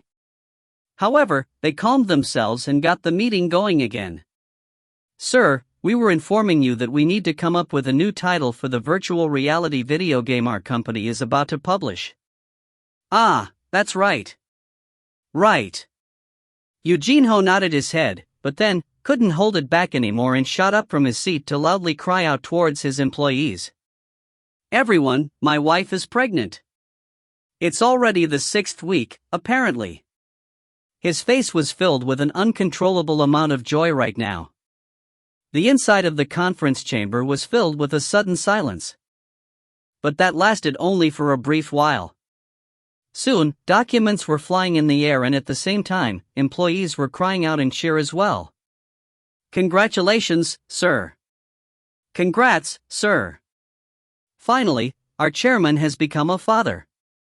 Jin-ho did a lap around the conference chamber and high-fived all of his employees, jumping up and down in joy as if this news concerned themselves. His absolutely lovely wife, his soon-to-be-born baby, and his game development company that was making a killing year after year. How could the world be this beautiful to his eyes right now? During the middle of his lap of celebration, Eugene-ho had a moment of sudden, powerful inspiration. He climbed up on the conference table and confidently made a declaration to his employees. The beautiful world. Quite obviously, the gazes of all the employees gathered on him. Excuse me? As they began doubting their ears, Eugene-ho also courteously proved that their hearing wasn't faulty. That will be the title of our new game. Let's go with the beautiful world. The joy-filled conference chamber was enveloped in a sudden bout of silence. Are you serious, sir? Eugene-ho replied without a moment's hesitation. Of course. The name Beautiful World fits our game that will virtually recreate reality as close as it can, so... What are you all doing? Hang on a second, everyone. I might fall, you know? The employees began to tussle with Eugene-ho desperately in order to pull him off the top of the conference table. In the midst of his struggle, his gaze inadvertently shifted outside the window. Hey. Feels like something flew past just now, didn't it? Too bad, the feelings of having seen something got erased from his head in no time at all after he found himself under the crossfire of his employees' holy crusade to stop him. Sir, you should rethink this. The fate of our company hangs in the balance with this game, sir. I mean, it's not really a beautiful world, is it, sir? You're being too much, you know? Even though his naming sense was being mercilessly shot down and trampled on by his employees, Eugene-ho still felt really happy regardless. Ha. Fine, what if I'm no good with naming stuff? The world is still really beautiful and all, isn't it? Eugene-ho stared outside the window as the sunlight poured in through the glass, and muttered to himself. In that case, should I ask Jin-Woo Hyun-nim for the baby's name, instead? The chairman of Ajin Soft, Eugene-ho, the miraculous tale of the young and successful entrepreneur who rejected the inheritance of a chaebol. Slice. The chairman's office of the Eugene construction was filled with the sounds of a pair of scissors cutting through a newspaper. Chairman Yoo Myung-han only raised his head after he was finished with decorating his scrapbook's pages. Were there any other articles? Secretary Kim, one of his hands full of newspapers, shook his head side to side. I see. Chairman Yoo Myung-han closed the scrapbook, his current expression filled with dissatisfaction. He rejected the position I created for him, and he instead starts a game company, of all things. Tisk. Secretary Kim wordlessly glanced at the corner of the chairman's desk. That was where he could see the thick pile of newspapers with all the articles related to Eugene-ho cut out. More than that, they were worked on personally by none other than the chairman himself, too. Secretary Kim had to dry cough in order to hold back the laughter rushing out from the deepest part of his chest. It was then, the chairman's head shifted towards the window. Secretary Kim walked over to the windows himself and looked outside while asking his boss. What's the matter, sir? No. It's nothing. They were currently on the top floor of a tall skyscraper. It was not possible for something to go past here, anyway. No, even if something did, it must have been a small bird or another creature similar to that. Yoo Myung-han shook his head and handed the scrapbook over to Secretary Kim. The latter politely took the book and placed it back on the office's bookshelf. There were 4 such books on the shelf already. Chairman Yoo Myung-han's precious secret collection that no one knew about beside himself and his secretary was steadily growing larger every day. On a peaceful stretch of a road after school. Suho had grown close to the girl from the same class before long, and now, he found himself in the midst of an important challenge to decide who'd get to carry the school bags home with her. Rock, paper. The girl's look of concentration only added to the weightiness of this confrontation. And the hour of judgment soon arrived. Scissors. The girl went with rock, so Suho had to change his original choice of paper to scissors at the last second. This was the combined effort of his extraordinary dynamic vision and motor reflexes. Heck yeah! The female students celebrated her victory and, while forming a pleased expression, pushed forward her school bag. Suho smirked softly and slung the bag over his other shoulder. You know, you really suck at rock, paper, scissors. Tell me about it. What will we do with a guy who sucks at it so bad? I'll just learn it from you, that's all. Suho smiled and strode forward while carrying bags on both of his shoulders. Hey, wait for me. The two of them chatted about this and that as they walked side by side on a quiet back street. But, out of the blue, Suho stopped walking and raised his head up towards the sky. The girl followed suit and also looked up, but she couldn't see anything else, other than the floating clouds silently drifting away as if they were spectating on the two teenagers. What's wrong? Is there something up there? Suho stared at the sky for a while before looking back at the girl with a light chuckle. Nah, it's nothing. Kiyak dash. A sky dragon flew freely and unrestricted in the air while screeching out joyously. Heian, riding on the creature's back, asked in a worried voice. Dear, will this really be alright? Yup, it's fine. Jin-Woo went on to explain that he used magic to erase all presence of their ride, Kaisel, so no one should be able to hear or see them flying. Hold on tight, okay? Heian heard her husband's smile-filled advice and her arms tightly wrapped around his waist gained renewed strength. Taking that as the go-ahead, Jin-Woo immediately raised their traveling speed. Kayak. Kaisel's wing speed increased noticeably and they rose higher and higher until they broke past the layer of heavenly clouds above. The sight of an endlessly stretching blue world spread out below their feet. Just a little bit further. Ka-hak. Kaisel flapped his wings even more vigorously. Higher, even higher.